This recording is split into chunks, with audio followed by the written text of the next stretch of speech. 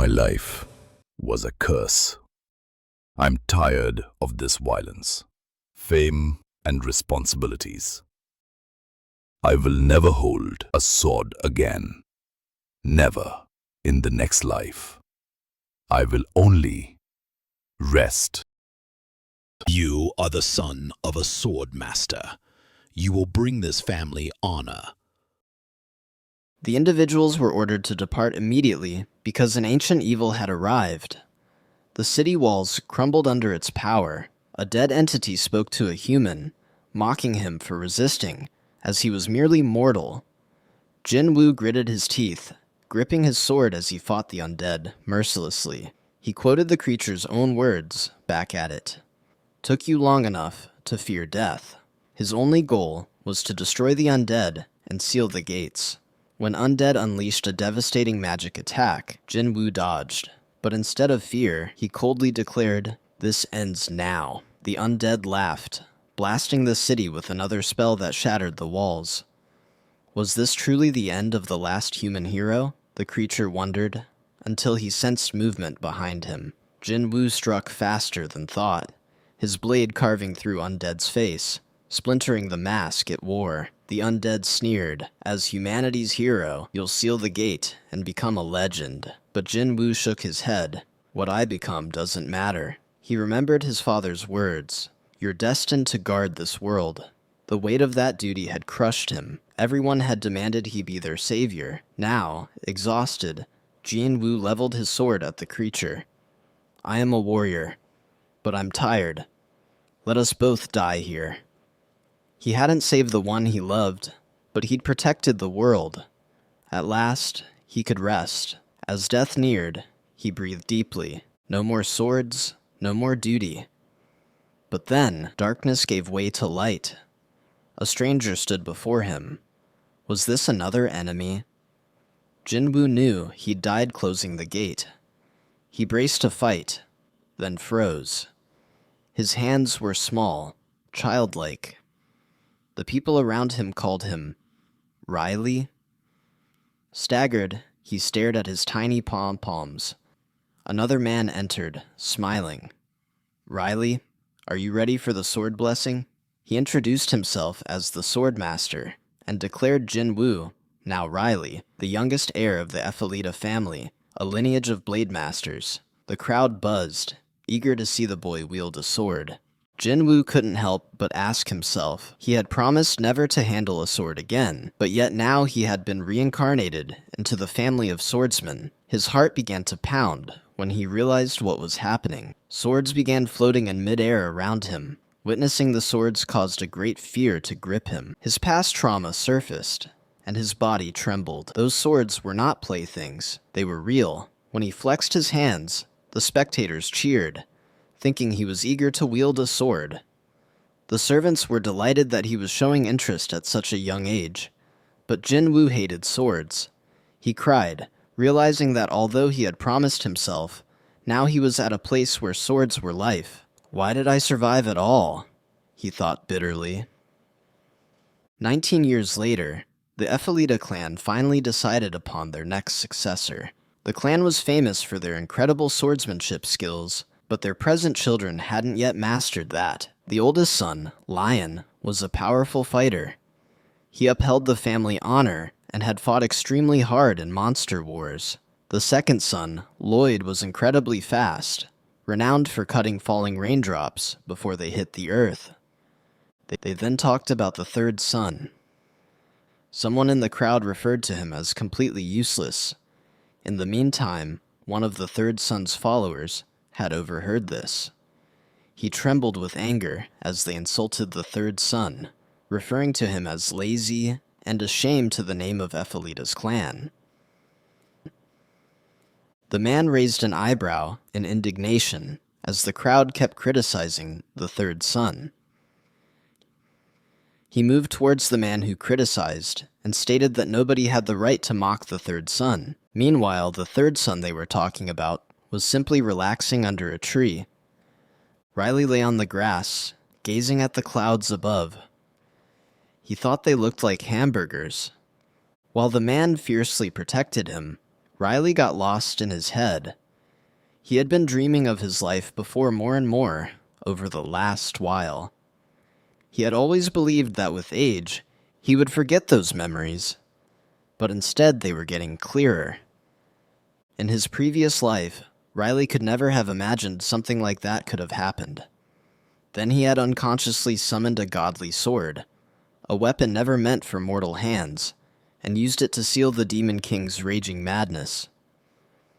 Like a cursed knight, he became trapped in that role, forced to keep fighting until the end. That's why in this new life, he vowed never to touch a sword again. Then, however, his butler, Ian, came, searching for him. Ian asked him if he had been practicing the skill of swordsmanship, as the family was soon going to make a decision.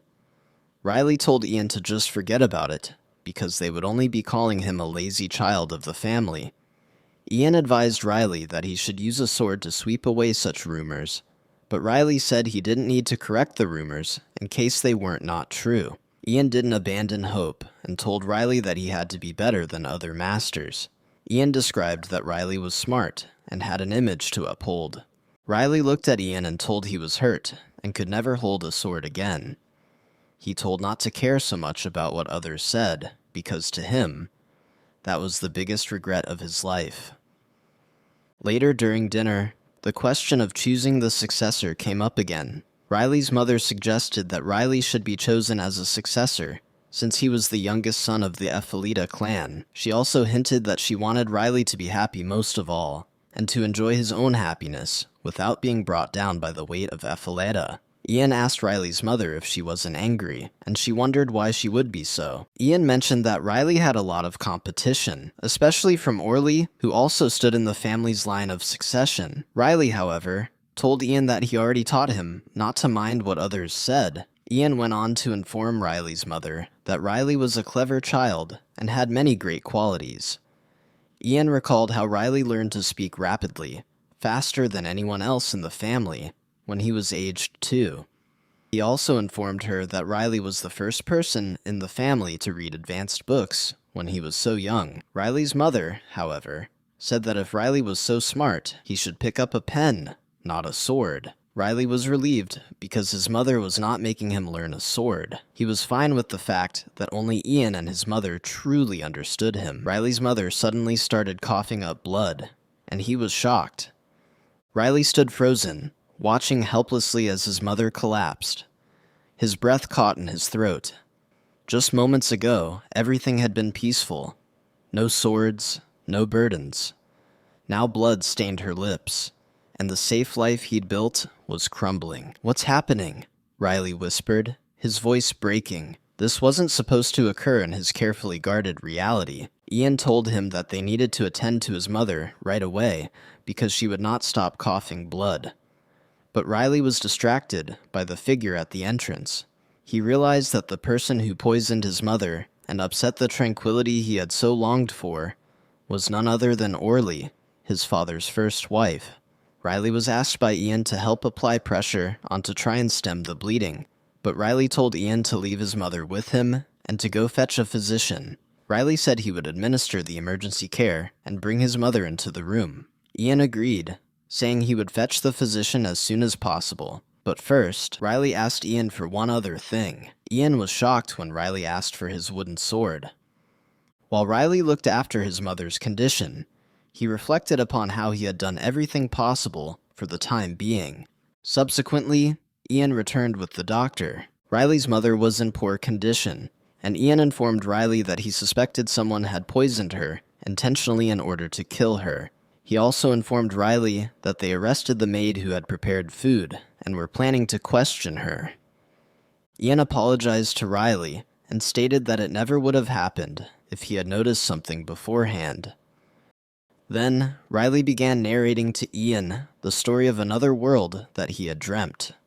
He had a phrase from there, "Do not touch the nostrils of the lion." He then told Ian he would be playing with the wooden sword Ian had given him, and he needed to go see someone. Riley instructed Ian to take care of his mother for a while as he left.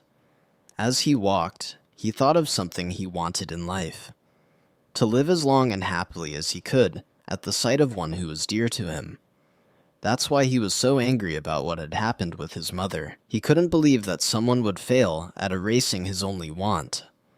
He was going to pick up his sword again. He encountered Orly and informed her that he was looking for her.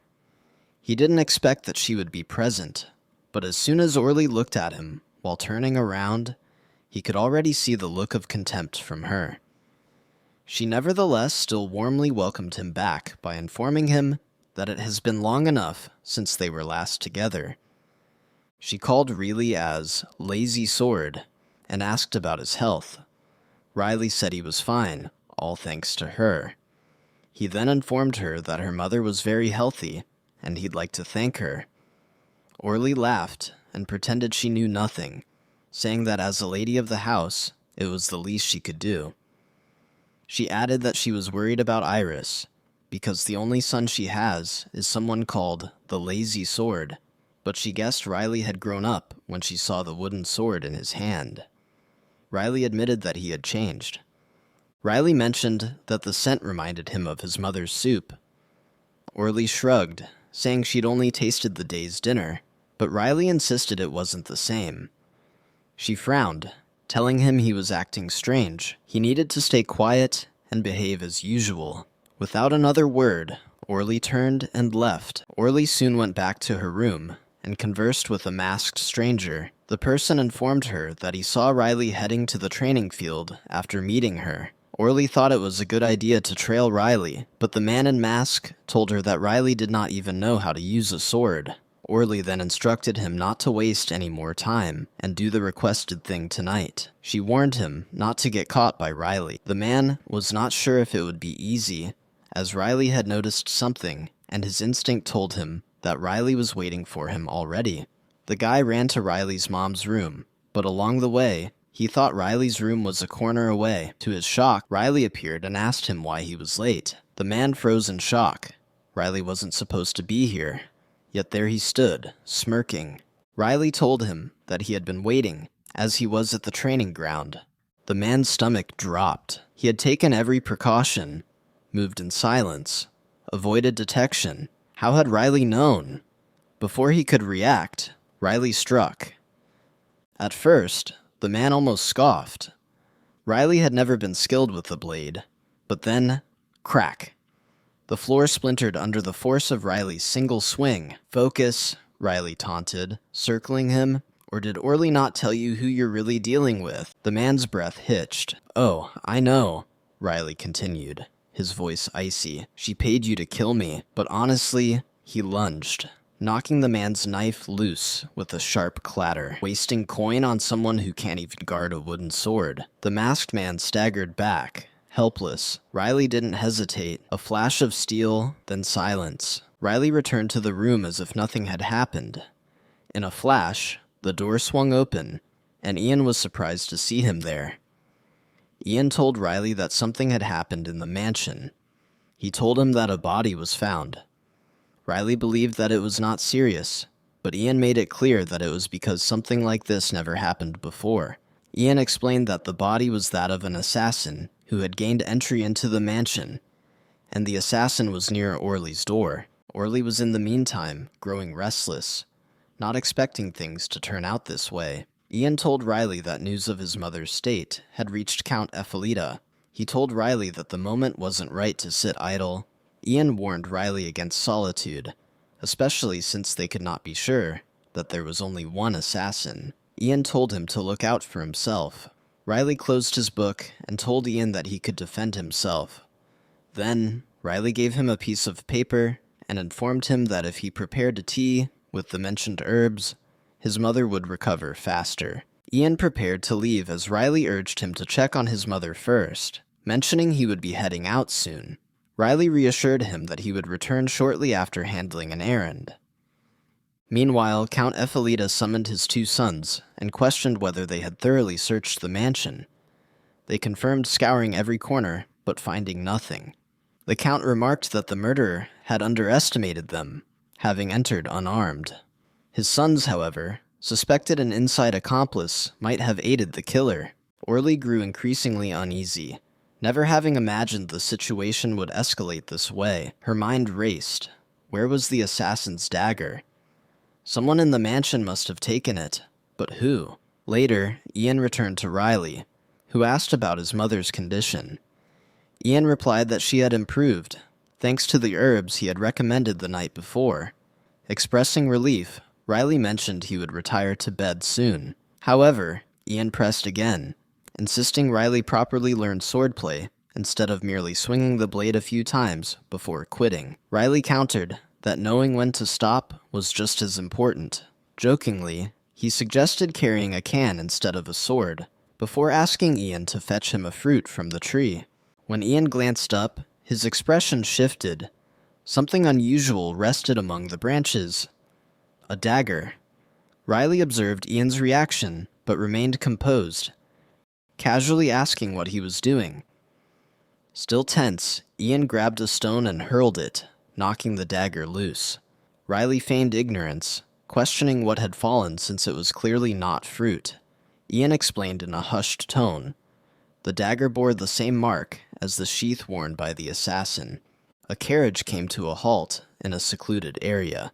Inside a dimly lit study, a stern-faced man received troubling news that the third assassin had been eliminated. The man immediately questioned whether it had been suicide, but the masked messenger could not confirm. When asked about the body's location, the messenger revealed it remained within Ephelita's mansion.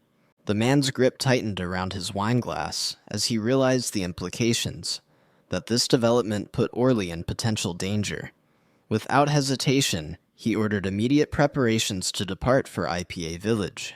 When his subordinate cautiously asked if he intended to handle the matter personally, the response was firm and decisive. Instructions were given to proceed with utmost speed and discretion, with the man emphasizing that this situation needed to be resolved before his daughter faced any further complications.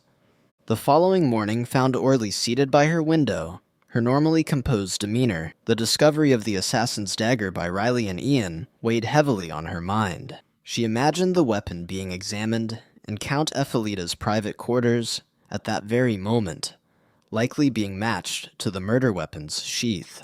A barely suppressed shudder ran through her body. The sound of knocking interrupted her spiraling thoughts. Riley's familiar voice called from the other side of the door, bringing a momentary sense of relief. Orly quickly composed herself before granting entry. When Royd expressed concern about her well-being, she deflected with practiced ease, suggesting he should focus on more pressing estate matters rather than checking on her. Ryla's observant gaze didn't miss his mother's pale complexion and troubled expression. He gently pointed out that anyone would be disturbed after what had occurred so near her chambers. Offering reassurance, he promised to keep watch outside her room that night. Almost as an afterthought, he mentioned the arrival of his grandfather's company in the village. At the mention of the Tess Company's unexpected arrival, Orly's carefully maintained composure nearly faltered. She quickly dismissed R with thanks, claiming she simply needed rest. Once alone, her mind raced with troubling possibilities. If her father had indeed come personally, it meant he intended to take drastic measures, a realization that filled her with fresh anxiety about Riley and his mother's safety. Meanwhile, Riley was resting beneath a tree, his eyes closed, but he could hear people talking nearby. He overheard the assassins discussing their plans, and realized the situation had become more complicated. He had thought that if he showed the dagger to his father would take care of it, but now it seemed like the assassins would strike first. Riley knew he had no choice but to act, even though he did not want to. Orly's father then told the assassins that their mission was to get back the body of the third assassin without being caught by the individuals in the mansion, who were all martial artists. They suddenly heard a voice and were scared. Riley appeared, making it clear he was the one who had spoken. Riley told the assassins he didn't care what mess they made, but they should not make a situation where he has to take action. He then warned them about entering the mansion and told them to choose well. The assassins asked Orly's father if they were the only ones who had heard Riley. Orly's father replied that the whole guild had heard it. He asked where Riley had come from, since he had not heard anything about any assassin from the Epheleta family. One of his men asked if they were to retreat, but Orly's father signaled that they had to do it and that he would go retrieve the dagger. He ordered the other assassins, from number 2 to number 10, to continue proceeding into the mansion to fulfill their task. Meanwhile, the rest of the assassins were told to distract the people at the mansion. They proceeded to Riley's mother's bedroom, hoping that there would be bodyguards since she was still the second wife of Count Stein. However, they felt that they should just do the job since Orly Nim had personally asked them for a favor. They assumed the mission would be a brief one.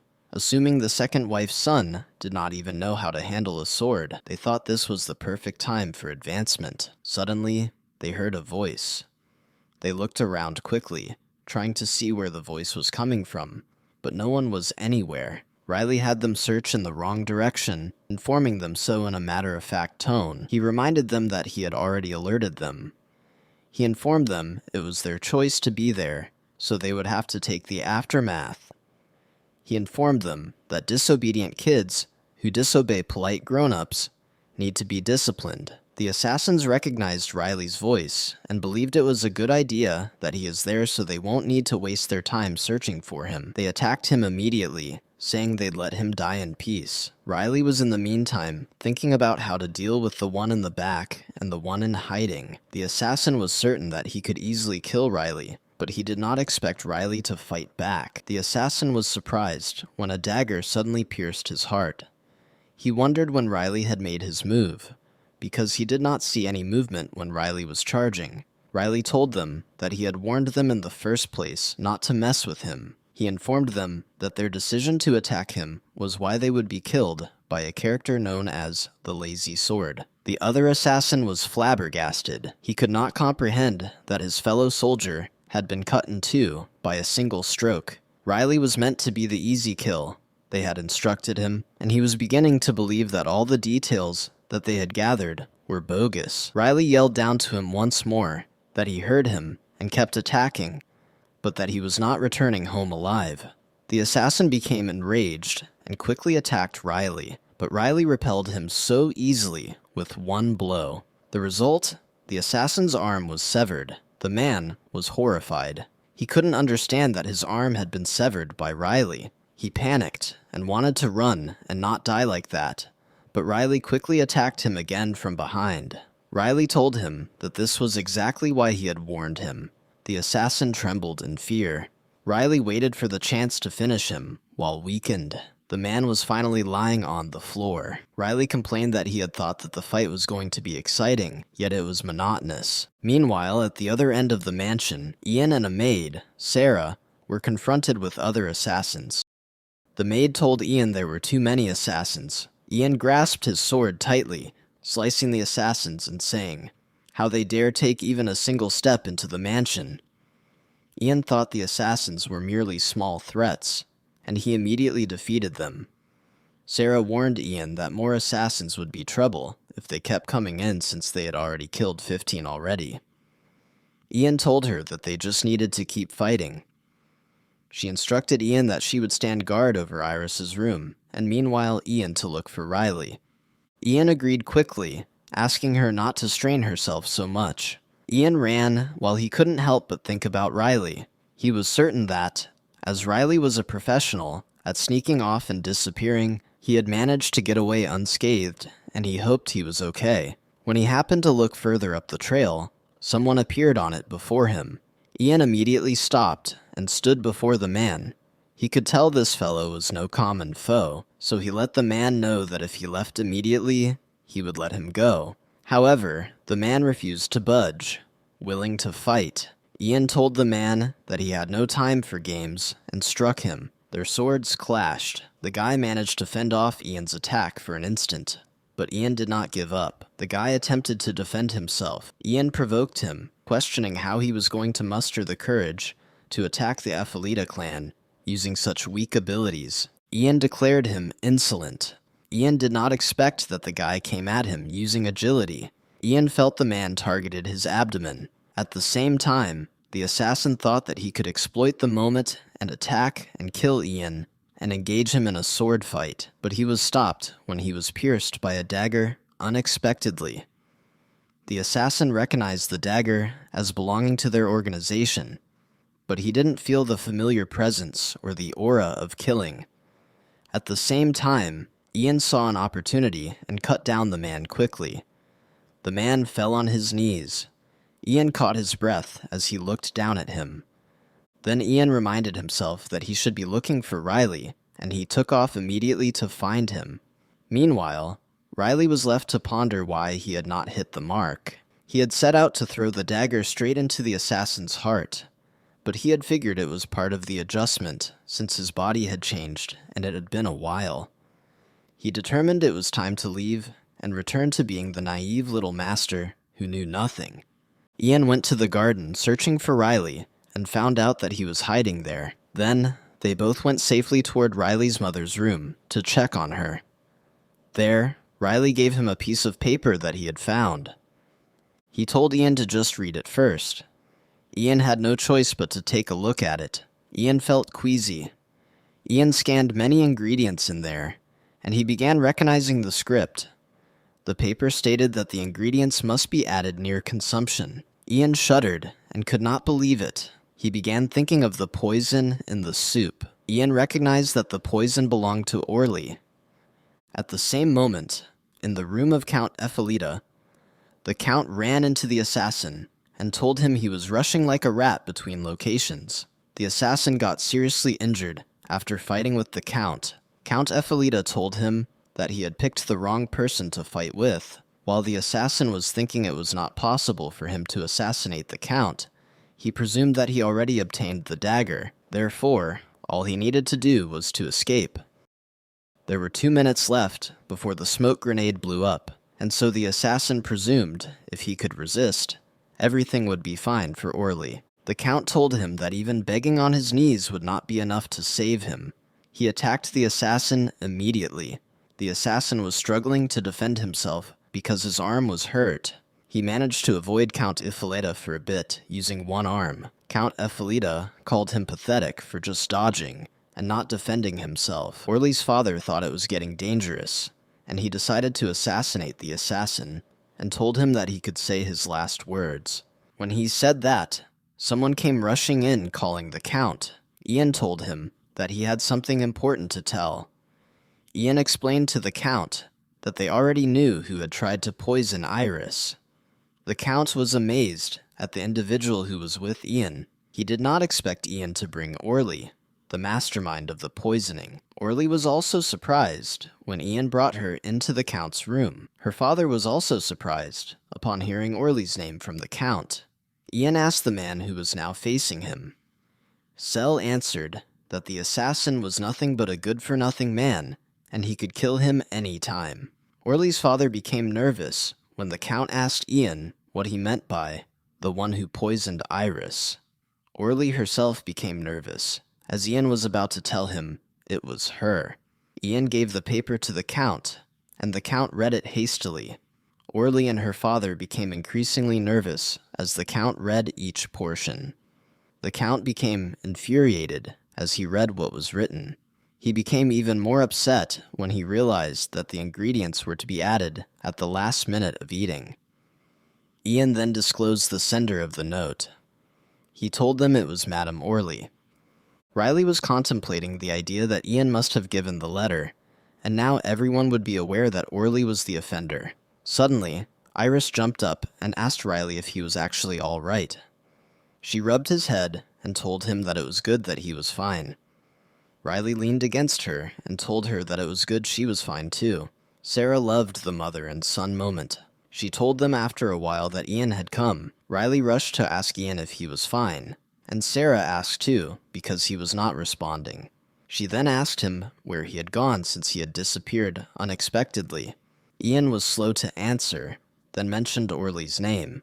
They were curious about what he was getting at. Ian told them they had found out who had poisoned Iris's soup. Iris gasped when she was told it was Orly by Ian. She did not want to accept it, therefore asked if this was a joke. Ian told her that Riley had found a paper about the poison, and the handwriting on it belonged to Orly. Iris still couldn't believe it, and kept telling Ian that she must have misunderstood. She repeatedly questioned herself, wondering why Orly would suddenly put poison in her soup. A sharp pain suddenly hit her, and Sarah quickly rushed to her aid as she collapsed on the floor. Iris said she knew Orly hated her, but she never expected her to poison her. Riley then asked Ian where his father was, and Ian replied that his father was speaking with Orly then. Ian did mention that there had been an unwelcome visitor in the Count's bedroom. An assassin, who had patiently waited, yelled out the name of Orly. He removed his hood and told her that it was all finished. They had obtained the dagger, but failed in their mission. The Count was astonished with this latest finding. He couldn't think it was his father-in-law. He accused him of how dare he make this foolish mistake. Orly, outraged, called the Count dumb, and he informed him that the idiot was him. She explained how bothered she had felt when he remarried. Orly continued, stating that if only the Count had looked at her with kindness, things could have been reversed. The Count responded coldly, stating that it was her desire for a family, and not his. He revealed that the first thing he checked on their wedding day was the marriage agreement with the Tess clan. He told her that he thought that she was content when he gave her his last name, but she squandered it by bringing assassins into his mansion. He told Orly to not even attempt to say that it was not her doing. Orly was speechless. She could not refute the logic of the Count. He then ordered her and her father to leave the mansion at once. As Orly and her father were being evicted, Orly suddenly whispered to her father that it was all a dream. She said to him that it was just a bad dream, and if she closed her eyes and opened them again, she would be on her bed. Her father, however, felt that even if they were being evicted, it was something that would occur someday. Unaware, Riley waited there, watching. Orly's father tried to comfort her, but when Orly had seen Riley, her father stepped at once to protect her. Armed with the dagger, Riley asked if the thrilling part was over. Orly's father asked why he had visited, and Riley said he had wanted to see something interesting. He went on to disclose that he visited to take his mother's revenge. Orly became furious when Riley talked about his mother. She rushed over to him and had her hand lifted to strike him, but stopped when Riley told her he would not stay still if she tried to slap him. He warned her that his father would not stay quiet if he caught sight of her slapping him. Orly's father told her to stop, and looking over at Riley, admitted he had made a mistake by being so aggressive. He informed him that Riley would not be returning to the mansion, and it was best. If they took him as a hostage, it would be simpler to keep it under wraps. Riley, however, did not care for it. He informed the father of Orly that he could forget about it, but he could not forgive Orly. He informed him that Orly had threatened his mother and had hired killers. Riley declared that Orly shouldn't have tried to kill his mother twice.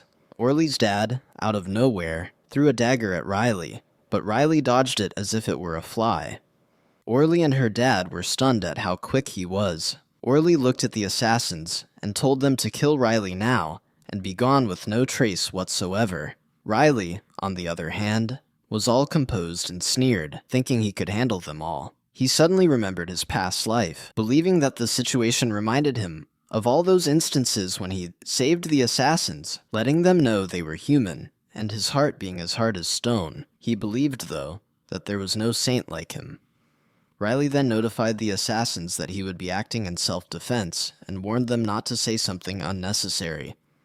When all the assassins attacked him, Riley chopped off their heads instantly.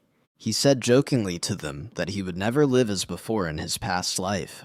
Orly's father was shocked at Riley's unexpected strength. According to him, Riley had only tried to swing his sword once, but could never have thought Riley was that proficient with the wooden sword. To his surprise, Riley was already waiting in front of him. Riley then explained calmly that he would kill him humanely because he had been a warrior before. Orly's father called him young master and begged him for mercy. Knelt down, he explained to Riley that he didn't care to be killed by Riley, but begged Riley to spare his daughter. Riley looked at him compassionately. Orly's father just went on asking that Orly was a good child, but an ill-guided one, and he asked Riley repeatedly to leave her alone, but Riley wouldn't give up and refused. He continued with the plan and killed them both. Meanwhile, Riley remembered his body as being different now. He had been asleep for 19 years now, but his hands were still trembling. However, he convinced himself that the past feelings had to be absent in his life. Meanwhile, Sarah rushed towards Ian, asking him if he had found Riley. Ian replied that he hadn't. Sarah worried, thinking that Riley had been kidnapped by the assassins. She cried, thinking that Riley had been kidnapped because he was the weakest of their family members. Ian instructed Sarah to stop all the dark talk and informed her that Riley was surely hiding somewhere. But Sarah differed, informing her that even if Riley himself was behind it, he wouldn't have gone to hide in such a situation. She was quite certain that it was the handiwork of the assassins. Ian was convinced by her and informed her that they should not remain motionless. He stated that he would look for Riley once again. Just as they were about to find Riley, they were met by the Count. Sarah was surprised to see him. The Count asked if Riley had disappeared.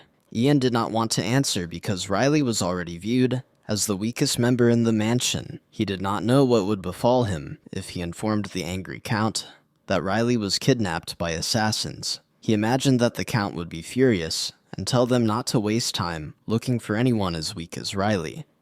But then Riley appeared. Ian hugged him quickly and wanted to know where he had been. Sarah pointed to the fact that she and Ian were so upset about him.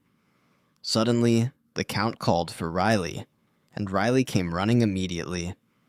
The Count instructed him to come with him to his room. The Count explained to him that he was told Riley had discovered the piece of paper, and Riley confirmed. Roy interrupted Riley to tell Riley he had been kicked out of the house by the lady. Riley asked Roy what he was referring to about that. Roy instructed him not to pretend, accusing him of inventing the paper. Riley asked him what he was talking about, and Roy blamed him because his mom got expelled. Riley thought Roy didn't understand, so he assumed it was a tantrum. Riley became angry because he didn't like to be bothered that way. The Count instructed Roy to stop it and said he wouldn't repeat himself. He explained that yes, Orly had poisoned Iris's soup and let the assassin in the mansion. The Count then told Riley that he called him not to interrogate him, but just wanted to know how he happened to find the paper. Roy was surprised when Riley informed him that he encountered the assassins who had been sent after his mother. Riley explained to him that the assassins ought to have heard that he was practicing his sword swing a few days prior at the training ground. He explained to him that that is when he encountered the assassins and fended them off with the only wooden sword he possessed. He explained to them that he was barely able to return and that the assassin was already dead. Riley said that he had found the note in the assassin's arm. The Count confirmed that Riley was right and informed him that Orly had made the call to the assassin.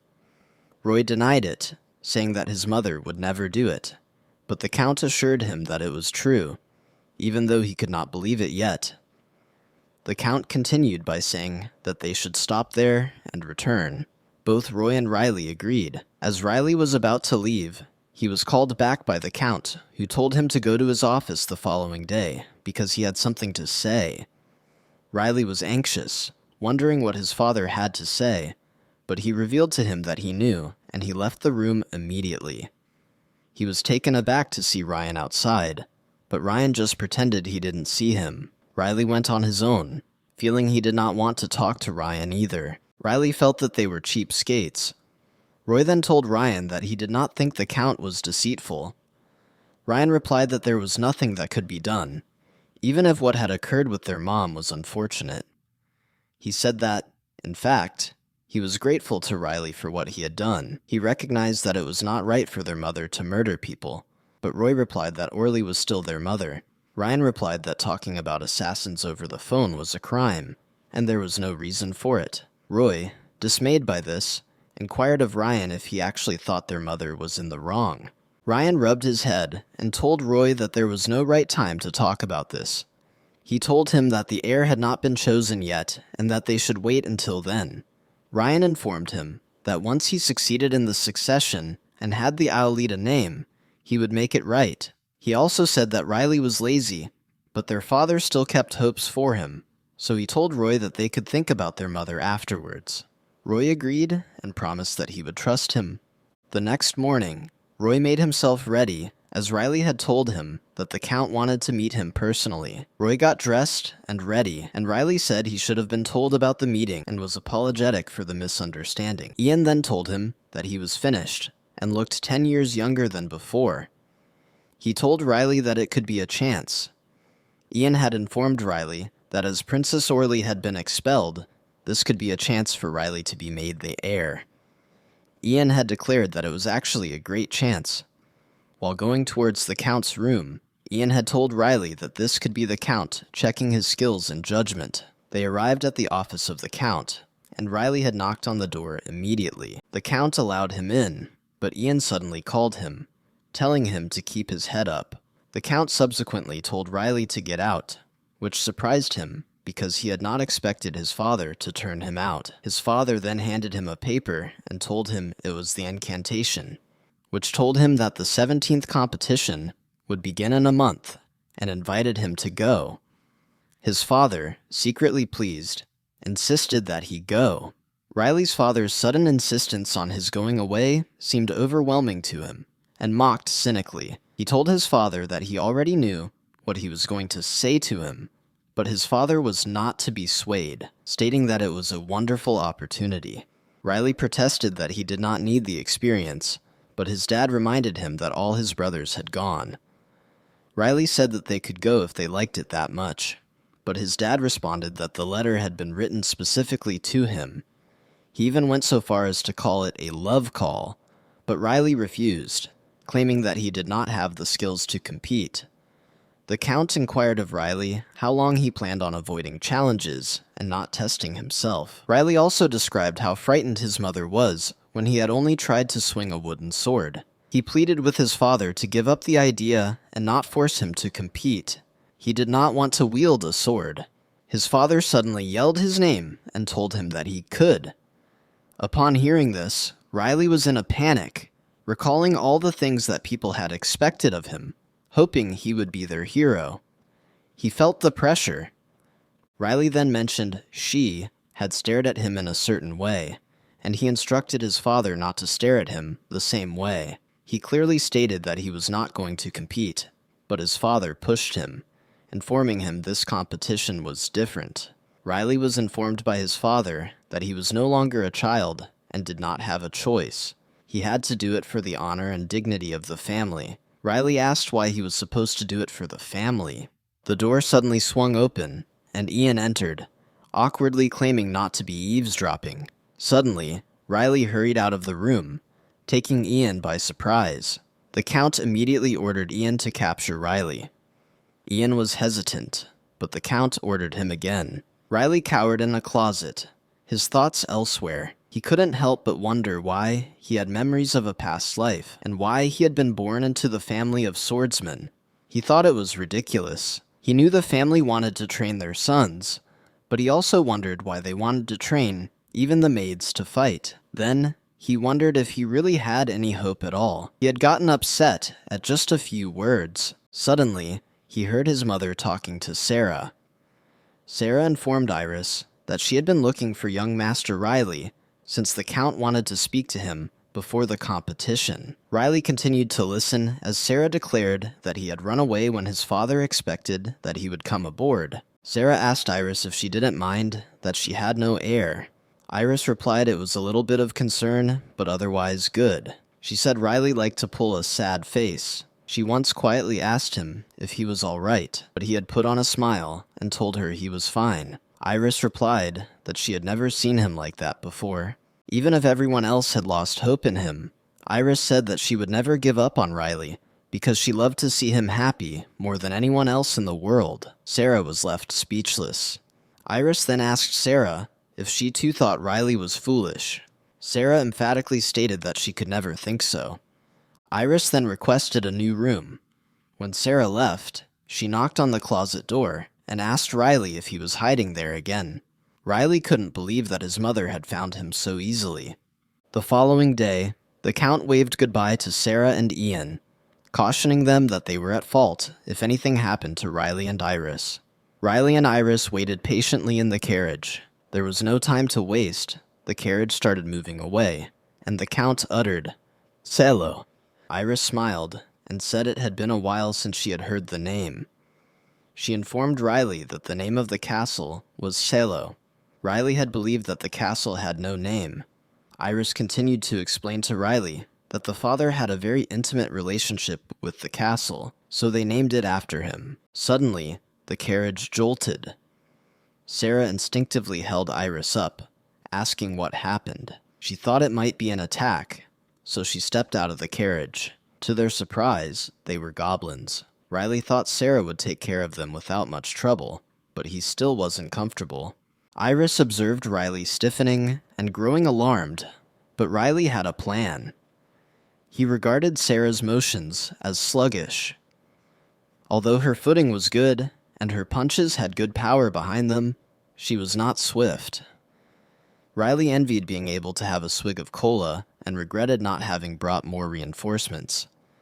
Meanwhile, Sarah was wearing out. Seeing that Ian and Sarah struggled, Riley got anxious.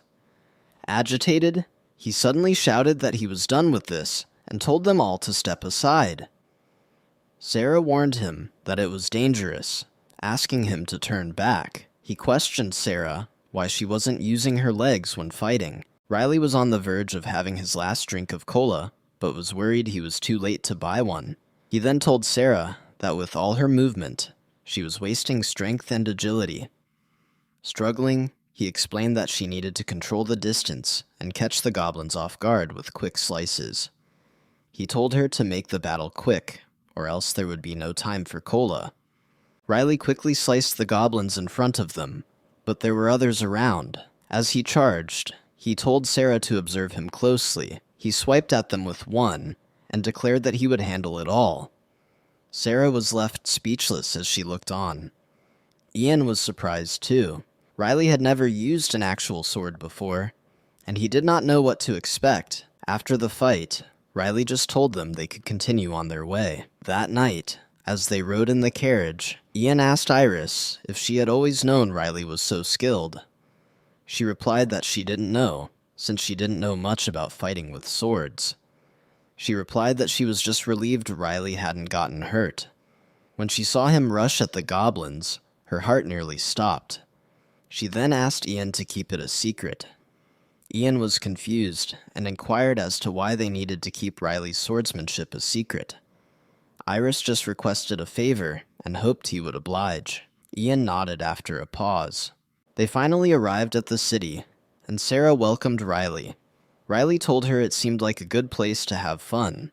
Iris, however, was guilty of sending Ian back to the castle, but Sarah assured her that she had done the right thing, that Ian would have been going on and on about what happened. Sarah informed him that since they were in Solia, they had to follow the city's rules. Riley concurred. Sarah then asked him where he would prefer to go first. Riley promptly said that they needed to find a place that served a sweet, non-alcoholic fizzy drink. Sarah laughed and informed him that she knew he would say that. Sarah suggested they head to a cafe where she hung out, hoping they would carry what Riley required. Somebody was watching them, however. There was also a man who had focused on them. He told a girl to stand up and leave, telling her that it was time to earn her supper. The girl reluctantly did as she was told, claiming to know. Meanwhile, Riley could have cola. He could not believe that it truly existed in this world. He wept, thinking he would never taste it again. He was amazed at the magical flavor, the fizz that tickled his tongue, and the velvety flavor. Delighted, he shouted his joy. People around him turned to look, shocked by the uproar. Sarah and Iris were also shocked by his reaction. Riley then asked his mother if he could have another one. Iris smiled and said yes. Riley laughed, and Sarah stated that he sounded like an old man. Suddenly, there was a commotion at some distance.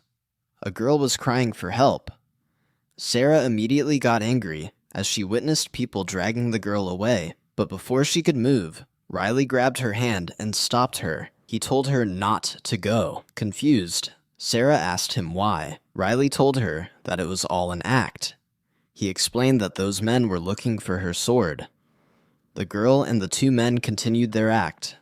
Riley suggested that if the girl were in danger, she would be desperately looking around for help. Riley asked Sarah if she knew what they were doing. They were simply trying to trap her. He laughed, saying they should not get involved in such foolishness. Ian visited Riley's room that night. He informed him he wanted to be left alone. He also mentioned he wanted a ticket. He then drank some alcohol. Ian was frustrated and needed to release steam. He asked Riley if he had any idea what occurred at the Celia Castle. Ian then went on to explain. He was going to be issued a swordsmanship ticket when a woman came up to him and asked him where he was from. Ian told her that he was from the Ephelita family, to which the woman was surprised. She asked him again, as if she couldn't believe it. Ian produced a seal and told him that it was a letter from the Count, but to his disappointment, the woman only provided him with viewing tickets. Ian was taken aback and told Riley that these tickets were not for taking part, but only for observing. Riley snickered and said he didn't know. Ian sighed and said there was more to it. When he was buying the tickets, a voice yelled out to him, calling him Mercenary Ian. Ian recognized the voice immediately. It was Sneezer. Ian greeted him, saying it had been a while since they last met. Schneider asked Ian whether he too was present there for the tournament of swordsmanship. He then said that Ian probably didn't have any family, to which Ian said that he was just the Ephelita family's butler. Sneezer then asked Ian which warrior he was attending to, Royd the Speed Sword or Ryan the Great Sword. Ian was speechless because neither of them was his master. Sneezer then presumed that it might be Count Stein, as Ian was very old. Ian ignored him and inquired of the ticket lady when they might enter instead. The lady seemed shocked since Sneezer kept talking to Ian, but she still handed him 3 tickets. Sneezer then laughed out loud and informed Ian that he was waiting for Riley, the fellow who was nicknamed the Lazy Sword, because he was always lazy. Ian was embarrassed. He turned to Riley and informed him that being caught by an old friend like Sneezer in such a humiliating position was embarrassing. Even though Sneezer was once a renowned mercenary hero, he pitied Ian. Ian felt that if Iris had not told him to keep last night's relationship a secret, he would not have been enduring such shame. If others knew the truth about Riley, they would act differently towards him. Ian cried in frustration and powerlessness since he could not utter a word to defend himself or Riley. He screamed that it was making him go crazy. Later, Riley descended to the ground floor, where Iris and Sarah were waiting. They asked him if he had slept well. Riley grumbled that he hadn't, and that maybe it was a mistake coming here. Sarah, who was excited about the swordsmanship competition, informed him that it would be her first time to witness one, so she was looking forward to that. Riley simply exhaled deeply and said he was going home. Iris laughed and said to her that she did not know Riley had such an emotional, sensitive side. Ian then greeted them with a good morning. Riley asked Sarah where they were headed, and she informed them that they would head to the right side of Solia. She informed them that they would not get another chance to go there because the contest would begin the next day and continue for 3 days. Riley then asked them why they were not visiting the lower side of Celia. Ian promptly responded that it was not a place to visit as the area was not clean and not safe either. Riley agreed, mentioning that he did not want to visit such places. Sarah then exclaimed with happiness that they should start their tour enthusiastically, and therefore they traveled to the right side of Solia. Riley's mother Iris, also who was suffering from a disease, visited the Solia temple, as well as venture out around. Riley, curious about the temple, tagged along with them. As they arrived, Riley noted that the atmosphere of the temple was not significantly different from the rest of the city.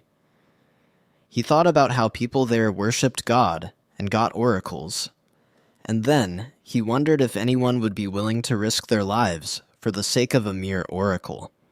Meanwhile, a priest in the temple went to Iris and told her that her illness should not have healed so soon, but that she had nevertheless recovered. He then proceeded to inform her that perhaps Vanessa was protecting her.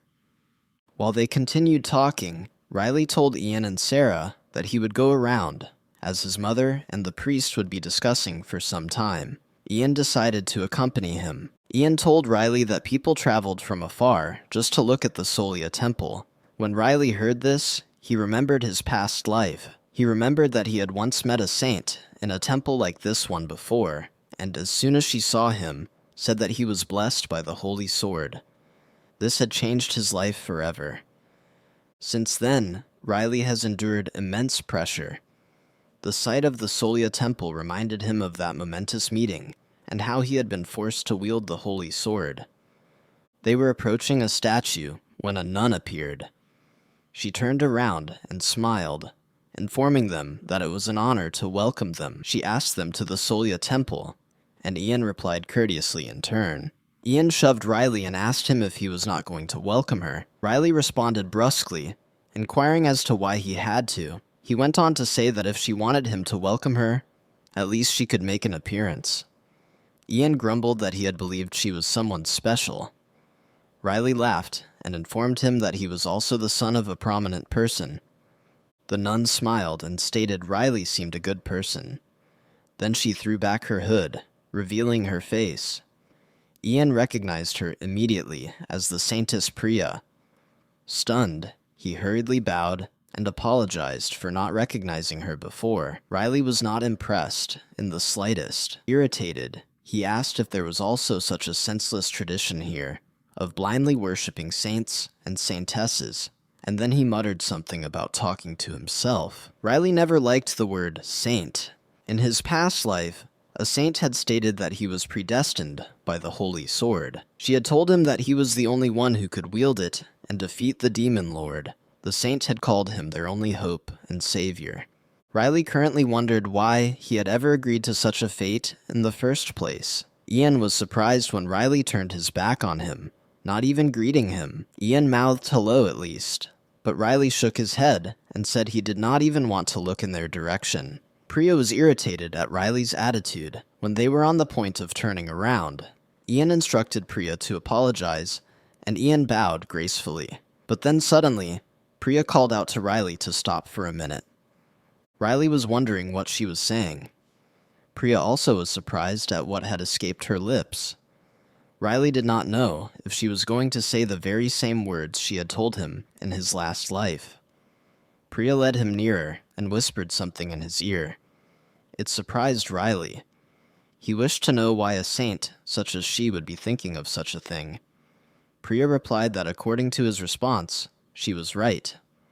Riley asked her how she knew so absolutely. Priya replied that his response was dull even when he identified her. The other saints and Ian were amazed as Riley unexpectedly let out a yell at Priya.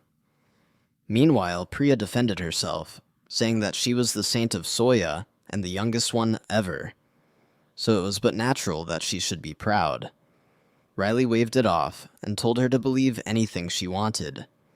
Priya was taken aback. She asked why he could tell her something like that when he knew she was a saint. But Riley asked what difference it would make if she were a saint or not. Ian was taken aback at the rudeness of Riley. Was he supposed to kneel and cry because she was a saint? Riley was increasingly irritated. He told Priya that he did not get along with saints and apologized, giving the reason that he hated saints anyway due to a personal grudge. He then suggested that they leave one another in peace. Priya trembled and was on the verge of crying. Those with her ran to comfort her, offering a handkerchief, but she rejected it and refused. She then shouted at Riley, accusing him of being a blasphemer. Riley simply mentioned that he did not care as he did not believe in any religion. He found it amusing that Priya had started the conversation, but now made him look like the villain. He informed her that this was the reason he did not want to go, and instructed Ian that they had to leave. They did not need to stay any longer. Priya, who was still crying, was unable to fathom why Riley did not like saints so intensely. The people who were nearby showed that a person might even feel that way. But Priya got irritated, showing that their words were far from consoling. They said she shouldn't take it personally. A man joked that Riley was just an immature young master. Priya asked him in return if he too had ever been like Riley. The man hesitated and nervously said no. He told her that she was the luckiest person during Ires's rule, and so there was nothing to worry about. Priya regained her composure, and those around her breathed a sigh of relief. She tried to pull herself together again, reminding herself to focus on her prayers.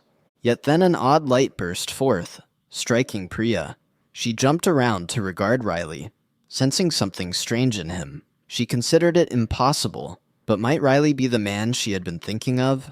Meanwhile, Ian was curious as to why Priya had whispered something in Riley's ear. Riley recalled what she told her. She wanted to know if he liked men. He told Ian that Priya asked him what his type was. Ian did not get it, but Riley dismissed it as unnecessary. Riley believed that staying close to a saint would not do him any good. Once they exited the temple, Iris asked if something had happened inside the temple. Riley rushed to inform her that nothing had happened. Then Sarah mentioned that they were also going to visit the magic tower, since he had previously shown interest in magic. Riley admitted he was inquisitive. He thought it would be convenient to move objects without using his hands. However, Ian objected, stating that magic should not be learned for these small ends. He also questioned whether Riley would be instructed by an Epheleta family member. All of a sudden, Riley noticed the light ring high above Soya Castle. He said that it looked different from here. Ian had said that if they came near, the air would be different too. Sarah pointed to the light ring and informed him that it was some kind of apparatus. Riley was more interested in magic.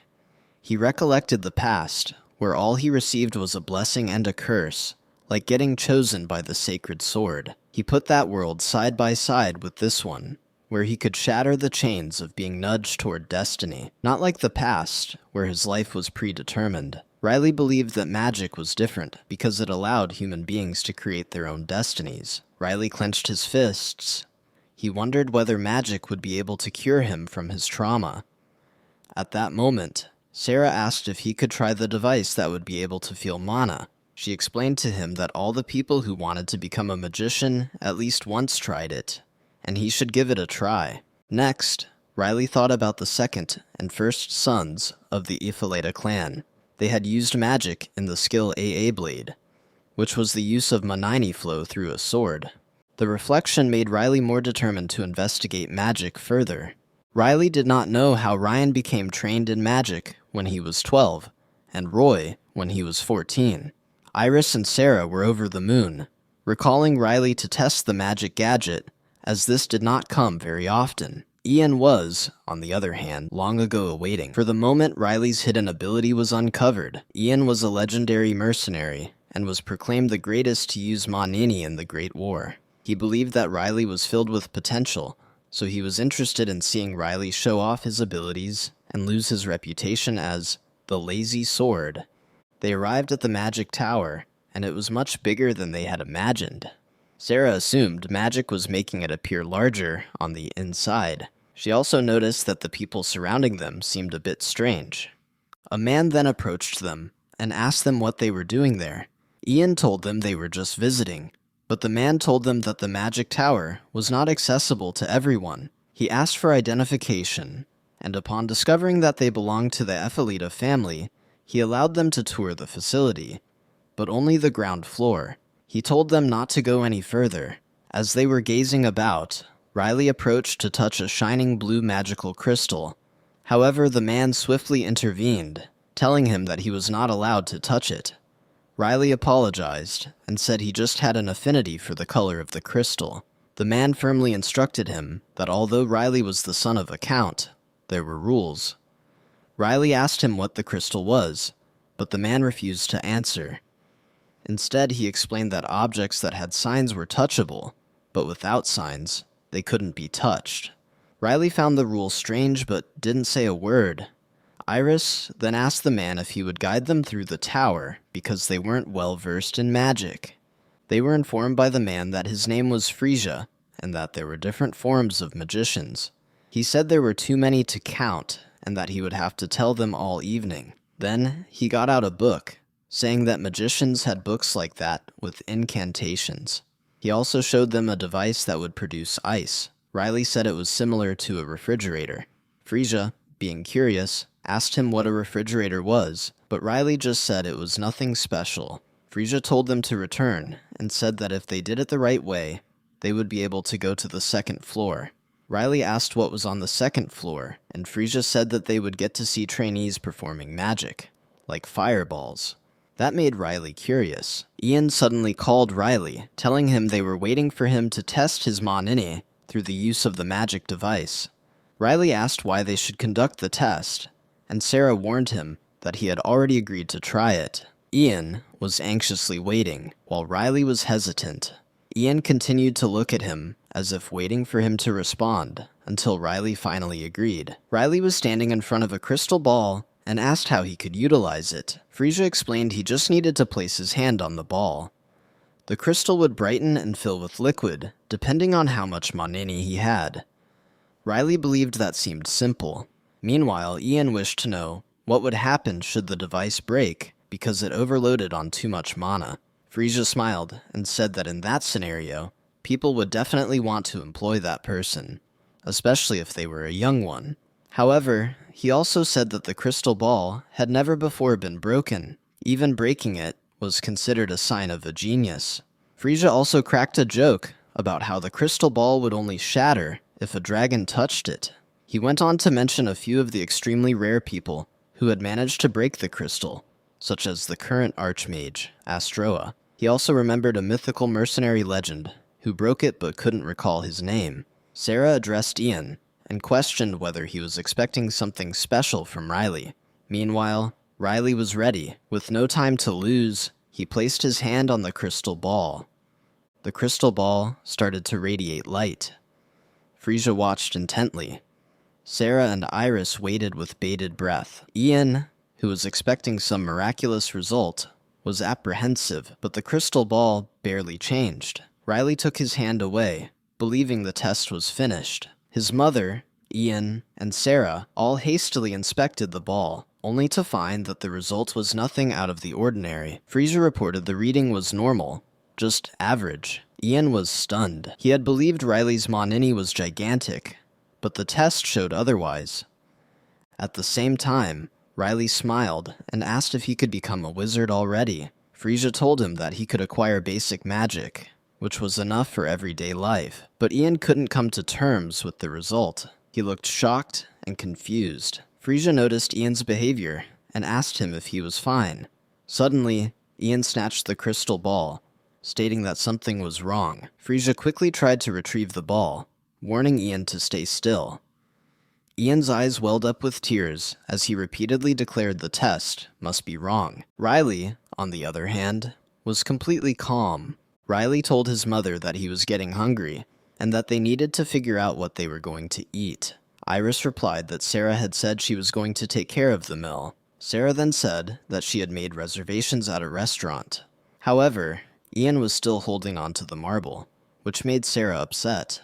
She thought Frisia needed her help and felt sorry for him, deciding that she needed to assist him. Sarah distracted Ian all of a sudden and told him to check behind him, as Riley was using magic. Ian immediately turned, thinking Riley had other specializations and was unarmed. But before his power to react, Frisia took the crystal ball. Ian was embarrassed, realizing he had been tricked. Sarah comforted him, suggesting they go out to dinner, since Ian had reserved a table at a fine restaurant. Ian was hesitant, saying he could see this place no more. He thought his young master had great potential. Meanwhile, Frisia replaced the crystal ball to where it was. Ian was not happy, thinking Riley would always be known as a lazy swordsman. Frisia, on the other hand, was relieved that Ian had left at last. He noticed something strange with the crystal ball. Hours passed, and night descended. Frisia was still cleaning on the first floor, deep in thought.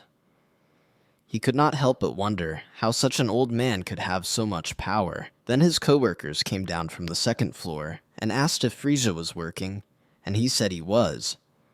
They asked what was the matter, as he seemed so exhausted. They noticed other workers gathering at a specific location, and one of the men said he would go and check. The man shortly examined the problem, but then looked at Frisia worriedly. Frisia noticed this and wondered why the man was looking at him in this way. He went to him and asked what was wrong.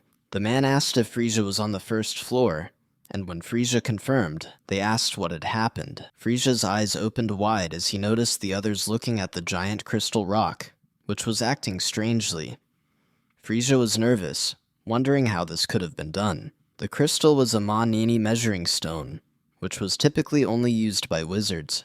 An older magician stated that they had an issue. They didn't know who did it, and if the Astroays found out, it would be a big issue. Another magician said that they needed to catch the individual before things got any worse. They started asking who had been on the first floor some time ago. Frisia became nervous, not understanding what was happening. They then asked him if he had seen any suspicious individuals since he was on guard. Frisia was upset because he didn't have even a clue.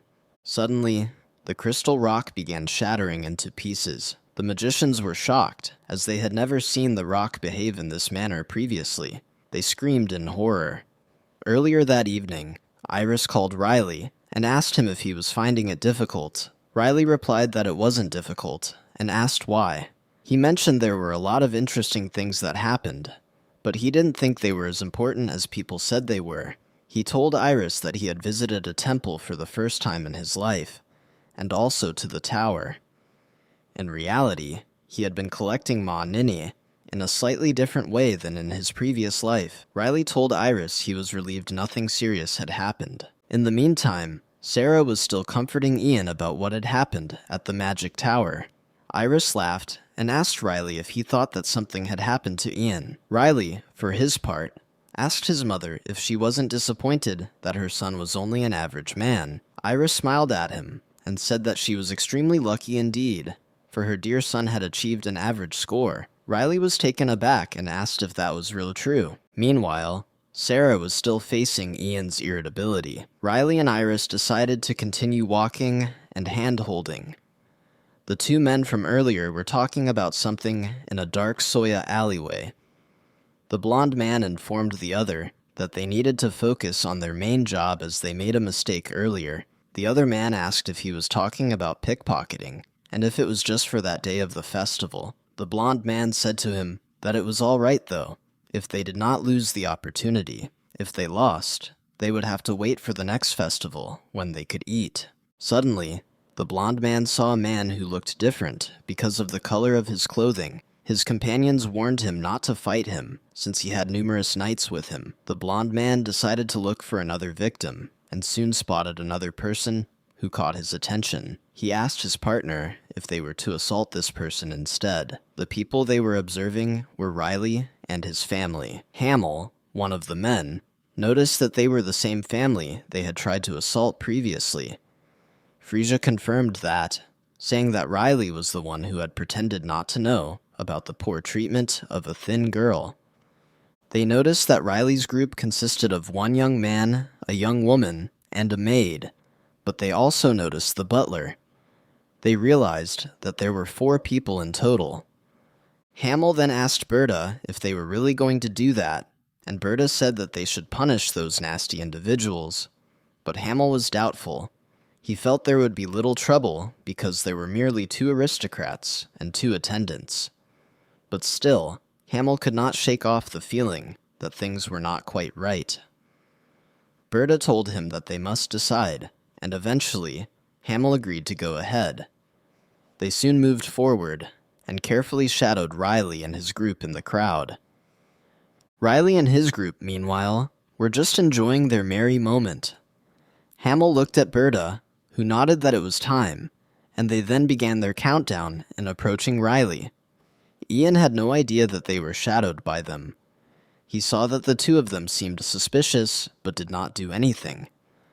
To their surprise, Ian acted immediately, striking Hamill in the chest with his arm. Hamill was about to choke as he recoiled. Ian moved fast by striking Hamill's leg, and he fell on the floor in pain. Ian asked them what they were doing and how they ended up there, but Hamill just kept quiet due to pain. Berta was under Sarah's control, but she did nothing. Berta was uneasy as he knew that something was wrong. Ian told them that they would not be secure once they tried to get in touch with the master of Ephelita, and it was shocking to Hamill. He knew that the Ephelita clan was a high-class clan, and the clan chief gained his rank through persistent swordsmanship. Sarah led Berta to a nearby alley. She recognized them as the same team as the previous day, and called them animals. Berta did not say anything, and trembled in fear. Sarah asked if they were from the bottom of Soya, because she could smell an extremely bad odor on them. Berta tried to lie to her that he had scented it, but Sarah told him she would release them because of their hometown, but only if they paid for trying to touch the master whom she served. Berta begged Sarah, but she stepped on his hands and told him to be more cautious with his foes in the future because the masters she served didn't like to be disturbed. At the same time, Iris asked where Sarah had gone. Ian said that Sarah was in the bathroom for a few minutes, and then asked Riley if he had checked. Riley said that he didn't, adding that he just wondered, because Sarah had been out of sight for a split second. He concluded that they should tell him before they left. Ian asked him what he was speaking of, and Riley waved it off, stating that it was nothing, and kept eating. Riley and his mom suddenly saw fireworks in the air. They both looked at them with amazement. Then Sarah walked in and said, "It's really starting." Upon seeing Iris asked her what Sarah was saying, and Sarah explained that it was the Royal Swordsmanship contest. They went to the Area 90 the next day, where the competition was taking place. There was a large crowd of people waiting, all expecting the competition. Riley, accompanied by his mother and 2 chaperones, was also there and waiting. Riley asked Sarah if she had brought the food, to which she replied that it had already been arranged. Ian told them that the competition was going to be tough, with many competitive players. He asked Riley if he had recalled the list of opponents they looked at earlier, but Riley admitted he had not looked at it very closely. Sarah proceeded to explain that, according to the match schedule, there would be 3 matches. Ian added further that it was probably going to wrap up before dinner because, as good as the opponents were, they did not live up to Olita's standards. As Riley looked around, he noticed that there were fewer people inside the Area Nini than outside. Sarah informed him that few commoners were allowed in, as they needed invitations. Iris asked if that meant that commoners could not watch the contest, but Sarah said they could indeed witness the competition, using a special device. She pointed to a magic rock with a crystal ball, and explained that it helped commoners watch the contest occur. It fascinated Riley because, despite the times being different, magic permitted things like that to be done in his previous life. Soon enough, Iris declared that the competition was likely underway, and the crowd loudly cheered as it began. Ian explained that the nobles were raucous and seemed to be excessively excited, a surprise to Riley and the 2 women. They had expected Ian to be overjoyed if Riley joined the competition, but they did not expect him to be so casual. The first battle is between the famous family's swordsmanship, the Voron family and the Dritch family. The referee raised his hands to indicate the beginning of the battle. Sarah and Iris shouted because the battle had started, while Riley remained silent. Soon after, the battle between the famous families commenced. The blue-haired man was taking the upper hand, but the blonde-haired man did not back off. Both of them were tough during the battle. Riley said that it was really fun, and Ian asked him if he really enjoyed it. In response, Riley stated that it was nice to observe different styles that he had never seen before, but other than that, he felt he was simply observing cute little kids playing around. Sarah mentioned that it should be for him, since he already killed the goblins in one go. Ian, meanwhile, asked Riley why he did not compete, and Riley answered that it was an annoyance.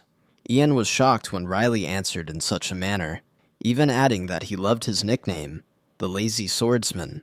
Ian then asked if Riley was not joking, asking why he would think like that, even if he had so much potential. He asked why Riley looked so exhausted, and why he would still have the title of the Lazy Swordsman. Abra jumped forward as Iris called Ian over, and said that if Riley wanted to live happily, then it could be a great idea for him to marry. Riley, who had cola in his hand, suddenly outbursts. Ian asked Iris if she was joking, but she just smiled and told him she was only kidding because Ian was being so serious. Riley then jumped up and said he was going to the bathroom for a little while. Iris said he could go, and as Riley went to the bathroom, he felt it had been a while since he was embarrassed over something, just because his mother had said it. Suddenly, someone named Riley called out in a furious voice. The man told Riley that he had made some condescending remarks earlier. Riley asked him what he had said, and Ian wondered if Riley was talking about him. The man told Riley that he had informed them that their little kids were playing, to which the man responded that he did not know how much time and effort they had put into the competition. Riley apologized in a rush, saying that he was too careless, then told Ian that they had to go because the competition must have already started. But the man called him again, saying that his apology sounded insincere. The guy mocked, asking if that was really an apology. Riley was irritated and asked why the guy was there. Then, the guy identified himself, stating that he was Zlok, the firstborn son of the Orangium family, and that he would be punishing Riley for his rude behavior on behalf of participants in the tournament. Hearing that, Riley became angrier. Zlok continued, telling Riley that he came from a noble family and demanded he say his family name. Riley felt he had made a mistake since he was supposed to keep quiet. Ian looked at Riley and asked him what he was doing to do. Riley asked Ian what he was referring to, then immediately ran away, telling Ian to chase after him. The nobleman grew angry and tried to chase Riley, but Ian stepped in, saying they could not let him continue. But to Ian's surprise, the man simply went right through him. Zlok said the old man was not bad, but was unfortunate that he was dealing with two people. The man quickly moved towards Riley, grabbed him, and informed Riley that there was no nobility in Riley. Zlok was shocked when he saw the expression on Riley's face.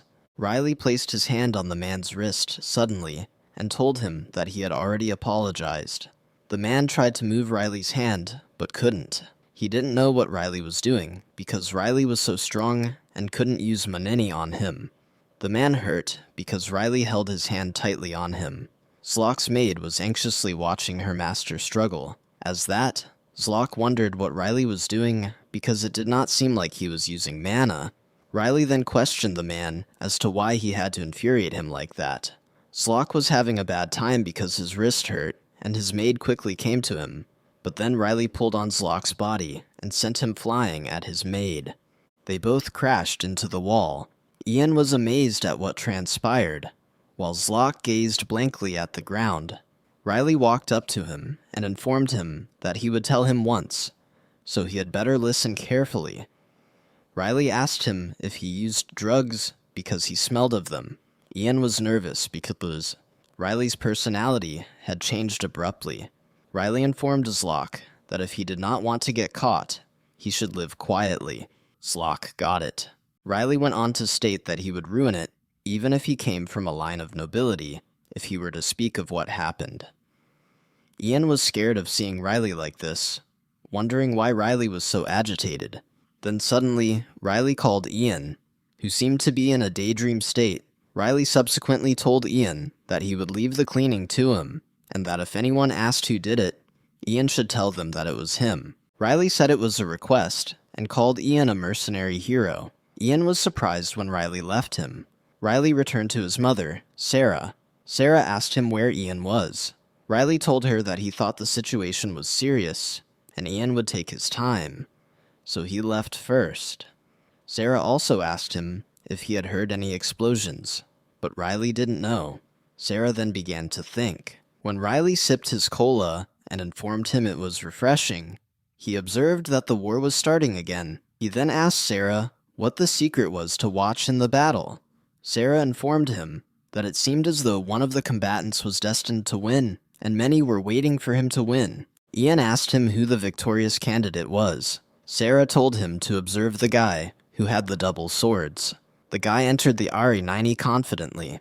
Riley did not find the presence of the guy bad, and if his elder brother Royd were of the same age, he would be this guy. Sarah also said that this guy was the sole fighter who used two swords to fight, just like him, so she was rooting for him. She added that this would be the man's first tournament. Riley was surprised, thinking it was good that the man already had what it took to win, despite it being his first tournament. Sarah explained that the man had shown such phenomenal skills before the tournament. Riley was curious when Sarah said the man showed his skills in a privately conducted, simulated battle among participants. Sarah also said the man had mentioned that he wanted to beat the Aulita family, and that was his main motivation for participating in the competition. Riley asked if they should not support the man. Sarah assured him that it was okay to support him. saying that it is good to see someone who is ambitious. Riley said nothing afterward. The referee then told the two rivals that the contest would continue until one of them was either knocked off the stage or incapacitated. The utilization of Manani was allowed, but if it was used to gravely harm the other person, it would result in disqualification. The referee told him that he would be the one making the decision, and asked him if both fighters were aware of this, to which they both nodded hastily. The fight had begun, and Sarah was nervous, thinking that the decision was already made. The fighter who was against the favorite seemed very nervous. His body and sword were shaking unmistakably. Riley observed both fighters carefully, and then called for Sarah. He asked if there was anything unusual about the opponent of the favorite. Sarah had asked what he thought. Meanwhile, the other contestant was trembling. The game started, and Sarah informed Riley that the other player was from Erengium. The favorite warrior was surprised when he lost his grip on the sword because of the opponent's attack. Sarah and Iris were shocked, unaware that the competition would be so nervous, even though he managed to outsmart him. He tried to find his courage and seized the opportunity, slicing his favorite fighter. Riley, however, was musing over Erengium. He recalled the guy he had met before, the oldest son of the Erengium family. Ian abruptly recalled something. He recalled Iris requesting him not to reveal to anyone what had taken place with the goblins. He stopped, deep in thought, and burst into tears as he recollected the vow he had made to Iris. Someone called his name at that instant. He turned around to see temple individuals. He asked what was going on, and to his surprise, Saint Priya walked towards the group and introduced herself. Priya began speaking, saying that she had heard a visitor had come to their temple yesterday. Ian thought that she had come because of the incident yesterday, and that the saint was looking for Riley. Priya then went to Ian and asked him if he knew anything about it. Meanwhile, at the tournament, Sarah stretched and complained that she was feeling strange, because the player she was cheering for was knocked out right away. Iris asked if there wasn't a consolation match. Iris then asked Sarah if she had seen all the matches, thinking they ended earlier than expected. Sarah explained to her that there were fewer players this year, and since there was no opening ceremony the next day, they would have more games. She went on that the elimination was an ambush, which meant a surprise, and she was referring to the Erengium family. Iris asked if it was that bad, and Sarah confirmed. She also added that the sword's power had to be as good as Master Ryan's. Iris asked how that compared to Riley's skill. Sarah paused and thought for a moment before responding that if she hadn't been aware of Master Ryan's true skill, she wouldn't have made the comparison. She recalled being surprised at how Riley fought the goblins. Riley didn't hesitate with his sword like the second son of Erengium. What surprised her the most, however, was Riley's composure. She added that they could not be sure until Riley did it himself. Suddenly, she realized Riley was nowhere to be found. Iris explained that Ian had not returned, and she had sent Riley to find him. Sarah was shocked Iris had let Riley go alone, so she said she would have to warn Ian upon his return. But Iris responded that maybe Riley was looking for a bride. Sarah was shocked, and asked if it was a joke, then understood Iris wasn't joking. They left the Areninea as the tournament for the day ended. As they walked, they noticed people gathering, and Iris told Sarah that something wrong must have happened, because it looked like someone was in the way. Sarah took a fast look around, and when Iris said Ian, she nodded that he was there. She wondered why he was there, and why priests and paladins of Soya Temple were blocking the path. Sarah was startled as someone suddenly stood before them. Priya apologized to the group for blocking the path, and explained that they were looking for Ephelita's family members. Riley, waiting outside, was glad that he had bought something in advance. He thought the orange man was meant to be okay, since he did not wish to cause a big commotion. Suddenly, he scented Manhwa and perked up right away, thinking Ian must have sent the Erengium by that time. He grabbed the window and quickly climbed up the tower, thinking he was not going to allow them to obtain the drug once more. Meanwhile, the conman was thanking his stars that he was still alive. He stated he did not know the 4 individuals were members of the Ephelita family and was lucky to have made it through. He was about to say it was morning when he noticed the torch had been lit and realized it was evening. and he had only just woken up at sunset. He called out to Berta, questioning if he was alive. Berta responded he had crawled there on his back the whole way. Hamel noticed Berta did not look well and questioned if he was okay. Berta shouted back, asking Hamel if he looked all right to him. Hamel did not believe Berta's condition. Berta complained about his sore arms and hands and said it was over. Hamel told him it was not done and that he could go to the temple to receive treatment. But Berta replied that nobles would not treat people of a lower class. Hamel ordered him to rest. Berta had an idea suddenly. He stood up and said he would avenge him.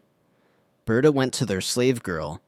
Hamel tried to stop him, but Berta continued and told the girl to wake up. He got angry when she didn't and removed her blanket, saying her name. Nani woke up and asked what was the matter. Berta told her that he needed a favor from her, as he couldn't do it without her. Nani asked him what he couldn't do without her. Berta replied that it was impossible without her, and that he had faith in only her, and that was why he was asking her. Nini said she would do it immediately, and got up. Berta said he would have faith only in her. Meanwhile, the Orengium family was returning to their castle. Aplion was telling his older brother what had happened, but he noticed that Aplok was trembling. He quickly asked if something had happened, but Aplok said nothing had. Aplion persisted, asking his brother to tell him what had happened. Riley stood at the top of the carriage, listening. Riley thought that the whole world would get turned upside down if Aplok kept creating chaos. He decided to turn around, but then he felt something was strange. He did not know who it was. He then saw the men in front and assumed that they were in his way. Riley was amazed that he saw individuals in front of him whom he recognized. Meanwhile, Berta asked who the man on the carriage was and why he was there. Nini told Berta that she didn't know why there wasn't an escort or why the man was on the wagon, but that was what he was talking about. So Nini asked Berta what to do. Berta said they should kill the man on top of the carriage. Riley laughed when they said so. Nini geared up to attack. She performed magic to summon a lightning spear. The carriage stopped as a lightning bolt descended. Aplok and Aplion rushed out of the carriage. Riley also leaped out. Riley thought that Nini was interesting because he never witnessed such cool magic in his past life. Meanwhile, Nani was frustrated because she missed Riley. Riley recognized the girl's face and was surprised to recall her. Riley recalled that the girl had been forced by two men. Suddenly, Nani smiled like a crazy girl and remarked that she was trusted by Berta and asked her to do it. Riley considered the girl to be strange. Nani was foreboding as she spoke that she had to fulfill Berta's requests. Riley thought it would be dangerous. Meanwhile, Sarah was being questioned about where Riley was. She told the saint that Riley was just sitting there with her a while ago. The saint asked her if she did not know where Riley had gone. Sarah glared at Ian and told him that Riley had told her he was going to the bathroom. Ian was scared because he could sense that Sarah was upset. He was apprehensive because he was the one who was supposed to keep an eye on Riley. Iris asked Priya what she would do and if she would rather stay there, but Priya said nothing. Priya pulled a cup Riley had been drinking from, and Ian was not sure what was going on. Alternatively, Priya was not sure if Riley was trying to employ divine power. She could not believe that Riley was being blessed by the goddess Irene to find the divine master. She was getting angry. Ian was not sure why Priya was not speaking. Suddenly, Priya broke the cup, and the priests were concerned because water spilled over her hands. Priya apologized to Iris and asked her what she had just uttered, but Iris was much too shocked to speak. They asked her if she was okay. Ian blamed Priya's action on that mishap yesterday. He recalled Riley saying that he felt bad about it, but it was evident that Priya was still angry about it. He believed it would be best for Riley to avoid the saint. When suddenly someone shouted for the saint quickly, Priya inquired of the priest as to why they were doing so. The priest replied that something had occurred in Central Square. They all rushed out of the tower. They were surprised to see something unusual outside. Nini started attacking the houses. The people were unaware of what was happening. Riley felt that this was the first time he had ever seen such powerful magic with his own eyes. Nini was seemingly doing all of this for Berta, and she kept attacking Riley. Riley looked at Nini with pitiful eyes. Nini glared back at him. Riley wondered how such strong magic had been acquired by a little girl. Before he knew it, the Soya guards arrived and questioned Nini as to who she was, but she just attacked them. Riley thought Ian would have arrived, or even the Orengium brothers. But to his surprise, the Orengium brothers were on the ground unconscious. He did not know why they would be on the ground when they should intervene. He thought he was going to stop Nini. She then tried to attack Riley with a fireball. Riley was upset at how she was behaving, and quickly moved out to avoid the fireball's range. Riley did not comprehend that they were fighting like that. He looked over at Nini and thought about being a magician. He thought magic learning would be easier than sword learning, which involved physical exertion. But then he also thought that magic could do more than just attack. It could even teleport. Nini did not give up on attacking him. She summoned an ice lance and threw it at him, making Riley draw out his sword. He thought that he just had to pay attention to the battle. Nini was surprised when Riley cut through her attack. Then Riley saw a man ordering Nini to kill him. He asked himself, who was the man? He remembered that he was the one who attempted to rob them. Riley believed that if Ian and Sarah had taken care of the man beforehand, all this would never have occurred. Meanwhile, Nini was stunned when Berta nudged her to murder Riley. Riley believed that if Ian and Sarah had concluded with the man beforehand, all this would not have happened. Nini's anxiety was growing. She was annoyed by Berta's orders. Riley, meanwhile, was weighing the option of attempting the magic tower or not. They were assigned to the tower with the task of investigating who broke the Maneni measuring rock. Furto was apprehensive because he was the one person on duty on the first floor when it happened, so he felt accountable. He started worrying about what would happen if they couldn't catch the criminal. What if he got thrown out of the tower? Then Furto suddenly remembered Riley. He knew many were blaming Riley, but he just couldn't see Riley as a criminal. Riley was called the slacker swordsman of the Ephelita clan. Furto considered the Manini perfect, and being ordinary had nothing out of the ordinary about it. Thus, he didn't think that it wouldn't make sense that Riley was the culprit. In addition, it seemed ridiculous. A rock so formidable that not even the Archmage could crush it, destroyed simply by the carelessness of a sloppy swordsman's palm. That didn't sound realistic to him. He believed even if they interrogated the students, they would all have the same answer. That left him with the responsibility of searching for some sort of clue himself. At that time, he noticed something nearby. He knew it was a fireball. He instantly touched the ground and heard the noises of burning and explosions. That settled it. Someone had discharged a fireball. He witnessed people running away from the area and trying to escape. Furto thought that someone was performing magic illegally. He decided he had to intervene. He did not hesitate and ran to the place where the magic was being cast. Pretty soon, he arrived at the site and stopped, gasping. Then he was shocked to see Nini there. He had already seen her face. He observed Nini throwing fireballs, but she was surprised that her opponent was dodging her attacks so easily. Furto was also confused. Why was Nini fighting someone? Riley, on the other hand, was effortlessly deflecting the fireballs shot at him. Furto could not fathom Riley deflecting the attacks using his sword by himself. It did not feel real, deflecting magic so naturally. Even with Nini shooting lots of fireballs, Riley was still deflecting each one. Nini was growing irate. She did not know why Riley still kept getting in her way with her magic. She was aware that his sword was merely an iron sword, there being nothing special about it.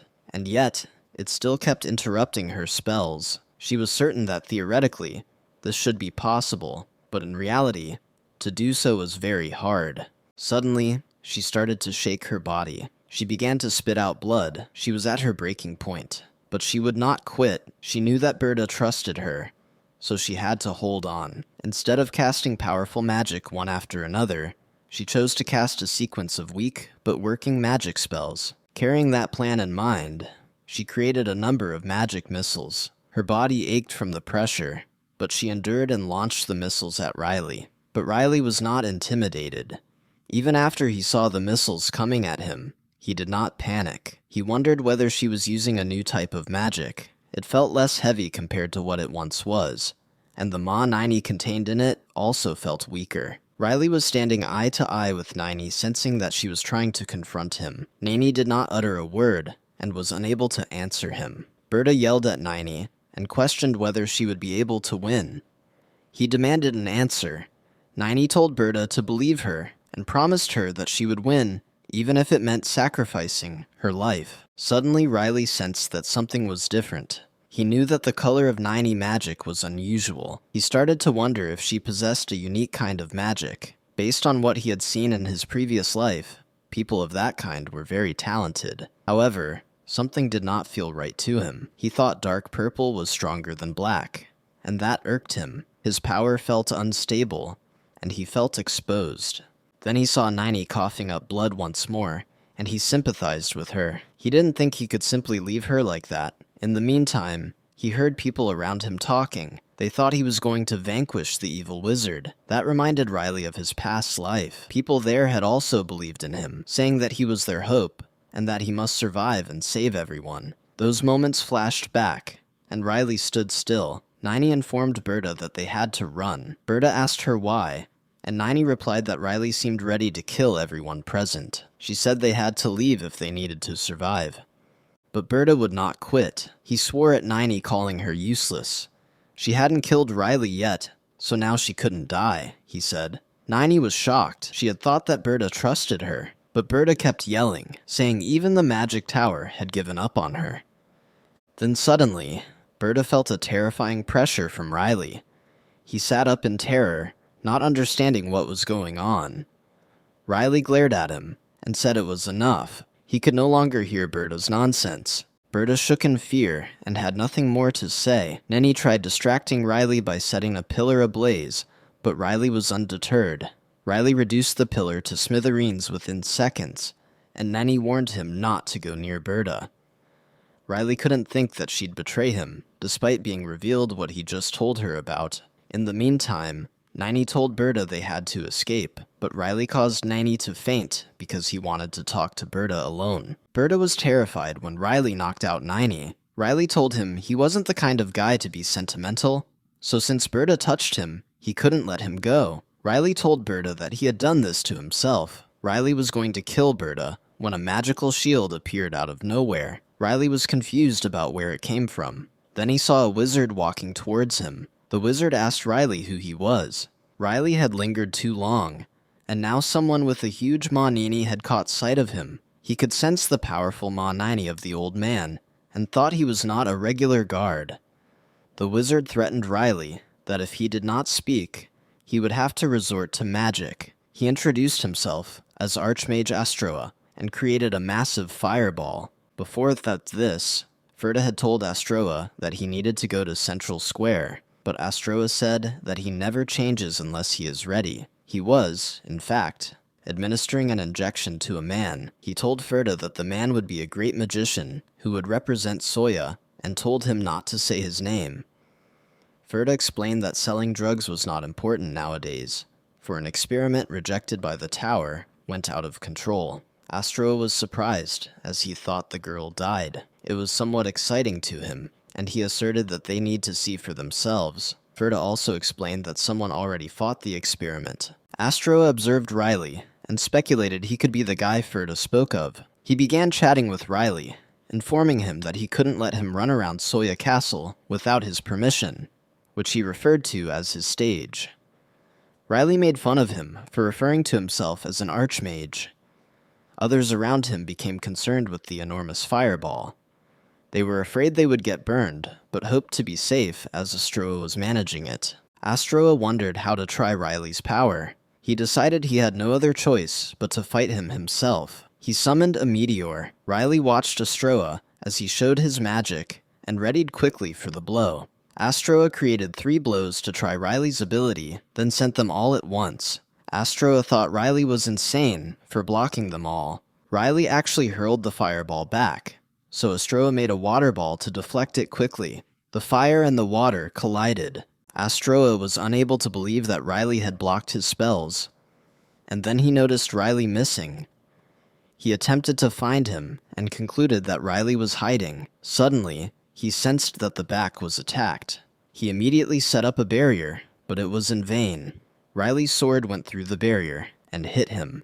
Fuming, Astroa branded Riley a shame for attacking him, but when he looked again, Riley was nowhere in sight. He also noticed Berta on the ground, dead. As for that, Priya and the other priests were busy looking for Riley. Thick smoke suddenly began rolling in. Priya instructed the priest to move back and built a holy barrier to prevent the smoke. She then saw something above. One of the priests informed a guard that the magic was from Astroa, which surprised him. He couldn't believe Astroa was attacking the saint. But Priya saw something strange. She saw Astroa wasn't looking at her. He was staring at Central Square. She soon told the priests that they should quickly leave. At the tower, Sarah and Iris were worried because all the people had left in a hurry. Sarah asked why the saint had been looking for Riley. Suddenly Riley appeared. They were surprised because they had just talked about him. Ian asked where Riley was from. Riley joked about whether Ian had checked in the bathroom, since he told his mom when he had gone to look for him. Iris told them they had probably taken different paths because she did not see any bathroom. Ian thought Riley had run away when he heard the saint looking for him. With Riley now returning, Sarah told them to leave at once. As they exited the tower, Riley yelled to Ian and asked him if he managed to get through with what he was instructed to do before. Ian replied affirmatively and mentioned that he ran into the saint, then inquired as to what it was that he did. Riley told him he did a good job. Nevertheless, Riley thought he needed to be on his guard, especially around the one wearing tattered clothing. He thought his old habit of being the hero was still there, and he'd have to deal with it later. The Erengium family was being questioned by the guards following the incident. Aplian said he was meeting someone, and the guard asked him who it was. Aplian did not answer. Then, their maid stepped in, saying they didn't know anything and had nothing to do with it, and could not speak when the maid told him that they were occupied. Aplian, on the other hand, asked his elder brother if he was okay. The maid refused to budge in front of the guard, and questioned him as to why he was accusing them at this moment, having accused magic of bringing about the disaster. Aplock was strolling around the city and was greatly agitated. Others looked at him, noticing he was troubled. Aplock, still in his thoughts regarding Riley, stated he would slay them all. Suddenly, he was called by his name. Astroa arrived and inquired if he was the condescending one he'd been looking for. Aplock recognized the man as Astroa, and, in rage, accused him of issuing orders for the activities of the Sawaya Tower. He warned Astroa not to sell the drugs. Astroa slapped his face and ordered him to remain silent. Subsequently, he said that he had something to ask Aplock.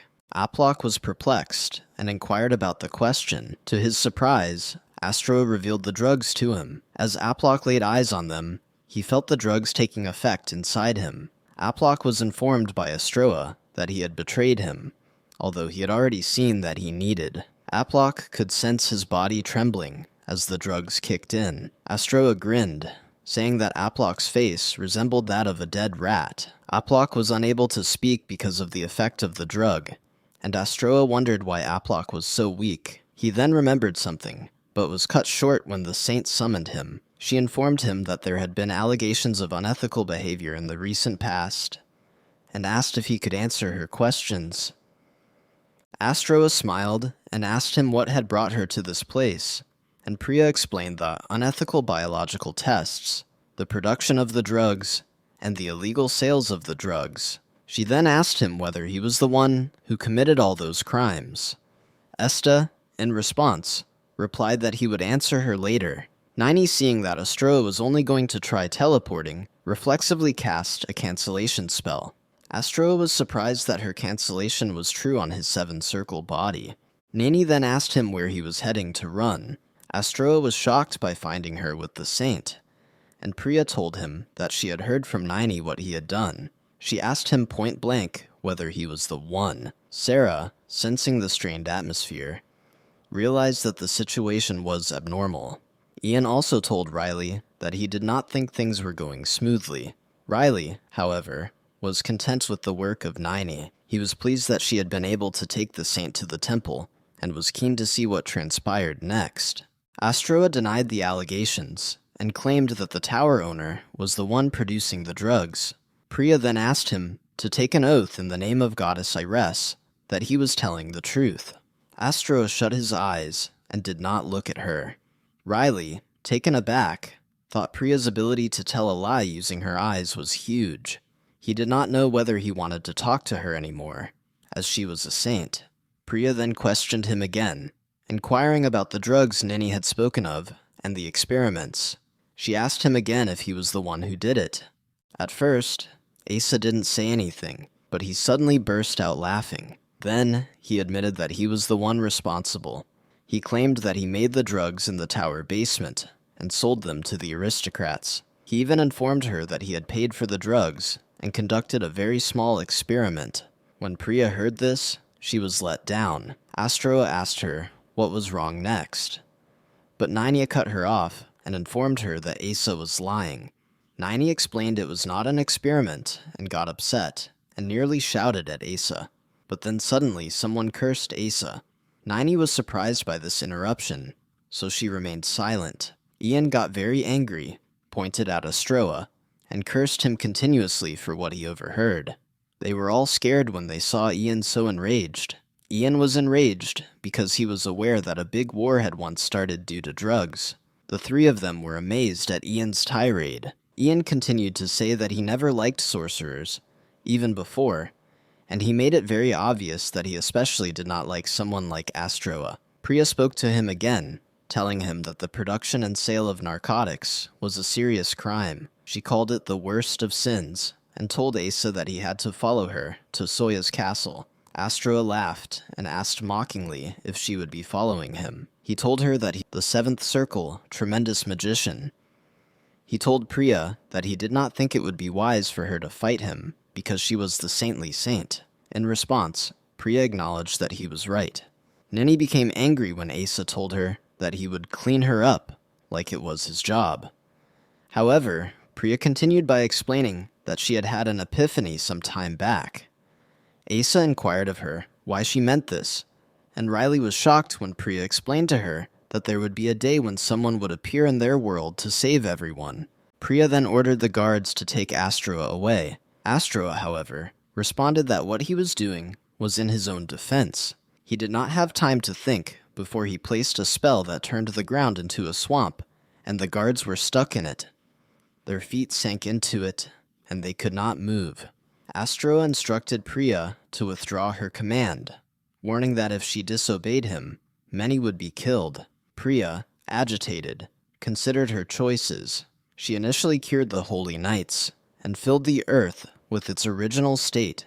She then instructed everyone to vacate the premises, informing them that if they were unable to take Astroa captive, there would be more casualties. The holy knight replied that they knew and instructed her to take care of herself. While that was going on, Astroa prepared for battle, assuming that the saint had made up his mind to fight him. Riley was, on the other hand, excited about the coming combat. Astroa warned Priya not to blame him if she were in hell, because it would be the lady's fault who got her to the doors of death. Astroa instantly employed meteor magic, creating a massive fireball and heading it directly toward the saint. Priya moved fast, firing a sanctuary spell to stop the assault. Their powers clashed, and the fireball was discouraged from hitting them. The guards were jittery as the attack broke out. Nini was worried about the saint, who was injured, but Priya reassured her and said that she was fine. She told them to wait until the reinforcements arrived. To her surprise, Ian was directly in front of her. She recognized him as someone she met during the swordsmanship competition. Ian started cutting the arrows fired by Astroa on her own in the meantime. Astroa was impressed by Ian's skill in cutting all the arrows. On the other side, Sarah called Riley and told him that they needed to leave. Riley told her to take his mother and leave first, and he would be coming in 5 minutes. Astroa, however, laughed and asked why he had to face only the trash one when there were so many talented people in Soya. He then said that he had finished warming up and was ready to give them a real test. Priya told Astroa that it would not be simple to apprehend him, but Astroa replied that if he murdered all the witnesses, he would be innocent once more. Remembering that, he employed the Inferno spell. Nini was familiar with the spell, and could not help but wonder that Asa had done it so effortlessly. She thought that it was not possible to undo, but she began to wonder if this was her chance for a new life. Abruptly, she heard Riley summoning her. He informed her that he knew what she was thinking, but there was no time for it. He inquired if it was all right for her to allow everything to come to an end like this, after all they had been through.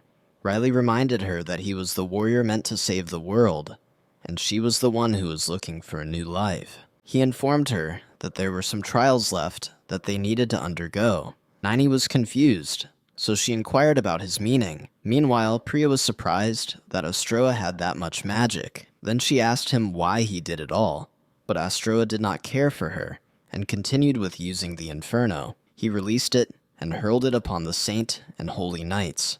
Nini urged them to flee, but then stepped up and declared she would try to stop it somehow. Nini told herself she could do it and that she must. She wept, feeling that he had endured all the agony for just that one day. Nini thought that she missed the loss most at a time when she didn't expect it, but she gained hope after getting to know Riley. Nini was happy with her life because Riley had given her hope. She felt that even if she died there, it would be fine. But then Riley appeared out of nowhere. He told Nini what nonsense she was saying. He informed him that he had difficulty saving one of them. Riley informed him that if she died, all his work would be in vain. Nini was shocked when Riley pushed the Inferno aside with a swipe of the sword. Ian was shocked to discover someone capable of stopping it so easily. They could not believe he had destroyed the Inferno so easily. Astroa was the most shocked of them all. He glanced at Riley and instantly knew him to be the man from the basement. At the same time, Riley was curious about why Sarah had departed so late. After that, he stated that Asa was quite bothering him. He also phoned the Saint and asked her how she could be referred to as a saint if she couldn't put a stop to that attack. Riley wiped off his sword and said that the Inferno didn't appear to be such powerful magic. Priya was surprised when Riley was the one who fetched her and told her to take her men with her. She did not know whether he was really talking to her or not. Priya and the Holy Knights got on the truck, but Priya was still confused, like a little girl. Nini suddenly realized that Priya was acting strangely out of the character, so she asked Riley why he had arrived. She told her that she was sure he said he wouldn't come. Riley told him he wasn't going to testify at the same time. Astroa then asked Riley how he was able to destroy a seven-circle wizard's inferno so easily. Talking to Nini, Riley told him that it was taking too long. Nini did not get it and asked him what he was saying. Astroa, who was angry now, asked Riley what he meant. Riley again remarked that it would take too much time, and he would then do it hurriedly, especially as his mom almost got hurt. Astroa felt goosebumps on her skin when Riley made this remark. Nini, on the other hand, thought Riley had enough strength to cut through Ace's magic in a stroke. She then started speculating about his origin. Then, without warning, Riley put his hands on Nini's shoulder and told her that they must do this at once. He told her they could get back to whatever was on her mind afterward. Then, he told her to follow him. Riley adjusted Nini's stance and told her to breathe slowly. Nini asked what he was trying to do, and Riley told her they must complete it in a hurry before it took too long. Then he ordered Ian to keep an arrow in reserve. Nini aimed her hands at Asa, and Asa did not understand what she was doing. Astroa told Riley that he would tear him to pieces. Riley said that he should do what he wanted if he could. Then Asa encircled them with a flame wall. Riley told Ian that he would turn back his magic, so Ian just needed to keep things in check. Astroa then released a poison cloud, and a symbol appeared above them, but Priya instantly turned it back. She told them that she would help them too. Ian and Riley looked around to see who it was. Riley said she would just rest, but Priya said she would just thank them if she did so. They felt they were attacking him. He said that he didn't have time for them now. Then he noted the amount of remaining Manini within his body as about half, but he still thought that it was enough to kill them all. Then Asa blizzarded. Riley thought that Asa's eyes were bloody. Then Riley asked Nini if she had taken a deep breath. Nini said she did. Riley inquired about the big shot, and Nini said it was a Giga Impact. She was ready with that, so Riley told him he had fired at Asa's heart in one shot. Before that, Riley told Ian that he needed to stop the icicles of the blizzard from a distance. Meanwhile, Asa was not going to stop. Riley told Niney to focus on the Giga Impact, and told her that Ian would cover the rest, so she wouldn't have to do anything. Then he continued that the rest would be covered by the Saint. Astroa cast the spell at the same time, and the icicles continued to fall. Ian prepared his arrows quickly. He charmed the arrow before shooting it immediately. The arrow deflected all the icicles falling towards them. When struck, the icicles shattered into pieces. Priya formed a shield quickly in an attempt to protect them from falling icicles. Niney told her to wait a little while longer, but Niney suddenly felt something. She warned them that there was something on the floor. Priya's shield was damaged, so it was weaker. But Riley saved her. Priya was surprised to discover that they were on a mountain. Riley told them that they had fallen when he asked Priya if she was all right. Priya was surprised after discovering that it was Riley. She figured Riley was likely the man Goddess Vanessa had made a revelation to at the temple. Meanwhile, Riley was teaching Niney to fight when he should call for the attack. Riley put Priya down right away and told Niney to shoot now. Niney thought about what she was to do now, knowing this was all she had left. Her magic. She felt that everyone had helped her to reach so far, and even if she could not make it beyond Astroa, she no longer felt as though she would regret it. Soon, Riley ordered her to fire at will. Niney then fired her Giga Impact, clinging on as she fired an extremely powerful magic. Her body felt like it was being ripped apart from within. Meanwhile, Astroa thought she was being foolish. He tried to put an end to the attack by fighting back, defending himself since he knew her power wasn't enough. However, she never assumed there would be regrets. Riley then questioned Niney if he could throw the sword. Without waiting, he quickly did. Astroa was caught off guard and could not stop it. The sword went on to stab him in the heart. He was stunned and could not believe what had just happened. Soon afterward, his powers weakened, and he was overwhelmed by Giga Impact. Soon after, Astroa exploded into magical fire. Snow started falling over Soya. In the meantime, Niney fainted from the explosion. Snow fell softly over her as she lay still on the ground. Even after minutes ticked by, Niney did not wake up. By then, it was clear that Astroa was really dead. The saint rushed to Niney calling her name and trying to wake her up. Priya cried, informing Niney that she couldn't die like that. She prayed that Niney would open her eyes. That night, Priya took Niney to the temple. She kept watch as Niney slept on a bed. Priya thought about all that had happened. Earlier, Ian told her he didn't know where the man went after he threw away the sword. Priya felt down that Riley had disappeared again. Then Ian said to her that they wouldn't have been victorious against Astroa if it hadn't been for the help of that man. Priya said yes, and questioned Ian if that man could be from the family of Epheleta. She thought it was the same man whom she saw earlier in the temple. At the temple, Niney finally woke up and called Priya. She immediately asked her where she was. Priya told her that she was at the temple. Niney asked if that meant she was safe. Suddenly, Priya apologized. She told Niney that she had done everything she could. Priya told her that Niney's condition was worse than they had expected. She told her that the magic built up from the tower experiments, because of her changed body, was slowly deleting her life. Niney questioned her if that meant it couldn't be fixed. Priya did not want to say, but then went ahead and said it anyway. She said she had been so brave to show Astro's evil, but now she could do nothing to save her. Niney told her it was all right because she had been prepared. But still, Priya felt guilty, telling her that she did not know how to apologize or even thank her. Niney said it was fine. She did not do anything much. Niney then grabbed her chest and turned to Priya, asking how long she had left. Priya did not wish to cry. She told her that the illness could not be completely cured, but she could keep Niney alive for a little while longer. If they were lucky, she could hold on until winter. If not, then maybe just until summer. But Priya figured it would probably be until autumn. Nani thought that was a pretty long time, actually. She thought being cold about the truth was enough. Her heart was bursting like a fountain, she felt. She thanked Priya, but Priya said, "Do not thank her, because she did nothing, and did not even know what to do."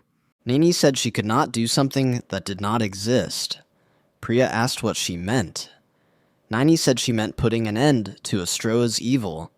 She said it was not she who did that, it was someone else.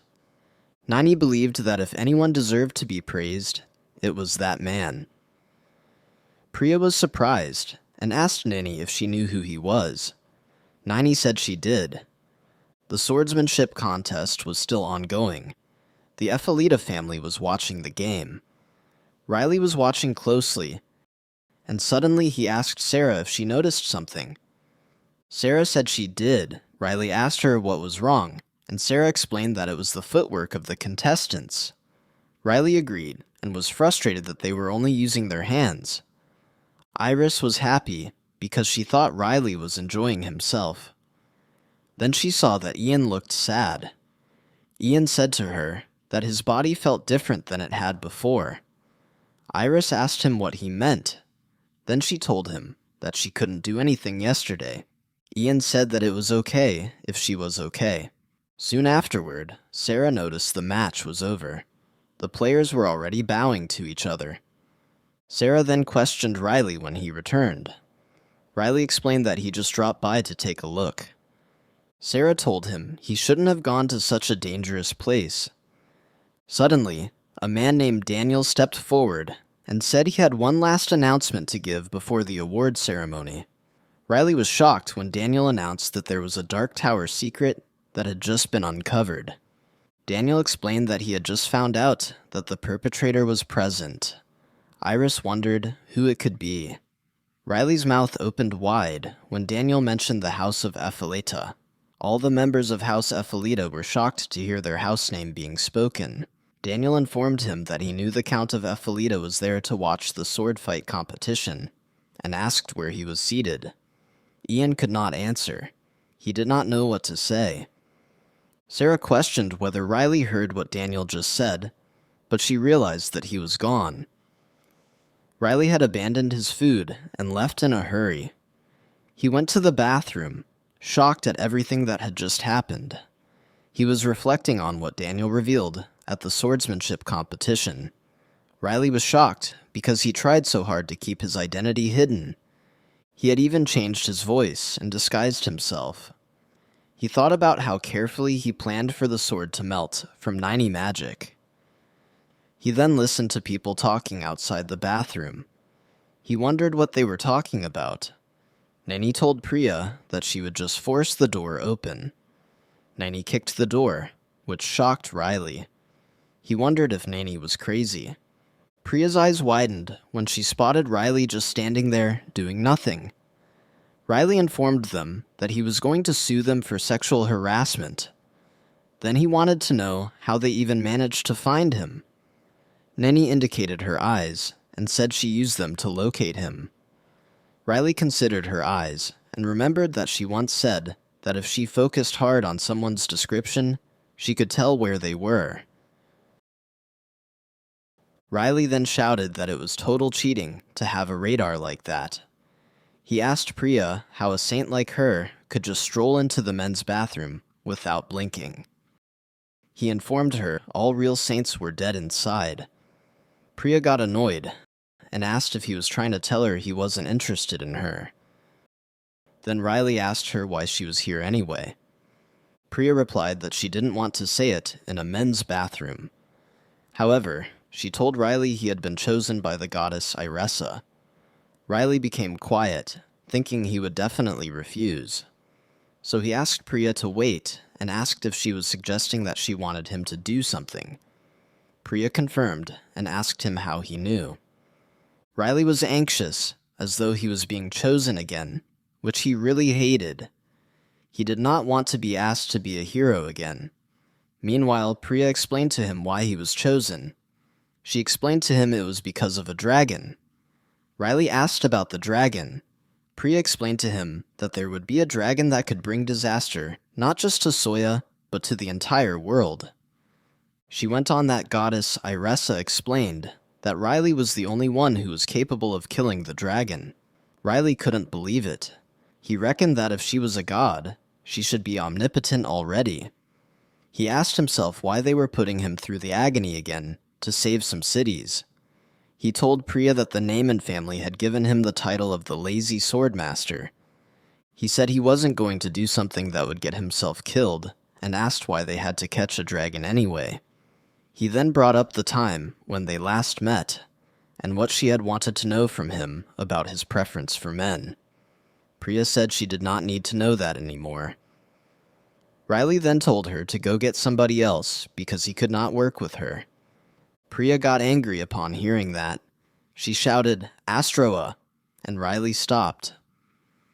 Priya said she knew Riley was the one who stopped Astroa. Riley got upset and asked her what she just uttered. Priya said she knew about the laboratory and the drugs hidden in the basement of the tower. Riley got angry and asked her who told her that trash. He gazed at Nanny and asked if it was her. Nanny became anxious when she saw Riley's angry face. Riley reminded her that he had asked her not to say anything. Priya immediately defended Nanny and told Riley to calm down. Riley commanded Priya to move. Priya was scared and moved aside. Riley then went to Ninny and grabbed her shoulders. He asked if he could inform her that she had betrayed him. Priya interrupted and said he did not need to worry since she was the sole individual who knew about his powers. Riley then asked if Daniel also knew, but Priya said they did not inform him. She said Nani was also against it and ordered her to keep him in the dark. Riley then asked what difference it made. Priya began talking about the prophecy once again, but Riley said he didn't care. She asked him why, saying that he was strong enough to kill Astroa. Riley just said that they should just leave him alone. Priya asked him what he meant, but Riley ignored her and called out for Nenny. Niney looked concerned, not knowing what he was going to say to her, but Riley just said she would see him later. The next day at the Ephelita mansion, Riley's father was reading the newspaper. He read what happened in Soya. The newspaper said that they found drugs and other terrible things in Soya Tower. It also said that someone had made drugs, like hallucinogenic grass, which had been prohibited for a long time. He read that the main culprit was a wizard named Nam Astroa, and he was a 7th Circle wizard. The article said his third son, who was just touring, revealed all of it. He saw that Prince Daniel had given Riley a medal for what he had done. The Count was speechless after reading all of it. He could not believe it himself, but in his heart, he was proud of Riley. So he ordered the maids to send a letter to Iris right away. Meanwhile, Iris was asking Riley where he was. Riley replied that he had just gone to the toilet. Ian was crying because he could not believe that the saint who appeared before Astroa was there due to Riley. There were some individuals on the road whispering about Riley due to the rumors they heard. Riley had heard their gossip and thought that was the reason why he did not want to tell her. He recalled how others were surprised, like when he first wielded a sword back in his former life. But his mom told him that his dad must be proud. Riley asked her if she was sure, and then discussed not doing anything about it anyway. Iris asked him what he was going to do with the child. Riley said it was hard, and apologized for not telling them earlier. He explained that he retrieved Niney from the tower. Sarah asked Iris quietly about Niney Eyes. Riley continued explaining that he was wandering yesterday, and found out that Niney was gifted in magic. Riley said he wanted to do magic as well when he stole her mana. Iris asked again what he was going to do with Niney. Riley said he needed a person to go holidaying with him, one that was not a sword-fighting expert. Ian went on to say that Nanny was from the tower, but Riley said he already did. He went on to say Niney was one of the tower's test subjects. Niney remained silent while Riley told them he would take her. Iris had mentioned that she did not mind. She had said that it was the first time Riley had made a personal choice, therefore she wanted to support him. Ian also agreed, thinking that if Riley really wanted so, then definitely it was fine. Riley told Niney to greet his mother and attendant, who was constantly with him. Niney greeted them and introduced herself. Suddenly, Sarah remarked that the people of downtown Soya were not class. She told Niney that she owed the people of downtown Soya something, and hence she was going to take special care to watch her. Riley was pleased that his relatives received Niney kindly. Previously, Riley had told Niney that he wished to take her with him because he did not know when she would say something crazy. Riley told her to go with him to Count Ephelita, but Priya was standing in front of Niney and asked Riley what he was saying. Riley replied that Niney would probably stay quiet if he took her with him. Then Riley asked Niney what she wished to do. Niney agreed to go with him because she still had something to do for him. Niney recalled Riley saying that he had not yet heard her answer, so Niney said maybe by staying with Riley, she could start a new life. Later, Sarah told Iris that they had to go back. She said she got a letter from the Count telling them to go back as soon as possible. Ian assumed that the Count would have already read the newspaper. Niney asked Riley whether she could call him Young Master when they walked. She thanked Riley afterwards. She informed Riley that she never thought she would be able to escape Soya. Riley chuckled and said that she was clever. He teased that someone would actually think he rescued her. Then, without warning, they heard someone walking towards them. Iris saw it was High Priest Lura. Lura greeted Iris and told her that he was glad to see her once more. Iris asked him why he came by, and Lura said he was merely looking for someone. Lura looked at Niney and Riley and explained that he was there to convey his gratitude through a little token. He let them know they had not brought anything from the temple. The priests immediately gave Niney and Riley a box each. Lura said it was a reward. Riley asked for what the reward was given for. Niney opened her box and discovered Est's robe. Riley opened his and discovered a bracelet. Lura said that the items were Est's, and he requested that they take care of them. Niney asked if they really had to take them. Lura told him that he didn't care if they didn't, because they were the ones who had uncovered Est's fraud. He just hoped that they would accept the presents. Niney and Riley were still hesitant, so Lura swore on the goddess Ironess that the presents were just normal, and there was nothing out of the ordinary about them. Priya stood behind the priest because she felt uneasy. Riley saw Priya and thought it might be because of the power of the high priest. Niney then questioned Riley if he was going to accept the gift.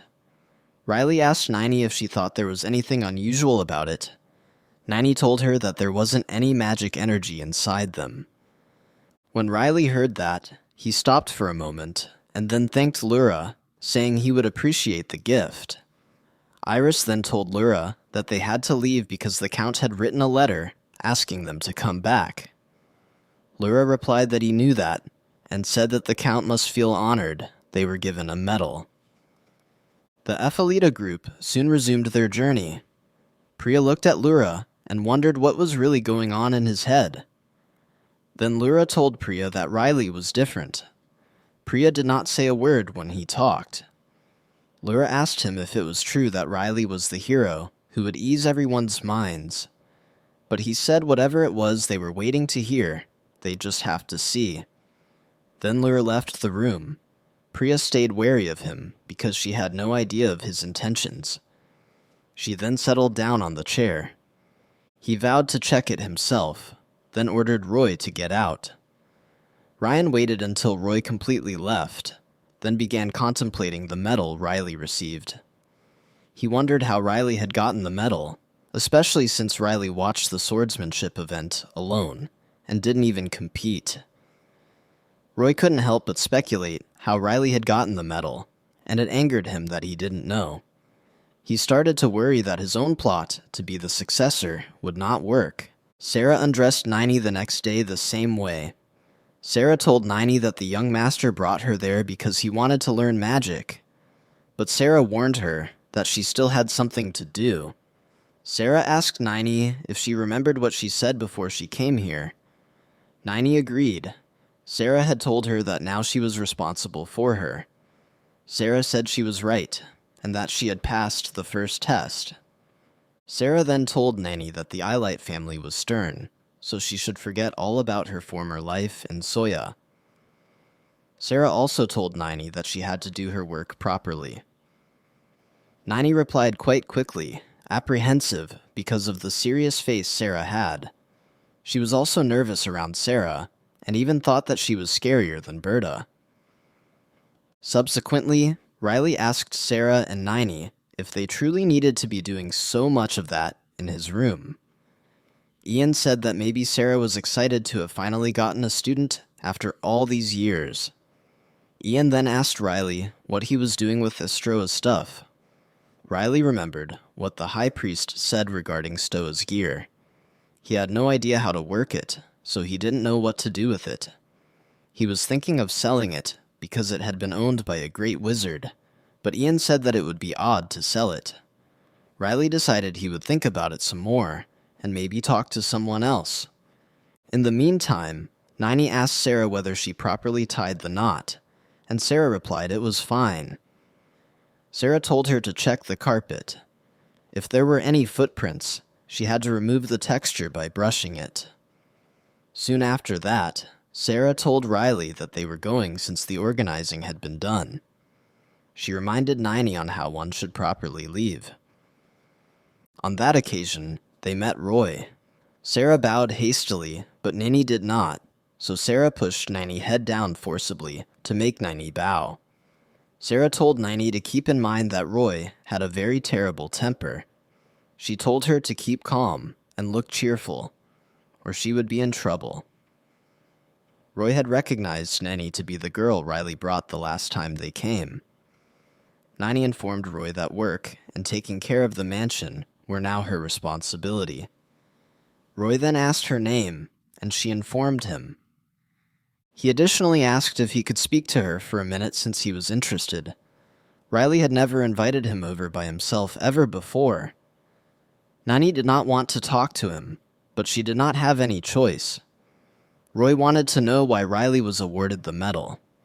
Nini wondered why Roy was obsessed with the medal. Roy became annoyed when she did not answer. When Nini kept quiet, Sarah intervened. She told Roy that the advice was not finished yet, but Roy grew angry and informed the maids that they had no right to disobey their master. He cautioned Nini to listen if she did not want to be expelled. Nini informed him that he was not even her master. Sarah was shocked at her blunt answer. Roy grew angrier because Nini continued to talk back at him. Nini told him that young Master Riley was her actual master. Roy erupted into laughter and informed her that she really had a knack for annoying people. Nini just kept looking at him, which angered Roy. He was going to hit her for looking directly into his eyes, but Nini used magic and knocked Roy out. He collapsed on the ground. Sarah was stunned. She couldn't believe what she had seen. Nini told Sarah that Roy would be asleep for 30 minutes, but Sarah asked her what she had done. Nini clarified that she did not like Roy, although he was the Ephelita young master because he was arrogant. She revealed that she possessed 6 circles of magic, which was stronger than Roy. Cora was greatly shocked and thought Riley had brought someone really unusual. Nini went on to clarify to Sarah that if she put Roy in bed, he would probably just imagine that he had a weird dream. Nini reminded Sarah that she used to say that a maid's worth is the way she treats her master. Nini said she used to want to curse Roy and ask him why he was speaking like that, but now she was afraid, fearing that she went too far. So she asked Sarah if everything would be okay. In the dining room, Nini asks Riley if he wants her to make him some tea, but Riley insists that he didn't bring someone of her skill to his home to make him tea. She then asks in a rude manner why she's in a maid costume, and Riley tells her to fix her tone, because the mansion isn't like the South Solia slums she is from. He then calls her attention to one of the Grand Mage's items and asks her if she can teach him how to use it. Although Nini can figure out how much mana a magic item possesses, she can't teach Riley how to use it. Then, Riley asks if she had ever seen the Grand Mage use any of the items, but she said she hadn't seen the Grand Mage with anything aside from his dumb cape. Afterward, Riley put down the items and told her to hold on to them temporarily, as he knows someone who might know how to use them. Nini wonders who Riley was talking about, and she proceeds to ask why he wants to learn magic from her, and not a proper mage. She claims she is a Sixth Circle mage due to experiments, and learning from a real mage will be more effective. Riley agreed with her in a smug manner, which made Nini much more curious about why he brought her to his home. Riley tells her that she reminded him of who he used to be, someone that was most dependent on other people's approval. However, a person shouldn't be defined by their usefulness. A person should follow his heart in the direction it leads to, and not overthink anything. This statement resonates so much with Nini that she lets out some tears, which is then coupled with a smile. On the contrary, Riley tells her the previous mage he was talking about refused to teach him magic. The mage claimed that he would become a demon king if he were both skilled in swordsmanship and magic. His complaints made Nini regret ever getting impressed by Riley in the first place. The next day, Riley and Nini are in a carriage, and he asks her the meaning of a circle. Nini explains that it's a ring or a loop, and the number of circles around one's heart determines how powerful they are. She continues by producing light magic on her palm, and educates Riley about it. She then brags about being able to use all kinds of magical attributes, and that's probably why she survived those experiments. After her bragging, Riley decides to shock her by telling her they're only 5 minutes away from the mage who refused to teach him magic. Nini starts to wonder how powerful the mage is, but even though she won't live much longer, she's still a Sixth Circle mage and doesn't have to worry. They arrive at their destination and hop off the carriage. Nini is eager to meet this powerful mage after all the hype from Riley, and soon Riley calls the mage out by the name Endal. A red-haired man comes out of the closet and exchanges pleasantries with Riley.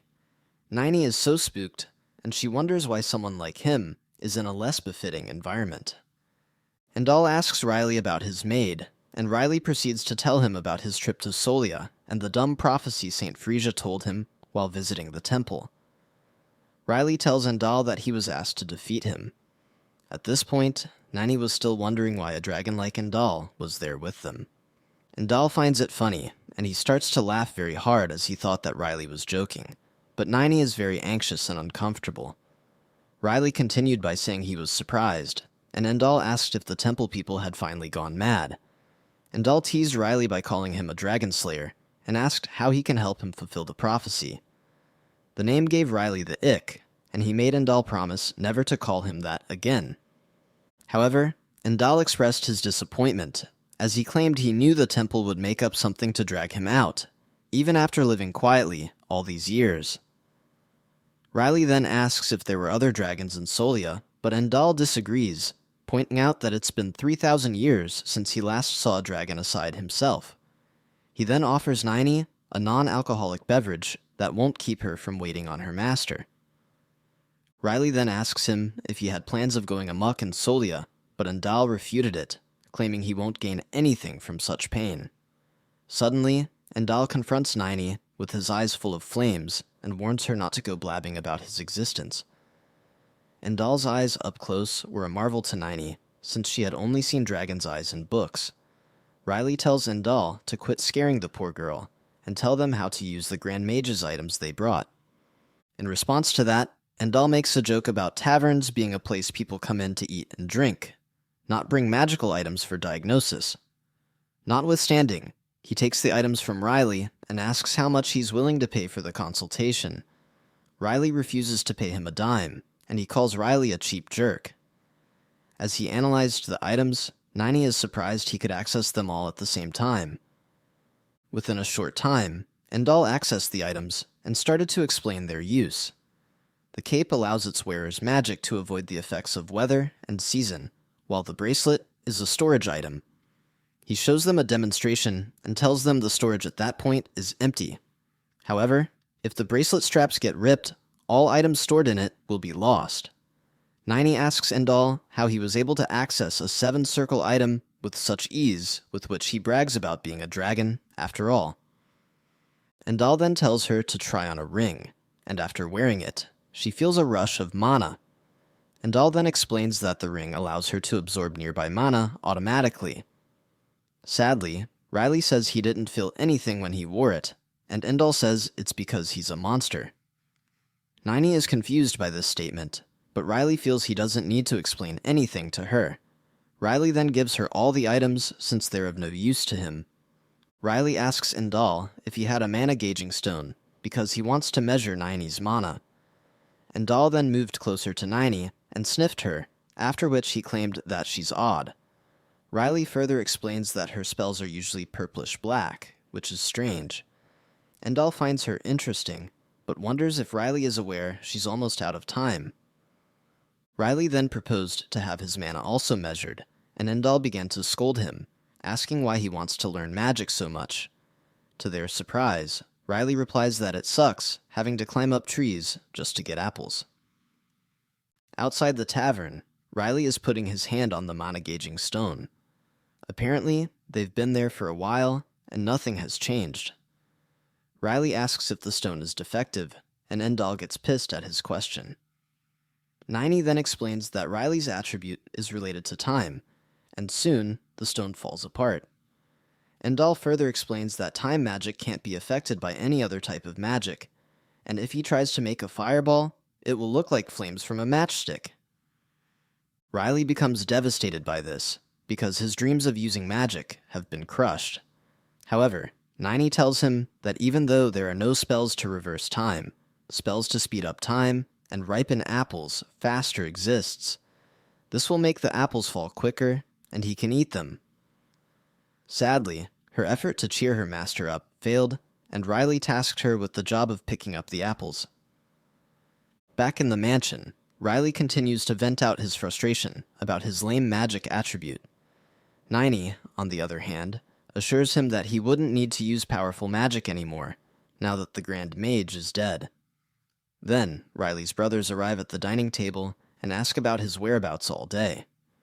Riley tells them about his trip to IFA Village, and how he was escorted by his maid, Nini. After the interrogation, Lady Iris comes in and tells Riley about the visitor they received while he was out. Just then, Lebezla comes out and greets them, but Riley wonders if he's there to see his mom. Lebezla also bows to Nini, and this act shocks Ryan and Lloyd. Just then, Nini leaves to get their meals, and the brothers ask Lebezla why he was being polite to a maid. Lebezla explains to them that Nini is a 6-circle mage. She, as well as Riley, helped them greatly in subduing Grand Mage Astroa in Lower Solia. This news comes as a surprise to Ryan and Lloyd, and they wonder why she's now a maid in their home. Meanwhile, Riley gets an odd feeling that Lebezla is shady, and he's hiding something from them all. Judging from his past experience, kind people like Lebezla always turn out to be villains, and there must be a reason for him to have suddenly shown up in the mansion. Riley tries to call Nini, but he slips up and calls her informally. He quickly corrected himself and called her formally, but he noticed a grin on Lebezla's face. With this, Riley concludes that Lebezla definitely has something up his sleeve. The next day, Lebezla is about to leave the mansion, and he gives Nini a gift box. Iris tells him to come visit them again, but Riley waves at him nonchalantly. Lebezla makes a sassy comment about his rudeness, and mentions how much he enjoyed their conversation during dinner. Finally, he bowed to everyone, hopped in the carriage, and left. After his departure, Riley tells Nini that he can see through Lebezla's act, and him coming to check on his mom's illness was just an excuse. Nini wonders why Riley was suddenly a detective, and she asks if his suspicions are related to St. Frisia's last conversation with them. Riley affirms it, and claims that the gift she's holding is more or less a bribe. She asks if he's really going to follow Frisia's revelation, but he refutes it, claiming there's no reason for him to go through all the stress. He then throws a little jab at the saint, but discovers she's different from the one in his past life. Finally, he decides that his life will be trouble-free from there on out, but Niney says he might jinx it by saying it out loud. Later in the day, Riley and Niney are in his father's office, waiting to be scolded. Count Epheleta questions Riley on why he has brought a sixth circle mage into his home. He also asks Niney why a mage such as herself would choose to become a servant instead of living a life of luxury and glamour. Strangely, Niney insists that she's enjoying the honest life she's experiencing in the mansion, and she feels she has found something she lost during her time in the Magic Tower. The Count then asks her what she thinks of Riley, and she gets flustered, as well as Riley. She finally finds her feats, and tells the Count that Riley is a good person, which the Count also agreed with. However, Riley refuses to be called a good person, and asks why the room is suddenly so warm and fuzzy. Niney concludes that she wants to live in the present, and being a sixth circle mage is her past.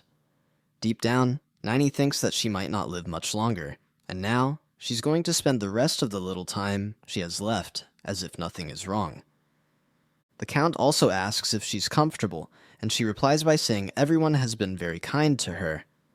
The Count then insists she continues to assist Riley, and she accepts. Riley finally speaks up, and asks his father if he could go to Rainfield for the summer. Meanwhile, Ryan and Lloyd are still distraught, and can't believe Riley's new maid is a sixth circle mage. Lloyd decides that they have to make their own achievements to ensure their line inherits their father's legacy. Ryan, on the other hand, seems unbothered as he flipped through his newspaper. Then, he comes across a post about a wanted mage whose last location was at Rainfield.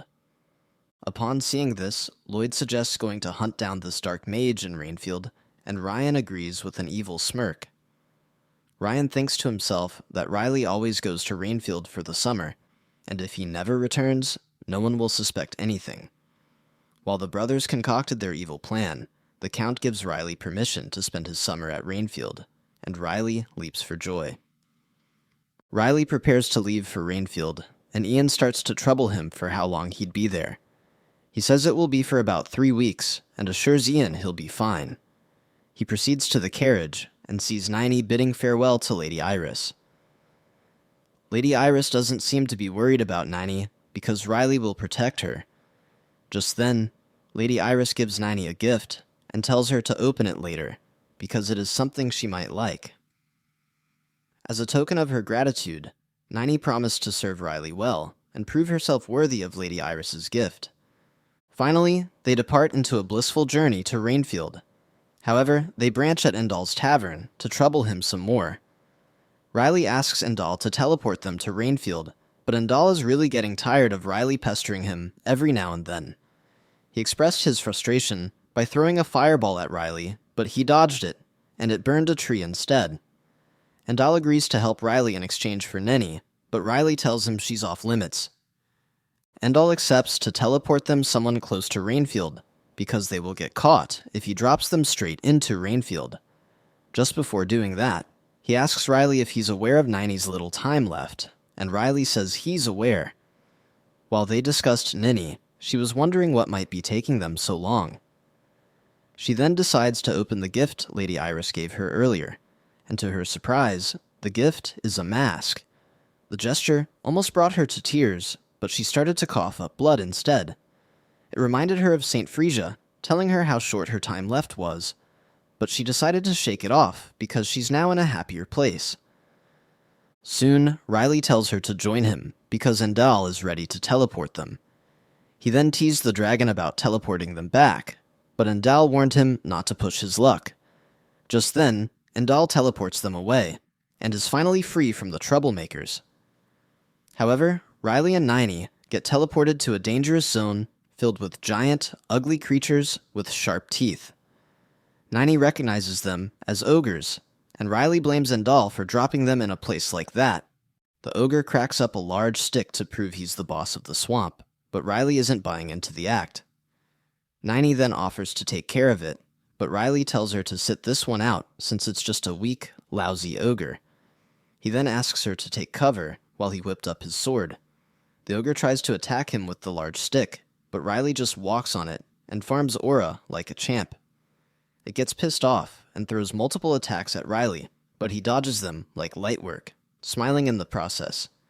He then gets serious and slices up the ogre like barbecue. Riley complains about having to take another bath and blames Endall for sending them there on purpose. Then, Nenny rushes over and attempts to cleanse him using a purification spell, but she accidentally splashes mud on him instead. She tries to apologize, but Riley wasn't having, as he continued to chew her up. Their bickering gets interrupted by the ogre, who has now risen from the dead and is demanding revenge. Niny throws herself in and offers to finish off the ogre. She then uses an erasure spell to get rid of the raging monster. Meanwhile, a strange girl appears to be spying on them. Afterwards, they start wandering the forest, trying to figure out where they are on the map.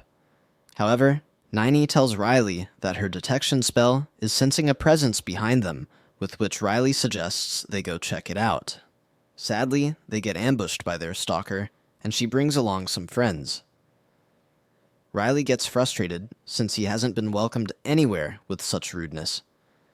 The strange girl tells him to cut the act because she saw everything that happened earlier. She accuses Niny of using dark magic to get rid of the ogre, but all her words were news to Niny and Riley.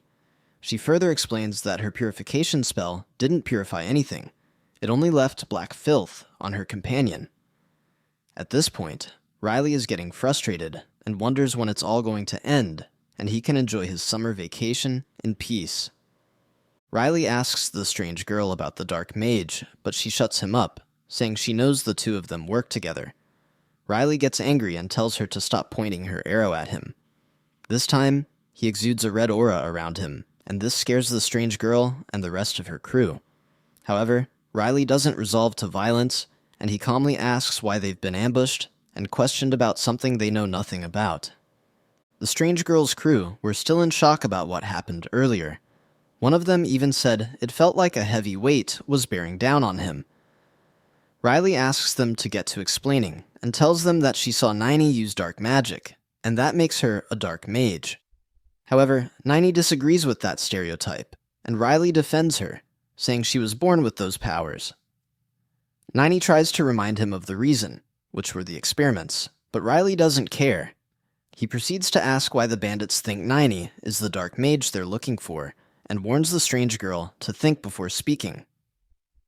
Riley then goes ahead to swear on his family name that Niny isn't their suspect, and hearing the name Epheleta spooked them even more. They start wondering why a noble is in a forest. Riley takes the opportunity to remind them of his nobility and the punishment that comes with impugning on his name. He then proceeds to tell him he's ready to do like a dark mage would, and wipe them out if they continue to accuse Niny of being a dark mage. Luckily for the bandit, Niny steps in and pleads that Riley gives them a chance to respond, but after stepping out the shadow, they notice her face. While they wondered why her face was strange, Niny told them to listen to what she had to say. Niny explained her whole story to the bandits, and the strange girl started to wail on her behalf. The bandits also apologized to Niny and asked for her forgiveness. Niny accepts their apology, but Riley points out that he liked them better when they were trying to hurt them. Their emotional blubbering reminded him of Ian and his childish ways. Although Riley is still surprised a sob story was enough to change the bandits' minds, he asks them what ended their suspicion. One of them tells him that their leader's intuition has never let them down, and one might say she has a special gift. Riley then asks them to tell him about the dark mage in Rainfield. Apparently, he's a dangerous magic-wielding mage, and even the strange girl is one of his victims. According to his wanted poster, the dark mage's distinctive features are dark magic and necromancy, meaning he can control the dead. The strange girl also points out that her father suffered at the hands of the dark mage, but before she could say anything further, they heard large footsteps approaching them. It turns out to be the ogre creeping behind Riley. However, Riley cuts the ogre down in a flash, and the bandits were shocked to see his true strength. Meanwhile, The ogre's fall was quickly noticed by the dark mage, and he gets visibly frustrated. Later in the evening, Riley and Nanny find their way out of the forest through the help of the strange girl, who turns out to be a big fan of Ian, the mercenary hero. Afterward, she gives Riley a piece of paper and tells him to contact her for a meal while he's still in Rainfield. Riley gladly accepts and bids her farewell. Finally, the two travelers made it into town, and Riley couldn't hide his love for the fresh air and also the start of his vacation. Riley couldn't hide his excitement anymore, and he asks Niney what she would like them to do first. She gets surprised by his question, but later suggests going for a nice bowl of hot fish soup. However, Riley disregards her suggestion and pretends she mentioned scallion pancakes and rice wine instead. He then rushes her into a restaurant to try the town's rainy day special.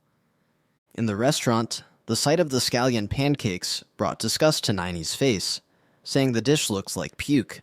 Her comment sends chills in the room, and Riley demands she apologizes to the scallion pancake lovers of the world. Nenny wasn't in the mood for jokes, but she decided to try the dish. Surprisingly, she finds it delicious, and Riley makes the "I told you so" face.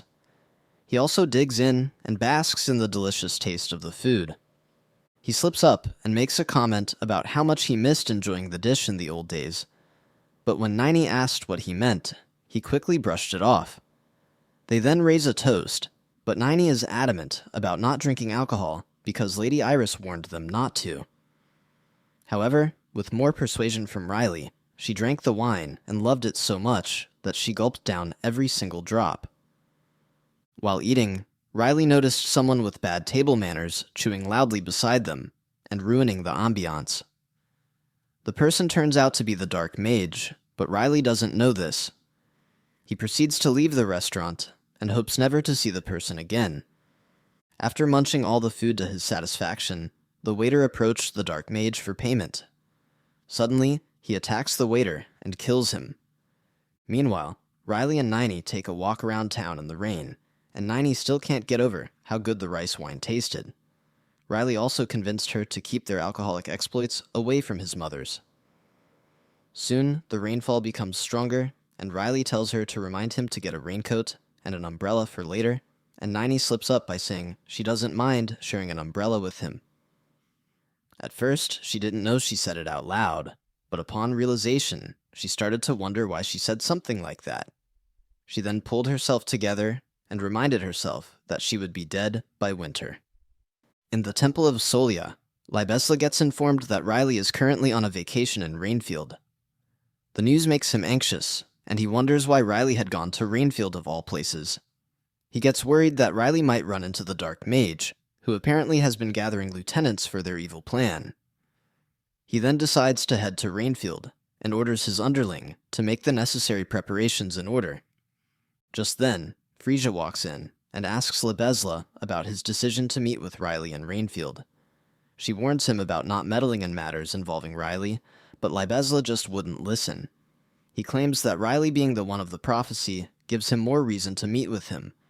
His response gets Frisia thinking about what evil plan Libesla might be up to. She then gives him a final warning to stay away from Riley before walking away. While walking, she wonders the meaning behind the revelation shown to her about Libesla. In Rainfield, Riley and Niney visit the library. Niney finds it amazing that the books in the library are in remarkable condition despite the town's humidity. Riley responds by saying that the preservation magic used in Rainfield is very much advanced, and all they have to do is enjoy the good things the town has to offer. He suggests that they read to the sound of the rain, but Niney doesn't seem like a bookworm. Riley asks her to pick out some books and meet him in the central reading area, but she tries to wiggle out of it by claiming she's been charged with his protection.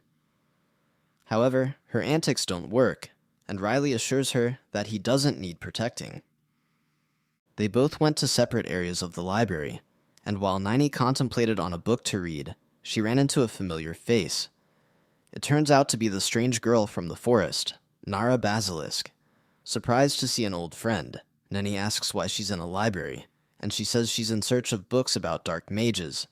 Nara proceeds to check out the books Niney picked, but they turn out to be mostly about drinking. Nara then teases her for being drunk, and Nini tries to defend herself. Afterward, Nara offered to buy them a meal, but they suddenly heard a scream. They get freaked out and wonder what is going on, but just then, they hear another person screaming. Nara gets anxious about Riley and asks Nini about his whereabouts. She informs Nara about their initial plan of meeting in the central reading area, and Nara offers to take her there.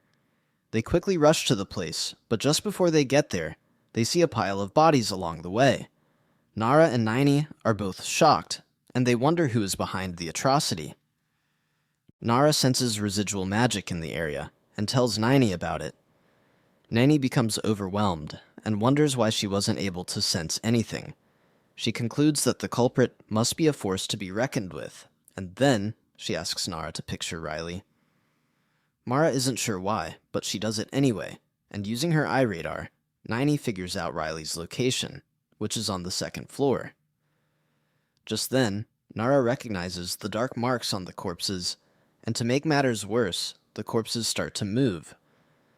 Intuitively, Nara realizes that the dark mage they've been looking for is currently in the library.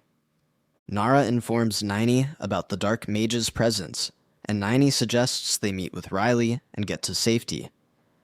While looking at the dark mage's puppets, Nara decides to evacuate those in harm's way, because it is what her father, as well as Ian, would do. She tells Nini to go look for Riley, and she will join up with them as soon as she can. Afterward, Nini finds Riley reading, and he's surprised to see her all stressed and panting. She tells him about the abrupt situation downstairs and the presence of the dark mage. She reminds him about the ogre coming back to life and tells him the same situation is happening in the library. Riley looks up and sees the reanimated corpses coming toward him, and he wonders if he's in some kind of zombie apocalypse movie. He whacks one in the head and scolds Nini for running over to him for such a measly matter. Downstairs, Nara has managed to take care of the zombies, and she decides to head for the dark mage. She remembers the incident of how she lost her dad due to the dark mage going on a rampage. She clenches her fists tightly and claims it's finally time to avenge her father. However, her moment gets ruined by some fellow complaining about there being too many books in a library. She recognizes the voice, and lo, it turns out to be a dark mage. The dark mage was getting frustrated with his puppets for being too stupid, but one of them handed him a book. With that book, the dark mage claims he'll be able to add acid to the rain in the skies of Rainfield. Mara overheard this and wondered why he would do such a thing, but before she could confront him, he vanished. Outside the library, Riley is pissed at Nini for ruining his leisure time with an insignificant matter.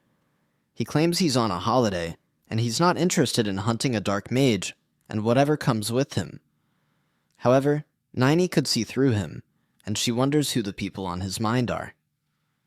Riley remembers the time in his past life when he got blamed for everyone's misfortune, and they claim they were doing fine before he appeared.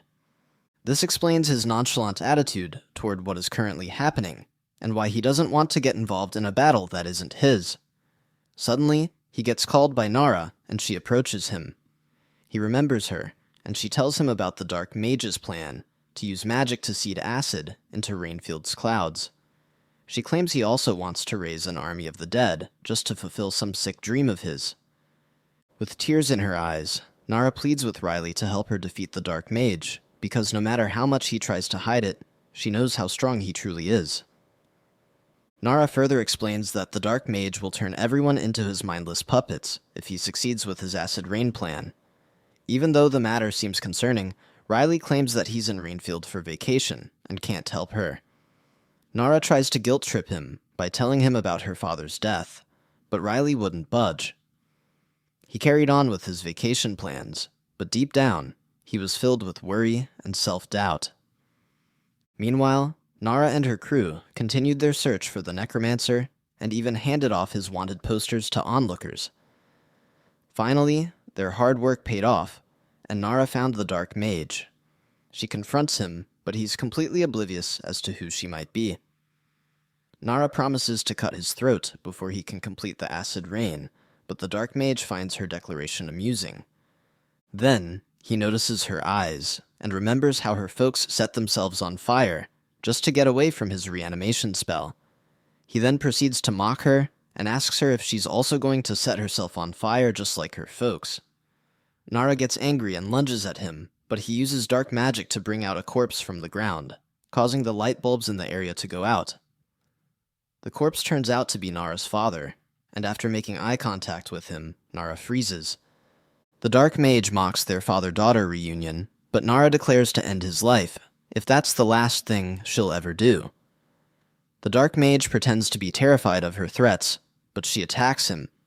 He tanks her attack with one of his puppets, and condemns her for being ungrateful for bringing back her father. The Dark Mage takes out the lights in the area and sends them into the sky, which in turn creates fireworks. Meanwhile, the people in the town square, including Riley and Niney, see the fireworks and they cheer. Niney takes the opportunity to ask Riley if he is having fun, because she's not. She expected more from their vacation, but it turns out her expectations might have been too high. Riley smirks at her because he's well aware of the drop in her mood. At the other end, the fight between Nara and the Dark Mage intensifies, and he marvels at the sight of her skills. He then decides to increase the numbers of undead to attack Nara, but she wouldn't give up. She lunges her spear at the Dark Mage, but her father's reanimated corpse jumps right in front of the spear. The Dark Mage lets out an evil smirk as Nara calls for father. After the act, the Dark Mage mocks Nara for attacking her father with a spear just for the sake of revenge, but Nara tells him to shut his trap hole. Meanwhile, one of her underlings tells her to stay strong and remember that the puppet isn't her father anymore. The Dark Mage quickly takes notice of Nara's companions and sends his puppets to surround them. They get overwhelmed by the undead and start screaming at Nara to fall back. Sadly, Nara doesn't listen, and she continues to attack the Dark Mage. She stabs her father with her spear, and his corpse vanishes. Just then, the Dark Mage swirls up into the sky with his dark magic, and starts to laugh hysterically. He then tells them he's trying to give humanity eternal life, because they are all so lacking, and at long last, he's finally ready to fulfill his dream. He puts his hands up and starts to count down from 3, ignoring the plea from Nara, telling him to stop. Suddenly, lightning strikes through the sky, and the rain stops for a split second. Nara and her companions look up, only to see that the raindrops have stopped falling and have also frozen in one place. Just then, Riley swoops in from above and catches the Dark Mage off guard with a sword attack. People in town were oblivious to what was going on, but all they saw was how beautiful their environment was.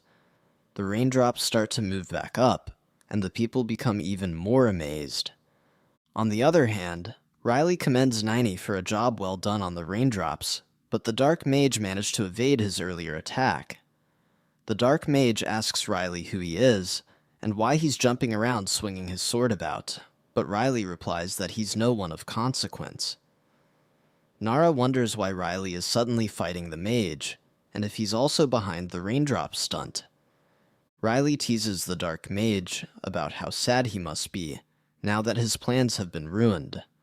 The Dark Mage then crashes out and asks Riley why he has chosen to ruin his dream, but Riley tells him it's his fault for trying to ruin his perfectly planned vacation.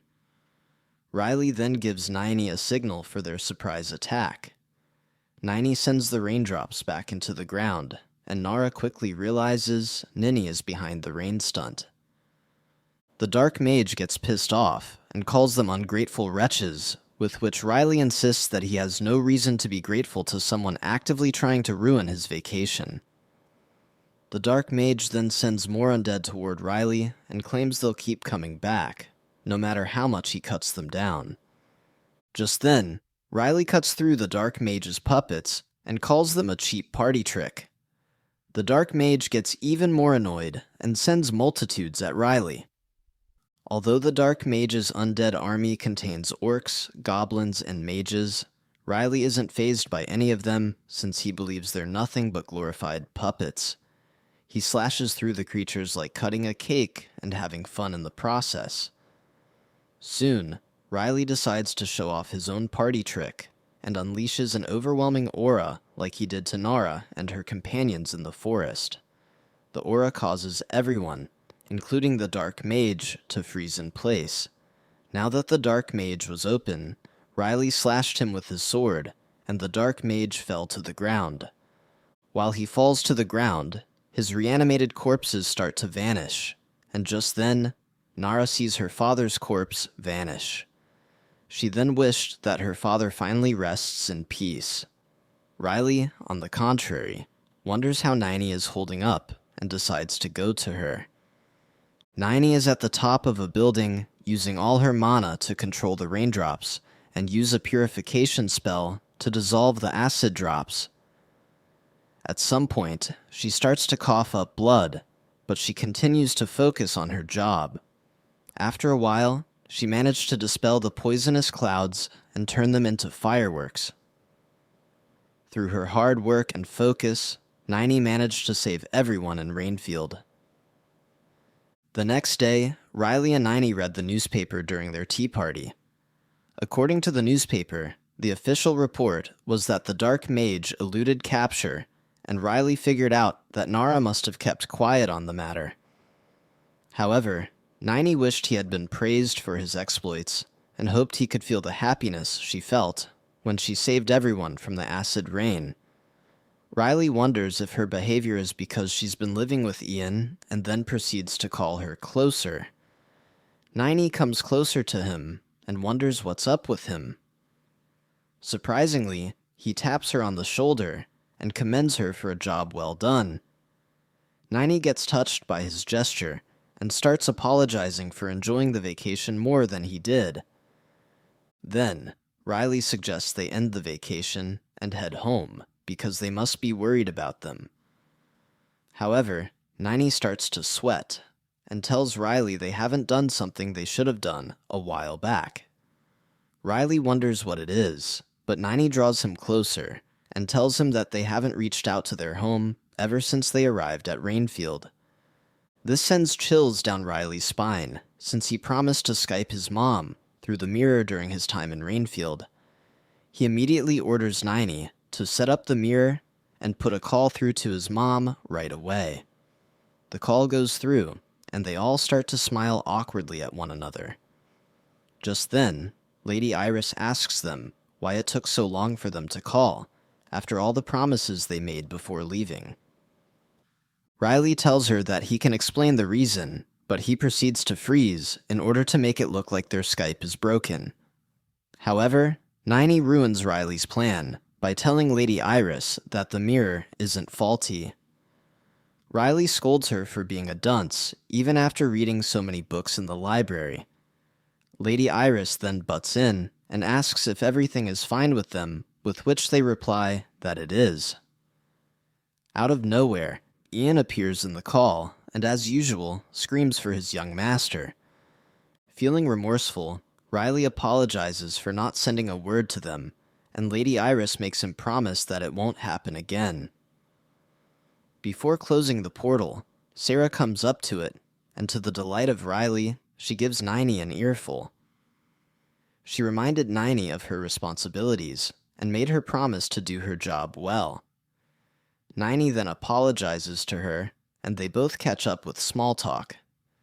Meanwhile, Libesla is in an unknown location, and he is grabbing the remnants of the Dark Mage's magic. He claims that he warned him about needless posturing, and how everything they do should be in service of their glorious dream. He then says that they must now proceed with deliberate caution. In Rainfield, Nara meets up with Riley and begins to brief him about her existence. However, Ninny is in distress, and she shivers like she caught a cold. Riley asks if she's all right, but she says she's fine. He then proceeds to ask Nara about the Basilisk tribe and their unique ability of being able to see the nature of a person's energy. Nara explains that people's energy can be thought of as magical properties, and she is able to differentiate people by the color of their energy. There's red, blue, white, and some even exude purple energy. However, those people are few, and one of them is the Dark Mage they defeated earlier. Just then, they get stopped by a bald guy who seems to be acquainted with Nara. She called him Kaval, and she asked him where he was headed. Kaval says he's on his way to meet an old friend, and Nara asks if the old friend is the priest she heard about. Kaval brushes it off and tries to look into the carriage. He is met with Riley's glaring eyes, and he gets spooked right away. Kaval recognizes the Epheleta symbol on the carriage, but when he asks Nara about it, she tells him to let it go. He accepts her request, and they both go their separate ways. Nara then tells Riley that Kaval is also a person with purple energy, and Riley thinks that they might be a common breed, after all. However, Nara corrects him by saying she has only met 4 people with purple energy. Some beggar in a nameless village, the strange priest she saw in Rainfield, Kaval, and the Dark Mage. Those people are the ones she knows about, and there may be others lurking out there somewhere in the world. Kaval meets up with Libesla, and they both fish for what's left of the Dark Mage. Kaval blames the Dark Mage for taking it a step too far in fulfilling their dream, and asks Libesla what they're going to do now that their left hand is gone. Libesla tries to calm him down, but Kaval wouldn't let up. He asks Libesla about the other 2 involved in the plan, and Libesla tells him they are off doing things that require much intelligence. Kaval also asks about the right hand, and Libesla doesn't know his whereabouts. Libesla informs Kaval that they now have to fix the left hand, and wait until it's the right time to realize their dream. Meanwhile, Riley arrives at the manor, and it is home, sweet home for Niney. Immediately, Ian rushes out and screams for his beloved young master. He starts to weep and tells Riley how worried he has been. Nara, on the other hand, is surprised to see her mercenary hero crying like a girl. Riley then used the opportunity to introduce them both, and Ian quickly noticed she was a basilisk. Niney quickly bows to pay respect to Ian and expresses how honored she is to meet him. The 2 catch up, and Nara tells him about what happened to the basilisk tribe. Hearing how her father and the rest of her people fell at the hands of the Dark Mage made Ian's heart ache. He commended her for staying strong, and also advised her to do her name proud. His kind words weakened Nara's heart, and she fell into tears. After a while, Riley gets informed that his father had left 2 days prior, when he received a message from Solia Castle. Ian explains that there was an attack on the Solian border, and Lord Epheleta went alone, leaving Riley brother to man the manor. Riley asks about his mother, but they hear a loud crash before Ian can answer. Riley looks at the scene and sees Niney looking gaunt, shaking, and holding her hand. He quickly holds on to her, but she claims she's fine and offers to clean up the mess she made.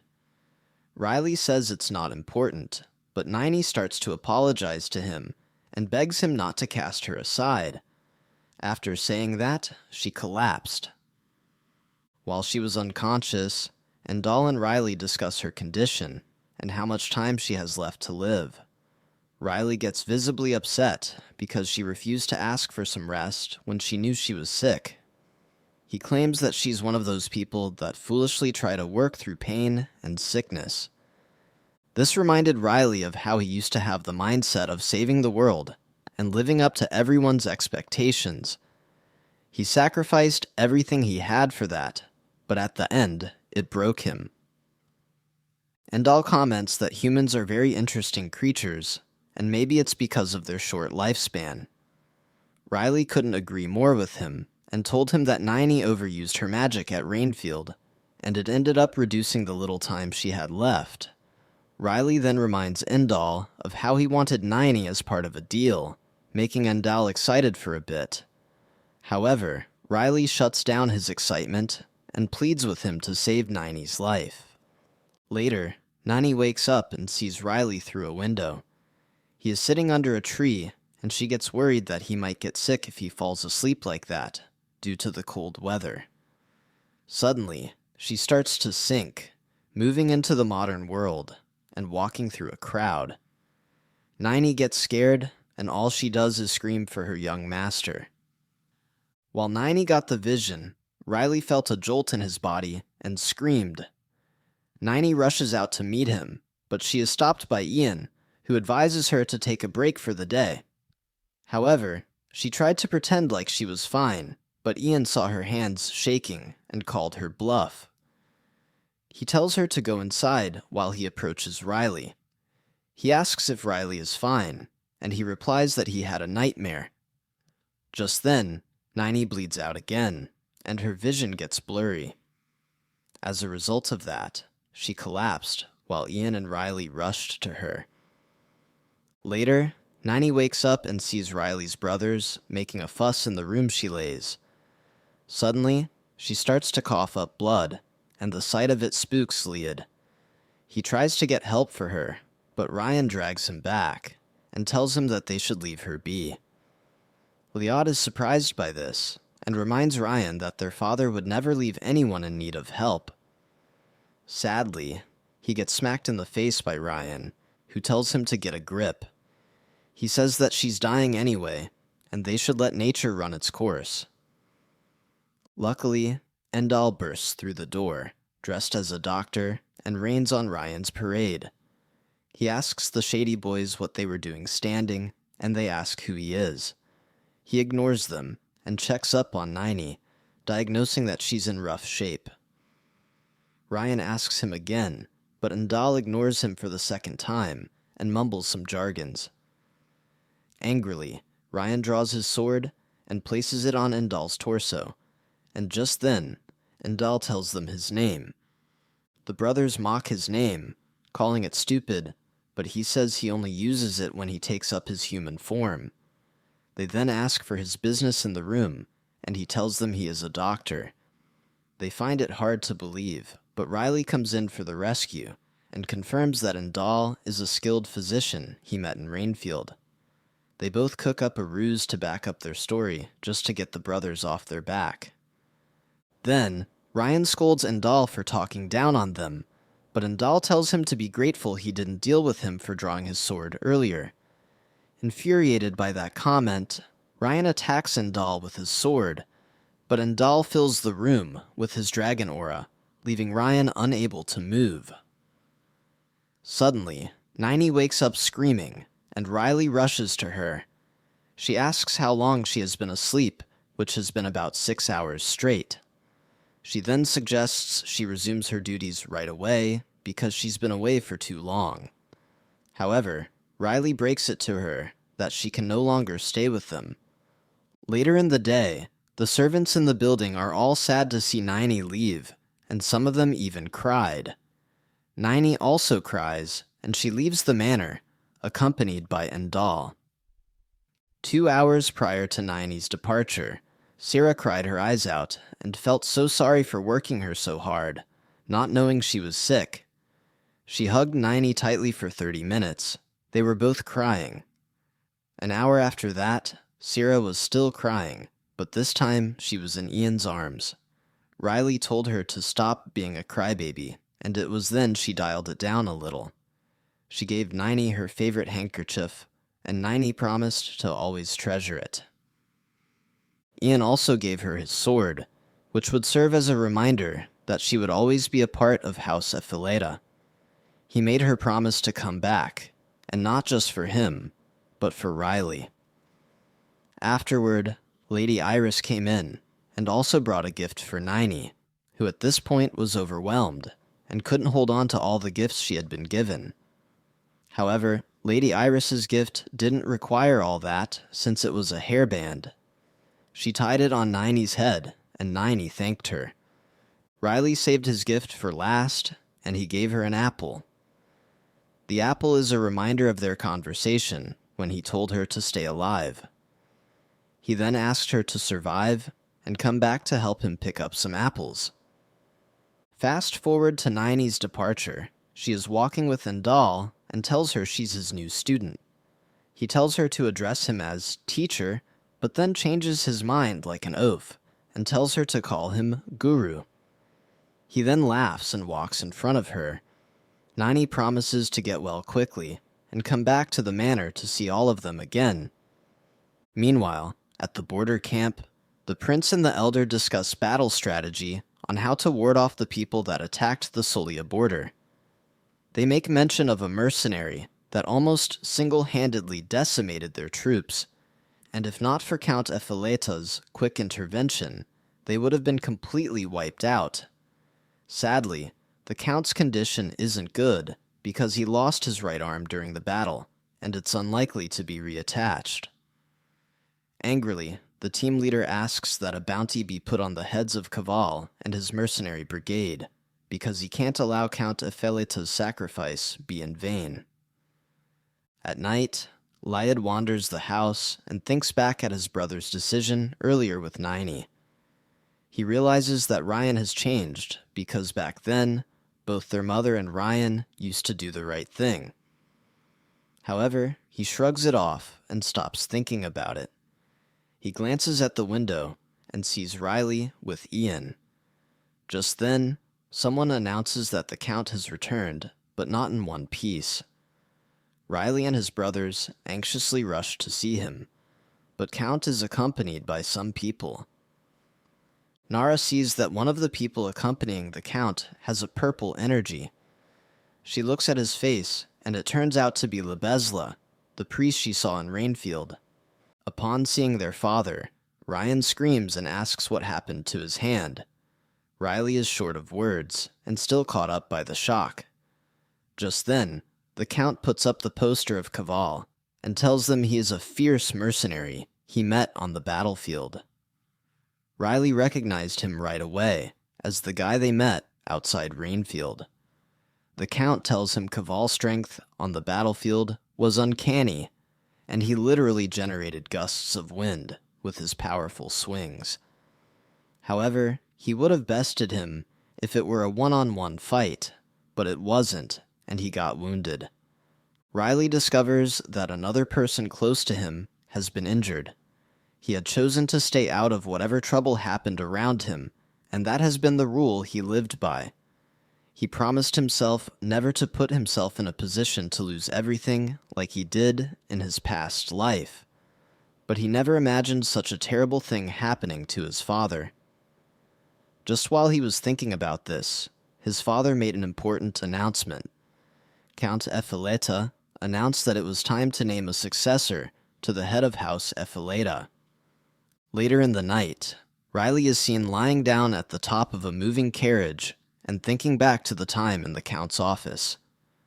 The Count addressed the three candidates and told them he had decided on a task for them to perform. They are to help the Solian villages that have been made vulnerable due to the havoc wreaked by the Anthurium's border incursions. Afterward, Riley leaves the office, but he gets called to a corner by Nara. She then informs him about Libesla and his purple aura, which is the same as Kaval's. Back on top of the carriage, Riley thinks about how the country is in trouble, and also how they need to keep an eye on Libesla. He then wonders if it's really the best time to be competing for succession. Ian, who is controlling the carriage, briefs Riley about their destination. It is a small village called Alev, filled with a little over 100 people, and surrounded by dense forests. He continues that there have been reports of strange orc activity in the area, but Riley doesn't seem to be listening. He gets the name of the village wrong, but Ian corrects him with frustration, as they gallop toward their destination. The next day, they arrive at Aleve, and they are stopped by a man who interrogated them. They tell him they're from House Epheleta, and he thanks them for coming.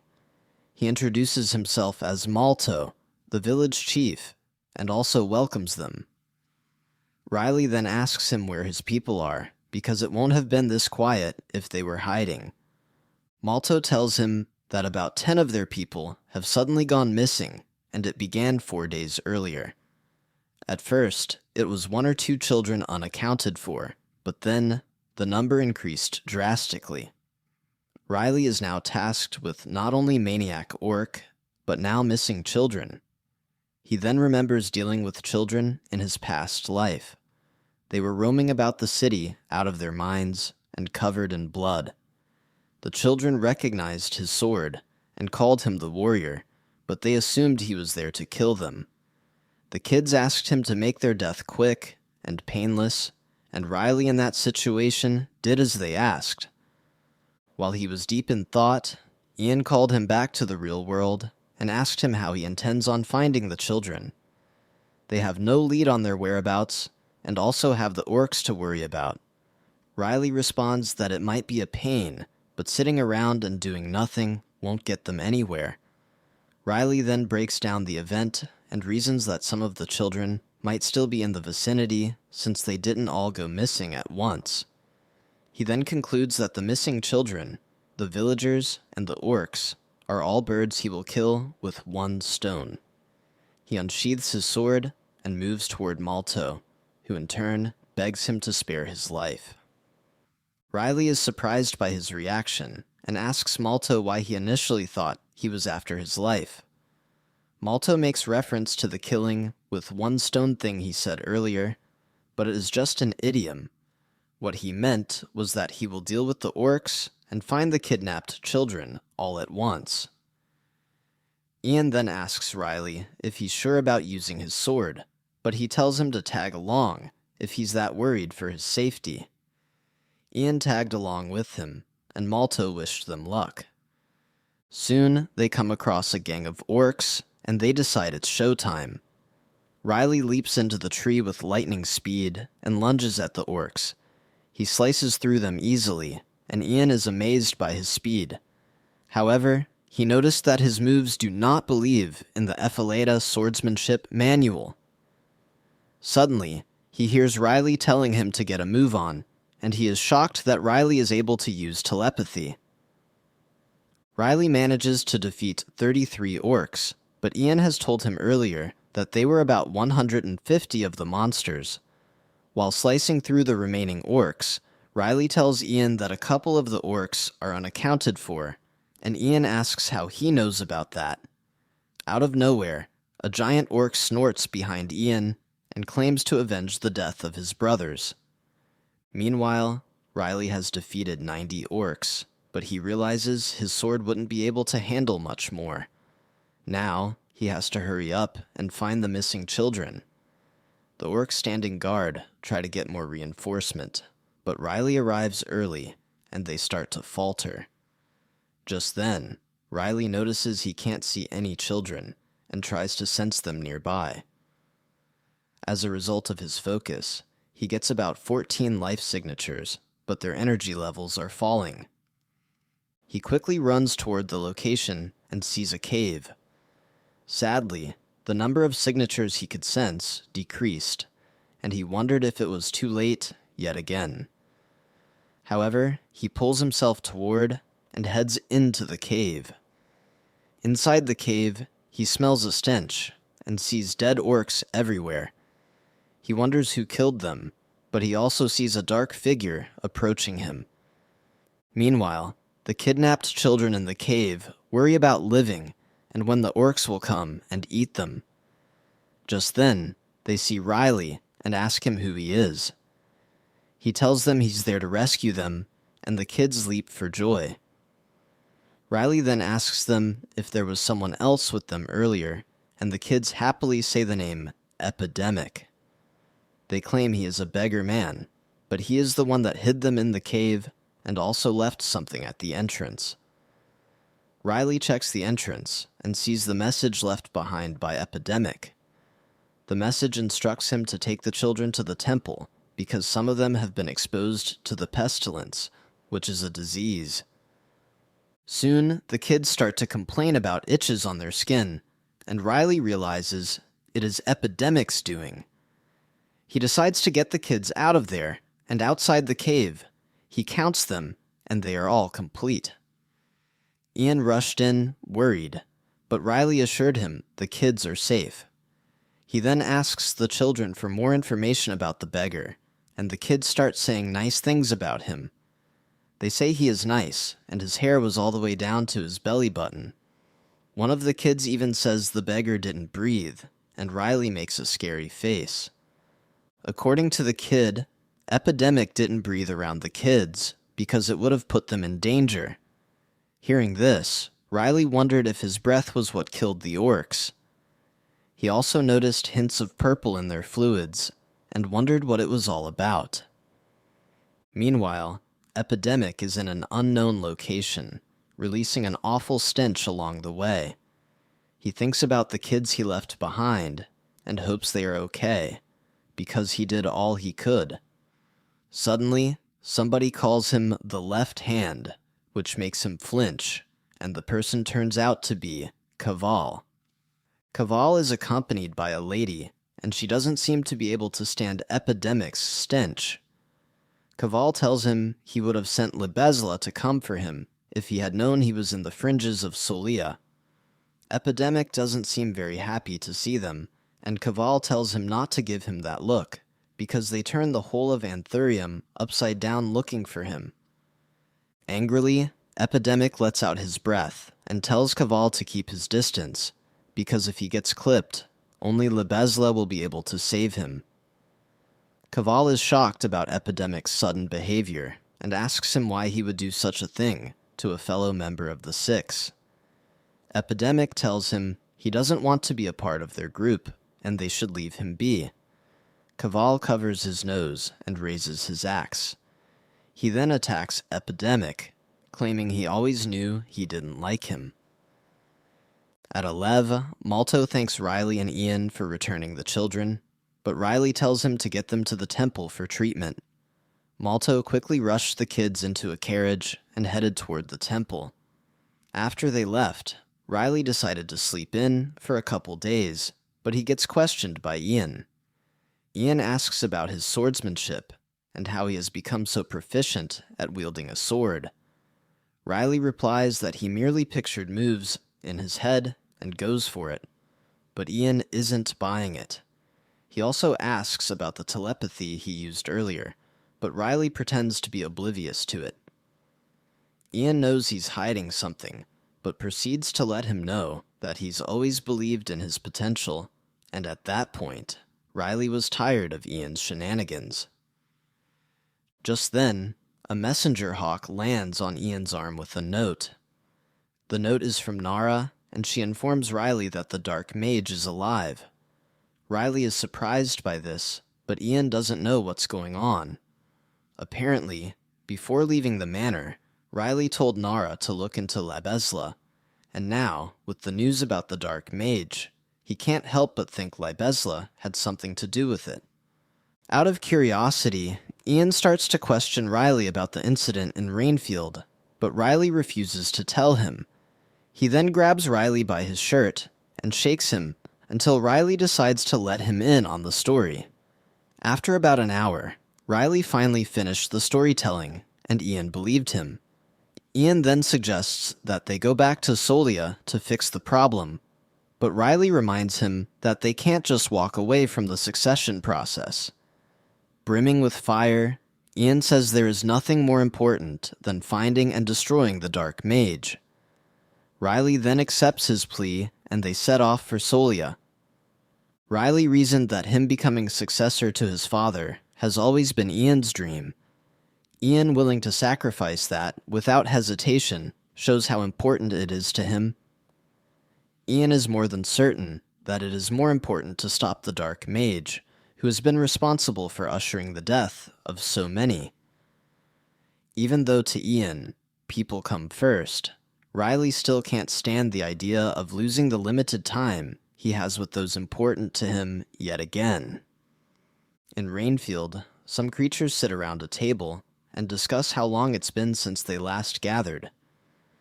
They appear to be waiting for Indal, who apparently told them he'll be coming with a disciple. The green orc calls Indal a wacko, and speaking of the devil, Indal arrives. He complains about the humidity in Rainfield, and asks if everyone is present. The female elf replies that they couldn't get in touch with one of them, and even his lair was empty. The creatures see Nini, and the green orc gets tempted to try her against his guardians. However, the Groot-looking creature shuts him down and claims she's just a weak female human. Just then, Endal mentions that she could dispatch all of them with her little finger, and they just laugh it off. Endal tries to defend himself, but the elf tells them to quit arguing because they have more important matters to discuss. The elf narrates a series of events involving Libezla and the Dark Mage to the crew, and they were all surprised by this.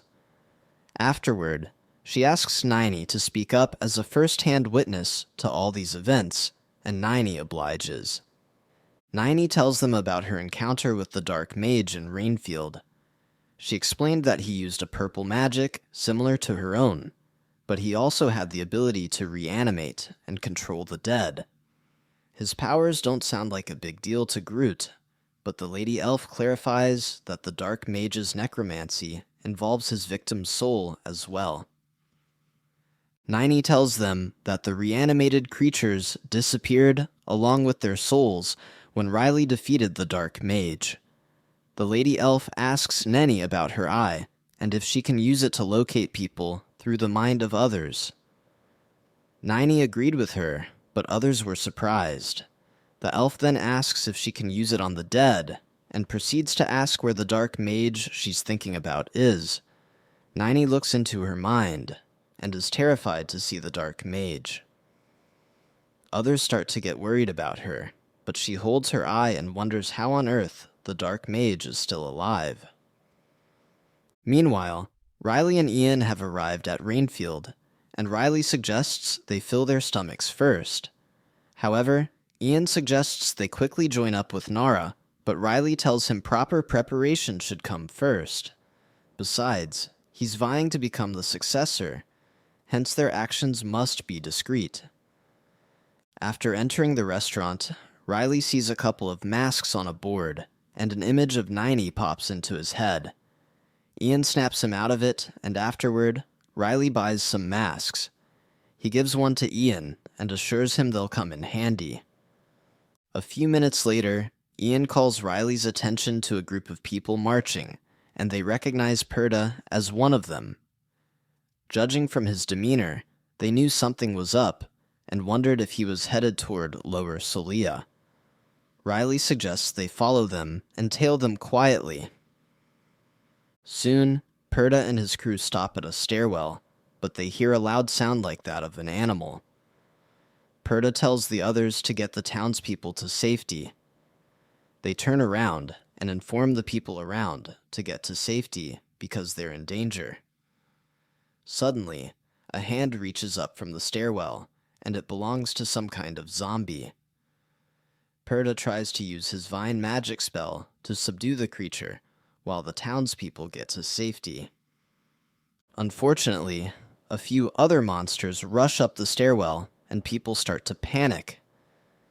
Ian and Riley see this and figure out that they must be reanimated corpses. They then decide to go see Nara immediately. Perda, on the other hand, struggles with the corpses, but manages to secure entrance with his spell. Meanwhile, the Dark Mage appears to have acquired the body Grand Mage Astroa, all thanks to Libezla. Libezla advises him to not lose his new body, and he agrees that dying again would be ungrateful. He then promises to get revenge and summons more corpses from the ground. Perda and his crew were still wondering how the zombies keep coming back when they hear a voice call to them. They were surprised to see Astroa, accompanied with Libezla, and ask them what they were doing. Just then, an army of the dead appears in front of them, and they get terrified. They try to run and get reinforcements from the magic tower and the temple, but the Dark Mage wouldn't let them. He grabbed them with magic tentacles, but Perda managed to cut them loose with fire magic, causing the Dark Mage and Libezla to smile at his resilience. In the temple, Frisia prayed to Irenessa concerning the revelations regarding Libezla and the dragon. Just then, Irenessa calls her. She tells Frisia to seek the dark butterflies because the child of the dark butterflies will show her the right path. Further along, Ian looks troubled, and Nara asks him if he is fine. Afterward, she asks them what they noticed about the reanimated corpses.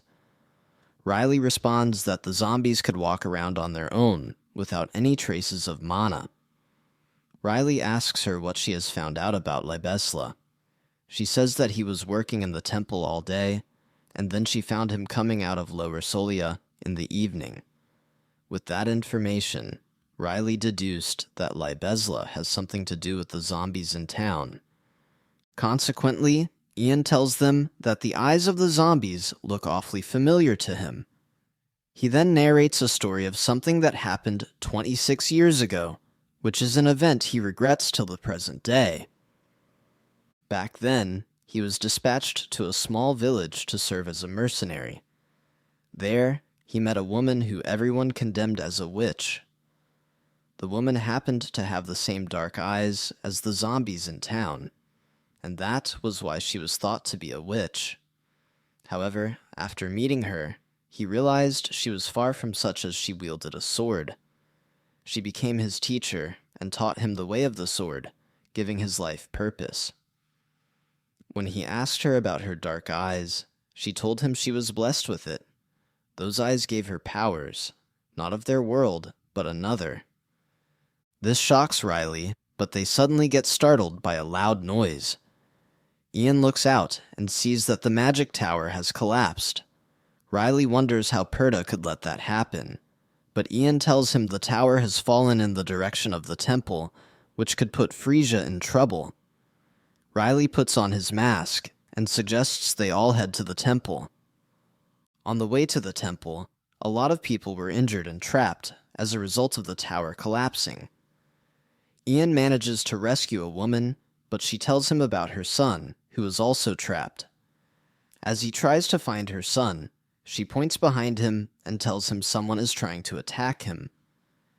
Ian swings his sword backwards in self-defense, but the person turns out to be Frisia. Frisia asks him to put his sword away, and she doesn't seem to recognize him because of the mask.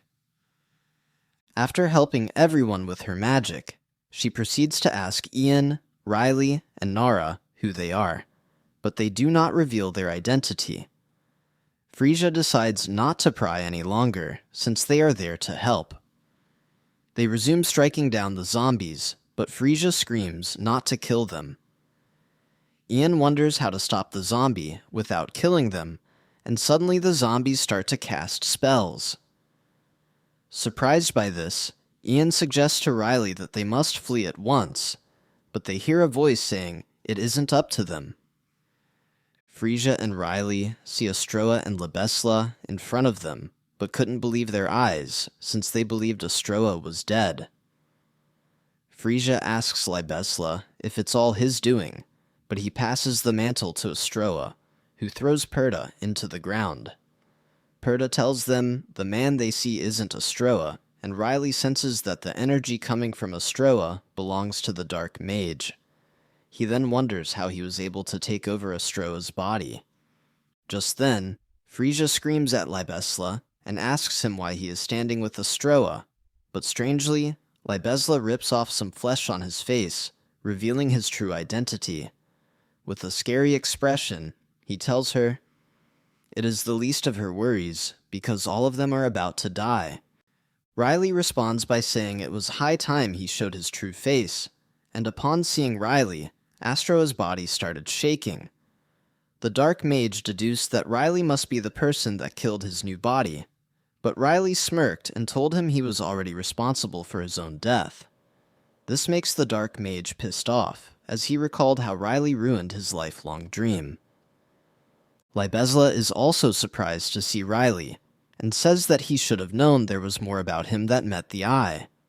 However, he can't let him live now that he has seen his true face. Riley replies that he's not planning to die, and they now appear to have reached an impasse. He then tells them to stop their attempt to open up the gates to the Netherworld, and this surprises the villains, who start to wonder how he knows about their plan. Sadly, Riley talks a bit too much and lowers his guard. The Dark Mage uses the opening to attack Riley's companions, and just as he tries to save them, the Dark Mage also traps him with the tentacle. Out of nowhere, a fireball is sent toward Frisia, and Perda can't stop it since his powers have been drained. Frisia doesn't react quick enough, and just closes her eyes, believing it is her fate to die there. However, she sees dark butterflies and remembers Irenes's instructions to her. Like a hero, Niney appears out of thin air in purple magic, just in time, and saves Frisia. She then breaks Riley free from the trap and apologizes for arriving late. Seeing this shocks Libesla, and he wonders who she is. The Dark Mage as well was surprised she could use spatial inversion, which is a 7th circle spell. Perda thought he heard wrong, and asked Niney how a 6th circle mage like her could suddenly use a 7th circle spell. Niney tells him that they'll catch up later because she has more important things to do. She then asks Riley to brief her about the situation, and he calls Astroa and Libesla the bad guys. She then tells him to stand back while she takes care of them quickly. Niney gets to work and incapacitates the zombies in her way with her magic, but some of them start to cast spells. She deals with those ones as well, and also sends her sword through one of the zombies behind Ian. She tells Ian she's been working on her swordsmanship, which he admits is evident. While Libesla was wondering how Niney got so strong, Niney sent an attack behind them.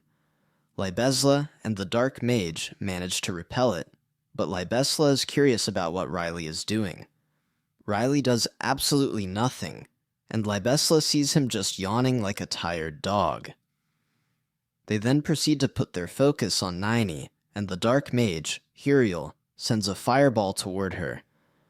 Unfortunately for them, Niney blocks the fireball with her cloak, which is fire repellent, and she starts to overwhelm them with her purple magic. Just then, Libesla suggests they use their last resort, and Huriel gets down with it. However, Huriel claims he will need about 30 seconds, because that's how long it will take him to summon the beast. Suddenly, a black magic circle appears behind Libesla, and Riley notices this.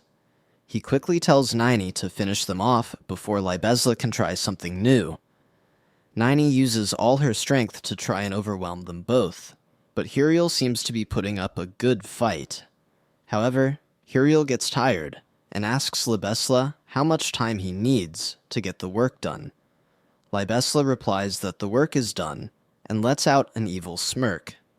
He then calls out his summon, and the ground starts to shake as if an earthquake is about to happen. Just then, a large creature breaks out from the ground and stares down at Riley and Niney. They realize that it is a dragon, and Riley wonders how on earth they were able to summon a dragon, even though it's not fully formed yet. Swiftly, Huriel jumps on the dragon and wraps it up with the tentacle magic. The dragon struggles for a while, but soon it opens its eyes, and it turns out to be similar to that of the zombies. Afterward, Huriel claims to finally get his revenge, and the dragon lets out a loud screech. Suddenly, the dragon starts to suck in the air, and Riley had to hold onto the ground with his sword so he wouldn't get sucked into the dragon's mouth. Niney realizes that the dragon is trying to create a dragon breath, and she remembers Endal's warning about dragon breath. He told her the only thing that can stop a dragon breath is dragon breath. Hence, if she's unable to avoid the dragon breath, she is goner. Niney wonders how people who weren't able to put up with her 7th circle spells earlier could suddenly summon a dragon, and the culprits laughed in her face. Niney looks into the dragon's mouth, which is filled with dragon breath, and becomes terrified. She wonders if it is the end after all, but she sees Riley in front of her, asking why she's scared. Riley tells her she's not alone, and reminds her of the first conversation they had back in Solia.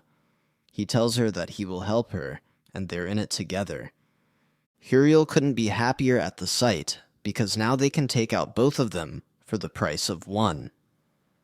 Just then, the dragon shoots its breath at them, and Riley holds on to 90. He tells her that she can pick those apples for him in their next life. 90 feels guilty because Riley will end up dead because of her, and she starts to apologize to everyone they knew. Huriel and Libesla celebrate their victory, but suddenly they feel a rush of fire quenching their dragon breath. Libesla asks Huriel what is happening, but he doesn't seem to know. Just then, a red dragon appears out of the blue and blows its breath into that of the undead dragon. The yellow flame completely extinguishes the blue flame, leaving the culprits with nothing but failure. Riley calls 90, but she appears to be enjoying their moment a little too much. After returning to her senses, she smiles awkwardly at Riley, which catches him off guard. Just then, they get scolded by Endal, who had warned initially not to do anything stupid. The mere sight of the red dragon terrifies Libesla, and he remembers Frisia telling him that a dragon will appear in Solia. Endal approaches the two culprits, and no matter how hard they tried, they couldn't move. Endal looks down at Libesla, who at this point might have peed himself. He tells them to wait while he goes to take care of their undead dragon. Huriel tries to do something, but Libesla warns him not to move and just stay where he is for now. Riley commends Libesla for being smart, and asks Endal what he plans to do with the undead dragon. Endal says he doesn't know the dragon personally, so he has no problem obliterating it. He then burned the dragon with his breath, and mashed on it, till it was completely gone. He then goes back for the other two, and he is accompanied by Riley, acting like the boogeyman. Huriel tries to say something, but Riley slashes his chest, and he starts to beg for his life. Riley claims that he won't give him an easy death, and he uses his time attribute to keep him on the ground. Libesla laughs hysterically, which makes Riley wonder what he has up his sleeve. Before attempting to finish him off, Riley decides to interrogate him and feed his curiosity. Riley asks him about their big dream, how they got the dragon, and their funny business with the netherworld. Libesla smirks like an evil mastermind as he prepares to tell Riley about their dream. However, he doesn't have any plans of saying anything, and he just wants to stall Riley. Sadly, his plans got ruined when Huriel started revealing the truth to Riley. Huriel says their dream is to gather the souls of humanity and open up the gates to the netherworld. Also, the dragon was a gift from the one below. Libesla screams at Huriel to stop snitching, but Riley asks him what the netherworld is. As Huriel tries to explain, his face suddenly starts to swell, and within a few seconds, he explodes. Apparently, it was done by Libesla, and he claimed he had no choice but to stop him from revealing their secrets totally. This pisses Riley off, and he doesn't even want to hear about their secret anymore. All he wanted to do was slice up Libesla and leave him to take his secret to his grave. He raised up his sword and slashed Libesla, but he was protected by a force field. The force field happened to have been generated by the female elf, who eventually tells Riley that she will be taking Libesla back with her. Through her energy, Riley quickly guessed that she's a dragon, and she introduced herself as Isilter, the leader of the dragons. She claimed that dragons have long worked together to preserve the world balance and also protect the Wheel of Fate, which is why the priest must come with her. She tells Riley about her intention of extracting information from him before disposing of him, but Riley refused her request. She tries to convince Riley that killing him now won't do any good, because things might be fine in 100 years, but there's no guarantee. Riley doesn't agree with her, and resumes striking the force field around Libesla. He says he prefers to live in peace now, and leave the trouble to the heroes in the future. He leaves a crack into the force field, and judging from his energy, Isilter realizes his mana is beyond measure. Isiltur holds Riley up with magical chains and tells him what he's experiencing is a flash of time, but Riley wouldn't budge. He breaks through the chains and starts walking toward Libesla. He tells Isiltur that he's tired and sick of all the worries in his life. He approaches Libesla and attempts to slash, but he gets stopped by Voice. The voice belongs to a shadow-like figure, and he says he is disappointed in Libesla for waking him up far too early. A very big hand comes up from the ground and moves toward Libesla. Riley tries to swat it away, but the hand breaks his sword in half. The hand grabs Libesla and starts getting away, but Riley follows it. However, a dark figure appears in front of Riley and claims he is trying to flee from his past life. Riley is shocked to hear this, and the figure says his memories are quite fascinating. The figure thanks Riley for the show and gives him a gift in return. The gift was a sweeping punch to the chest, and Riley crashed into a building. Afterward, Isiltur tries to hold the hand with her magical chains, but she isn't strong enough. Nini then joins her, but it is too late, and the hand is gone. Nini tries to locate it with her eyes, but what she sees is the modern world she once saw in Riley's dream, and a dark figure flying in it. Nini tries to figure out Riley's connection to the strange world, and concludes that Riley must be hiding something. Then, a few hours after the altercation, Leutrina briefs Count Epheleta about the incident. She tells him that his suspicions about Riley are right. When she provoked him earlier, he showed a bit of strength, which means he's deliberately concealing his true strength. After she suggested Riley best his guard, Riley called her guard delusional. This upset the guard, and he tried to unsheath his sword. But he is met with Ian, who tells him not to get ahead of himself on Epheleta grounds. Leutrina senses Riley's lack of cooperation and threatens to report him to his father. Riley calls her bluff, but she insists on telling the Count that she wants them to be betrothed. Hearing this changes Riley's mind, and he asks Ian to referee the fight. Riley gets ready to fight the guard, and the guard glares at him. Riley mocks the guard for attempting to scare him, but he stands no chance. Suddenly, he gets a flashback about how people used to refer to him as the warrior, and this makes me feel nauseous. He backs away from the fight, and the guard becomes furious. While Riley's back was turned, the guard ran toward him with a sword, but Riley's aura pinned him to the ground. Leutrina sees this and asks Riley how he was able to do that, but Riley pretends he didn't do anything to her guard. After explaining this to the Count, Leutrina laments that Riley already finds her annoying, and they can't be matched anymore. The Count then offered Liad to her, but she tells him he doesn't give her much thrill. She then proposed an alternative. Usually, the invitation to her family's banquet service is given to the Epheleta family's successor. However, she would like to extend the invitation to someone else this time. In the living room, Riley snuggles with Nini and blames himself for letting himself be carried away earlier with Leutrina. Just then, Nini tries to talk about his reason for backing out of the fight, and if it is related to the other world, but Riley asks her not to talk about it. He then summons Hellion, and she comes out of hiding. Afterward, Riley asks her about the procedures needed to turn Nini into an artificial fairy.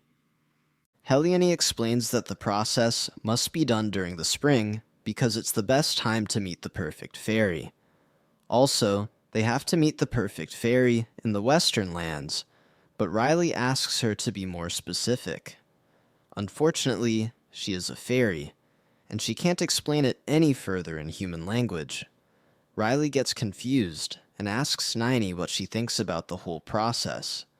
Nini replies that she's ready to do whatever it takes, as long as it will allow her to stay by his side. Just then, Helliony finds a way to ruin the mood by asking an unnecessary question. She asks Riley who he thinks is prettier between Leutrina and Nini.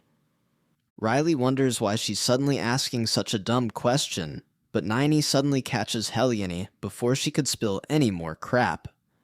She then scolds Helione before dashing out like she's running from death, leaving Riley confused. Later in the afternoon, Riley goes to his father's office after being summoned. After entering the office, Lloyd takes his leave, but gives Riley a quick glance. Riley asks if there was something on his face, but Lloyd says he is just getting a good look at him before leaving. Ryan's departure must have taken a huge toll on him, and he rushed out in embarrassment. Afterward, the Count hands Riley a letter, and as soon as he reads it, he screams that he won't go. The letter is an invitation to the Felizneon family banquet, and Riley says he isn't interested in hearing people badmouth him. He angrily slams the letter on the table, and claims his father should have asked him first, before telling him to accompany a lady he just met to a banquet. The Count has never seen Riley that angry before, but he urges him to calm down. He then asks why he has hidden his true talents from him. Also, he shouldn't try to deny it because he has heard all about it from Ian, Iris, and even Sarah. Riley thought about this and fell into the darkness of his past life. There, he was surrounded by people who hated him, blamed him for their misfortune, and never commended him for helping them whatsoever. His father then asks about the medal he received, and how he was present during the Grand Mage's defeat.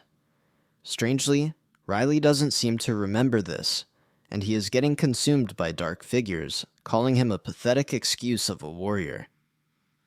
Soon, multiple dark figures gather in Riley's face and start to curse his name for letting them die in vain. It reached a point that he couldn't hold it anymore, and he screams out that he didn't kill them. While he tries to deny their deaths, an image of Lady Orlis and her father begging him to spare them pops up. The Count manages to calm him down, and he apologizes for being out of it. The Count suggests he goes to his room to rest, and Riley leaves. Just before leaving, the Count tells Riley that he believes in him, but Riley just slams the door behind him. Deep down, the Count never called him because of the invitation. He called him to tell him how proud he is of him. However, he wonders what his son is hiding from him this time. The next day, Riley, Ian, and Niney are getting ready for their journey to the Western Lands, but they're waiting for Sarah to arrive with her luggages. After arriving, Sarah asks about the horses and carriages, but Riley tells her they'll be going by foot. Sarah gets shocked, but Niney creates a magical portal and tells her they'll be teleporting there. Riley goes in first, and Niney tells Ian and Sarah to quickly follow up, because once the portal closes, it will take a while before it reopens. However, Ian and Sarah seem to have trust issues, but Niney convinces them that it's completely safe because she created it. In the Western Lands, Ian is nowhere to be found, and they realized that he was too scared to use the portal. Sarah wonders if they'll have to open it again, but Niney says it will take about 15 days before she can do that again. Then, they suggest they keep on moving and meet up with Ian later in the day.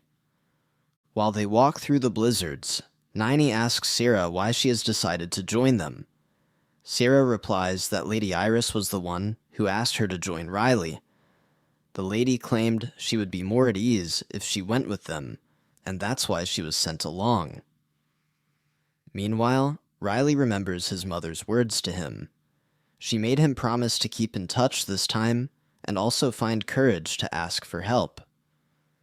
She warned him not to carry all his burdens alone. At night, the three of them make a campfire in a cave. There, Niney and Sarah figure out their location on a map.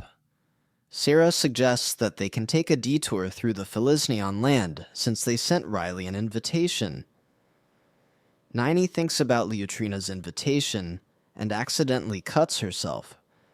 Sarah fixes her up and tells her she's too pretty to be injuring herself.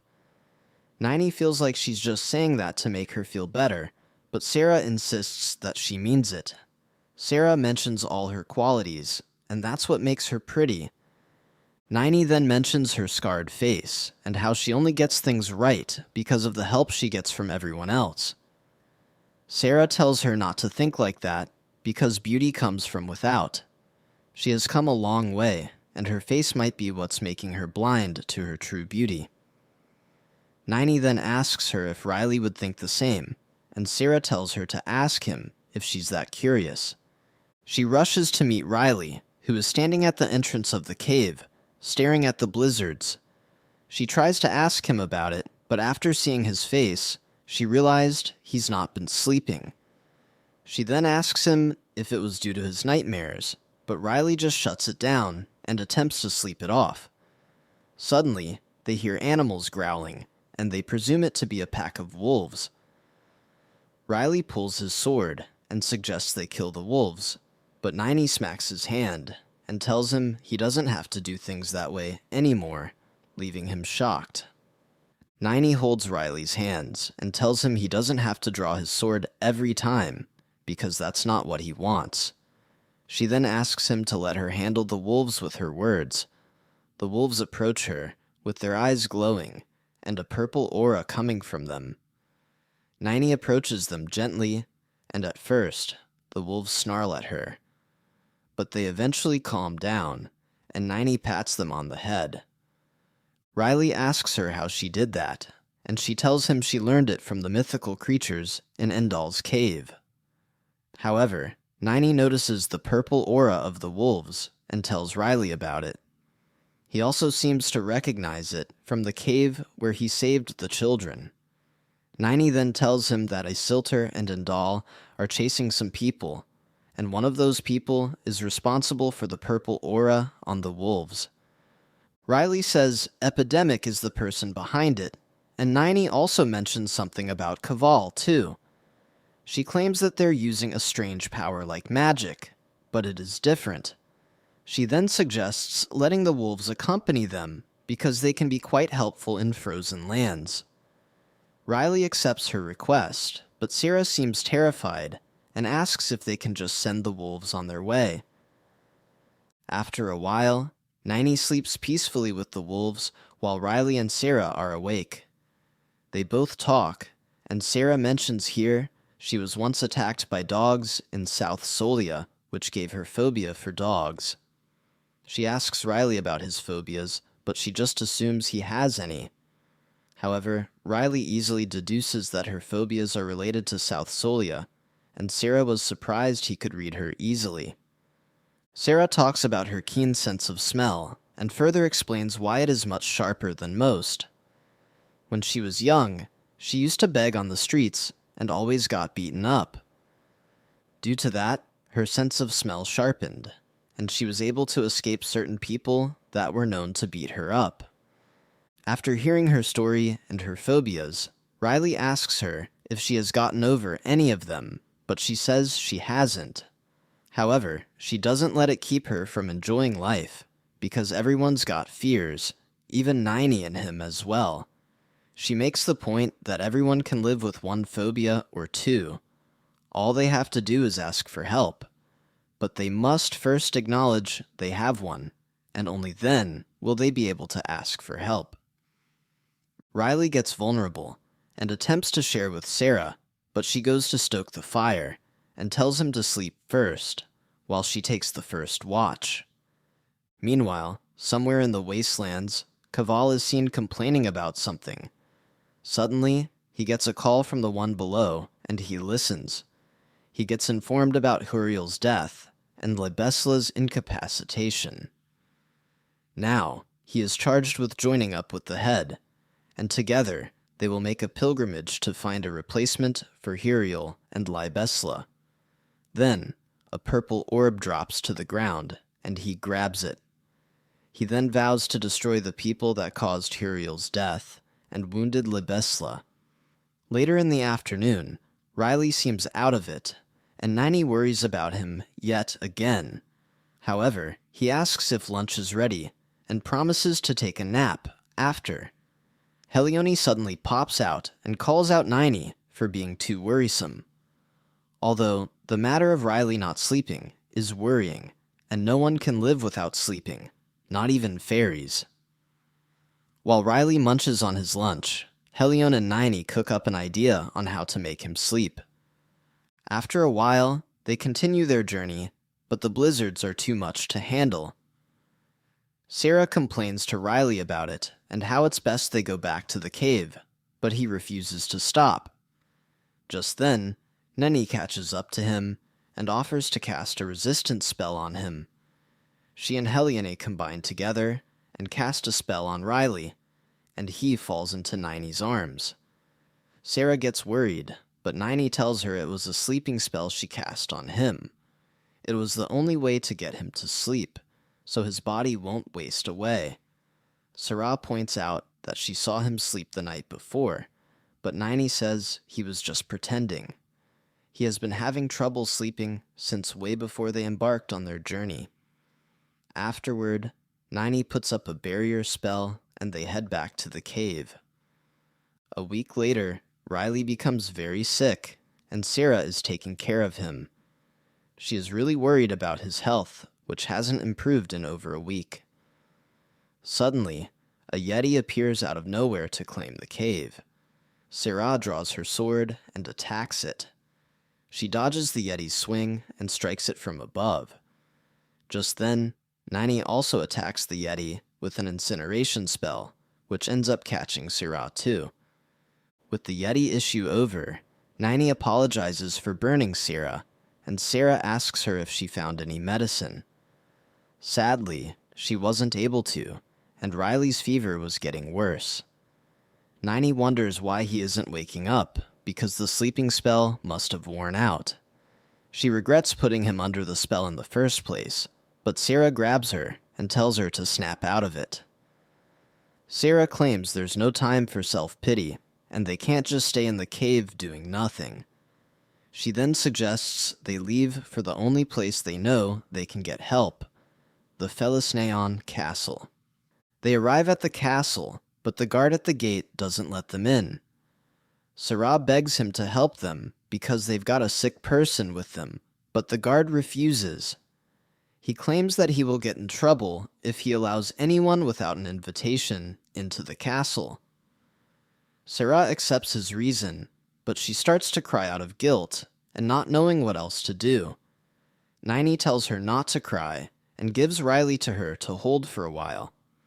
She goes toward the guard, and this time he's pointing his spear at her. She melts his spear, and he quickly realizes she's a mage and tries to call for backup.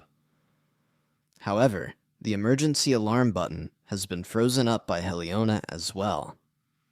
Niney holds up a giant ball of purple fire and tells the guard to let them in.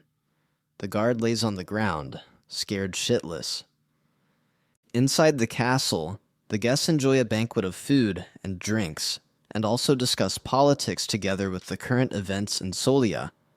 They talk about the blasted temple and how the saint has run away. Also, they talk about Count Epheleta and his chosen successor, and how he got into it with his firstborn son. Soon, they shifted to Leutrina and talked about her beauty and whatnot. Leutrina walks in, and she is disgusted by all the gossip.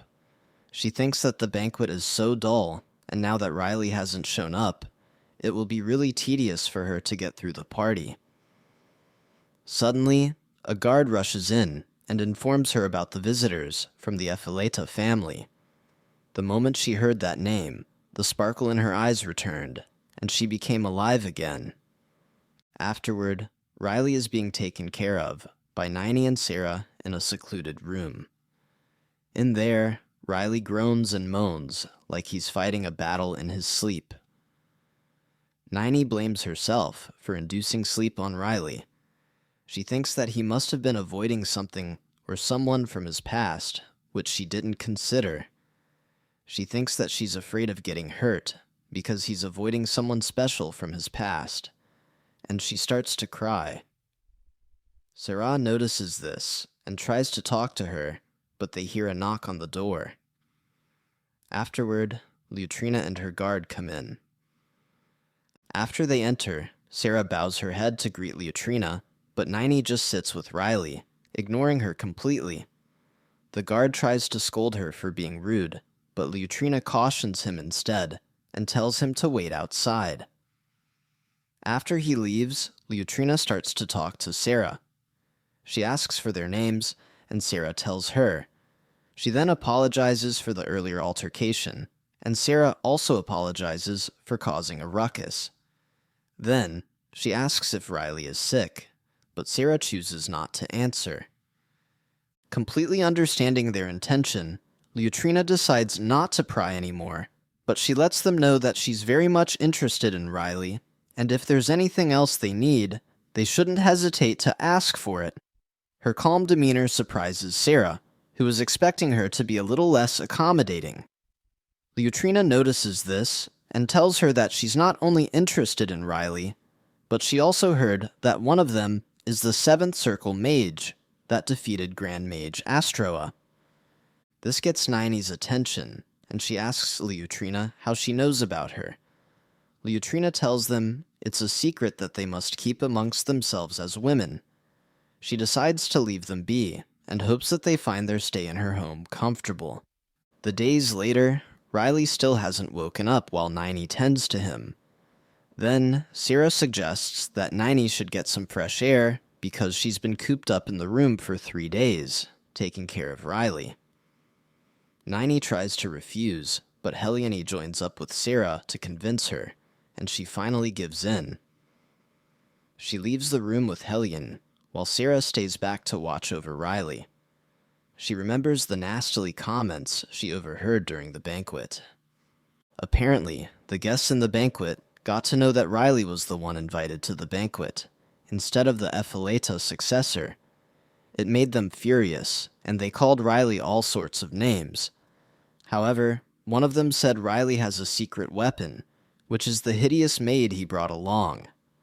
The person claimed that the maid is a 7th Circle Mage that defeated Astroa in the last spring. The person suggested getting her on their side and putting her at the top of the magic tower. However, others pointed out that it would be difficult to sell her for that post due to the ghastly scar on her face, and it would be better to look for better options.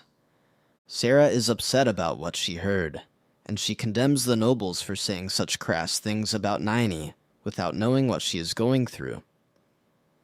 Meanwhile, Niney gets approached by Leutrina during her short break of getting some air.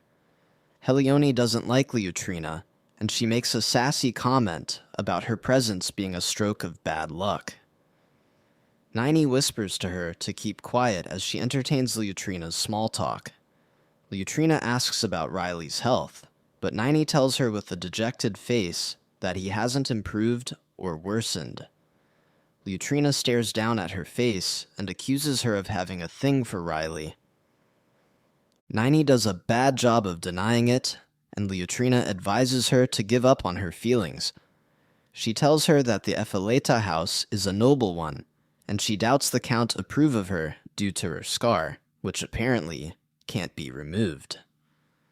Helione gets furious at Leutrina and threatens to remove her head, but Niney tells her to calm down. Leutrina continues that no one would want to come to their wedding, and Niney agrees with her. Suddenly, Leutrina switches up and tells Niney not to look dejected. Although the people might not want to come, they have no choice but to attend.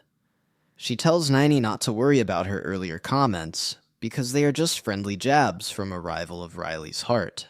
After Leutrina left, Niney sits on a bench while Helione talks smack about her.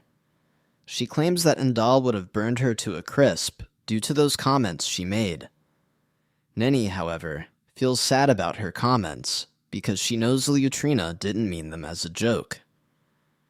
Helione tries to get her to snap out of it, but Niney's self-esteem is on an all-time low. She points out that there is no point in getting back at Leutrina because there's no way she and Riley could be together in the first place. However, Helione tells her that it is possible, and once she becomes a fairy, her scar will clear up. Afterward, they both head up to their room to talk about the process. In the room, Helione recites some poetry about the perfect fairy's location, but Sarah and Nini can't seem to decipher it. Helione tells them it's a bit hard to pinpoint the exact location, but it is surely somewhere nearby. Upon hearing this, Nini tells Helione to picture the perfect fairy in her mind, since she has seen it before. Helione asks for the reason, and Nini tells her she intends to locate the perfect fairy with her eye. Helione pictures the fairy, and Nini tries to locate it with her eye. During the process, she feels a bit of pain in her eye, but she continues to search. After a while, she sees a dark figure and suddenly screams out, holding her right eye. Sarah tells her not to overwork herself, because Riley wouldn't want that, and she apologizes for being stubborn yet again. She then tells them she has the location of the fairy. However, when she was asked where the fairy was, she pointed at Riley. Helione and Sarah wonder why she's suddenly pointing at Riley, but she explains that he is the key to finding the perfect fairy. Helione points out there's nothing in the poetry that implies that Riley holds the answer, but Nini tells them they can't see those clues because they are inside his dream. Helione asks how it's possible that the fairy she met weeks ago is now inside Riley's dreams, and Nini says she's about to find out. She prepares herself to enter into Riley's dream, but Helione tries to stop her. Helione tells her that it's too dangerous because she could end up being a vegetable if she misses his way in another person's memories. This scares Sarah, and she advises Nini not to put herself any further. However, Nini insists on doing it because she believes it's the only way she can help him. Sarah then accepts her decision, but Helione isn't letting go. She tells Nini that Endal will turn her into a doll if she fails, and she'll also get into trouble with him as well. Nini tries to convince her that Endal wouldn't do such, but she crashes out and blames humans for always making irrational decisions. Nini holds her up and tells her that Riley has always been the reason she wanted to live as a fairy. She then tells Helione and Sarah to watch her back while she's in Riley's dreams. Sarah hugs her and makes her promise to come back safely. Afterward, Nini enters Riley's dreams and falls unconscious. Meanwhile, Leutrina wonders how Nini was able to develop into a seventh circle mage that quickly, and she regrets not reading her mind long enough. Then, she hears a tap on her window, and she sees a strange bird delivering a message note to her. She opens it, and it is addressed from the right arm to the head. After reading the letter, she gets a crazy look in her eyes, and claims she has to make Riley hers. 2 days later, Riley and Nini are still unconscious, and Sarah is starting to worry. Helione tells her to cool her nerves because it's only been 2 days, and Sarah sighs. Helione claims that constant sighing won't help their case, and maybe she should pray to Ernessa instead. Sarah asks her how she knows about their religion, and she snitches on Nini. Suddenly, they hear a knock on the door, and it turns out to be Leutrina asking about Riley and Nini. Sarah tries her best to keep her off, but she ends up coming in. She then sees Riley and Nini sleeping side by side and holding hands. She gets pissed at the sight and attacks Sarah. Before Sarah could react, she had already been sent flying through the window. With a lustful look in her eyes, Leutrina grabs a hold of Riley and promises to share a whole lot of memories with him. Inside Riley's dream, everywhere is dark, and Nini tries to light it up with magic, but magic doesn't seem to work in there. She calls Riley as she walks through, but she gets no response, and the place is like a giant maze. Just then, she hears a sound coming closer to her. It turns out to be a firefly, but the firefly morphs into a dark butterfly. The butterfly calls her name and offers to show her some things. The butterfly takes Nini into the world Riley used to live in, and there, She finds the clues that were hidden in Helione's poetry. The butterfly tells Nini that she's now in Riley's past life. Nini asks the butterfly who it is and how it knows about Riley. The butterfly claims it would like to tell Nini all about itself, but they have limited time, and it has so many things to show her. It then morphs into a man wearing a raincoat. He begins to show Nini clips of Riley's past life by passing her one of his memories. In the memory, Riley is seen to have taken up a sword, which kicked off his destiny as the warrior. The man claims that Riley's previous world is much more dangerous than the one she's from. It might look beautiful to her, but it contains no forests or mana. The reason it survived without those things is because of Riley. He then points to a direction and asks Nini to look. There, a man is grabbed by hands from below, and the man gets dragged underground by those hands. Nini gets terrified after seeing this, and the narrator tells her that those hands belong to the creatures of the underworld who Riley has defeated. Back then, people were left to defeat them alone, but Riley was the only person they could lean on because he was the warrior. Nini sees Riley dragging his sword and notices that he is very tired. The man in the raincoat explains that Riley became the warrior at the age of 3, and ever since, he's been wielding the sword every day. He took his first life at age 7, and at age 9, he was betrayed by his master, which led to the death of his older sister. At age 11, he tracked down the master and killed him. At age 12, he had already claimed over 1,000 heads, including that of demons. At 14, he was betrayed by a friend, who ended up killing his parents. Sadly, at that time, he was busy subjugating demons, and he could give his parents a proper burial. Later on, he went after that friend for revenge, but countless lives were lost as a result. Afterward, public opinion turned on him, and they blamed him for all the deaths. He temporarily halted his subjugation, which led to the demise of half the population, and he was punished for it. Nini asks why he was punished, and he replies that it was the easy way out. The goddess had cursed Riley with a form that prevented him from ever dying, and like a slave, he was sent to carry out her witch hunt, both demons and innocent alike.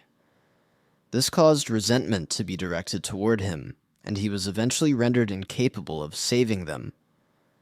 A memory shows Riley talking to a bunch of possessed kids. The kids asked him to help them, and also blamed him for their misfortune. However, with tears and agony, Riley raised up his sword and slashed them all. When Riley turned 16, he defeated the Demon King, but lost his life in the process. Considering all he went through, it's a wonder he hasn't gone insane. However, he is currently in a precarious state because the memories he suppressed have now reached breaking point.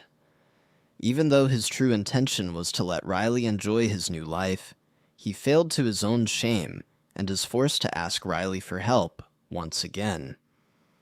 Sadly, if nothing is done, far too many people will die, not just in his world, but in her world as well. Just then, he unveils his true identity, and it turns out to be a female and not a fairy. Nini asks the lady if she's the god of Riley's world, and the one who gave her the eye. She replies that she can't call herself a deity, and their meeting is solely based on the grace of Ironessa. However, she is responsible for her eye, and she'll understand if she resents her for it. Nini scowls at her, and asks her if it was done because of Riley, and the fairy claims she was the best option. Moving forward, Nini further asks if any of her choices have been hers, and the fairy tells her she's been the one making her own choices ever since she met Riley. Nini is relieved to hear this, and she asks for what to do to help Riley. On the contrary, the fairy decides to take care of her problems first, and rid her of her burdens. Luckily, it won't require any transformation, and she'll get to remain human.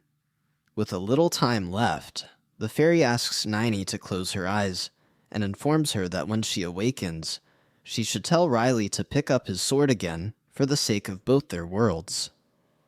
Niney feels that Riley wouldn't like that and opens her eyes. The fairy asks her to shut her eyes again and tells her about the purple ones in her world. The power they wield is of this world, and if they're left unchecked, it will create an imbalance between both worlds, which will lead to the end of all things. Just then, Niney asks for one final request. She tells the fairy to give her all of Riley's past memories so she can reduce the burden on him. The fairy tries to warn her against it, but she's very adamant and wouldn't take no for an answer. The fairy holds up a light containing Riley's memories of pain and agony and passes it on to Niney. Suddenly, the fairy lets out a scream and says that she won't be able to keep up her form much longer. She starts to fade away, and she gives Niney a couple of instructions. She tells Niney to find Riley's holy sword, and it is held by one of the purple ones in her world. Lastly, she must find the purple one that will help their cause, and the basilisk will be the key to it. The fairy fades back into a butterfly and enters Niney's eye. A few moments later, Niney is back into her world, but sees nobody's around. She tries to call them, but she gets a surge of Riley's painful memories. She holds her ground and doesn't let the memories eat her up, but she couldn't control her tears. Afterward, she realizes that her scar and the inner anguish she used to feel were gone.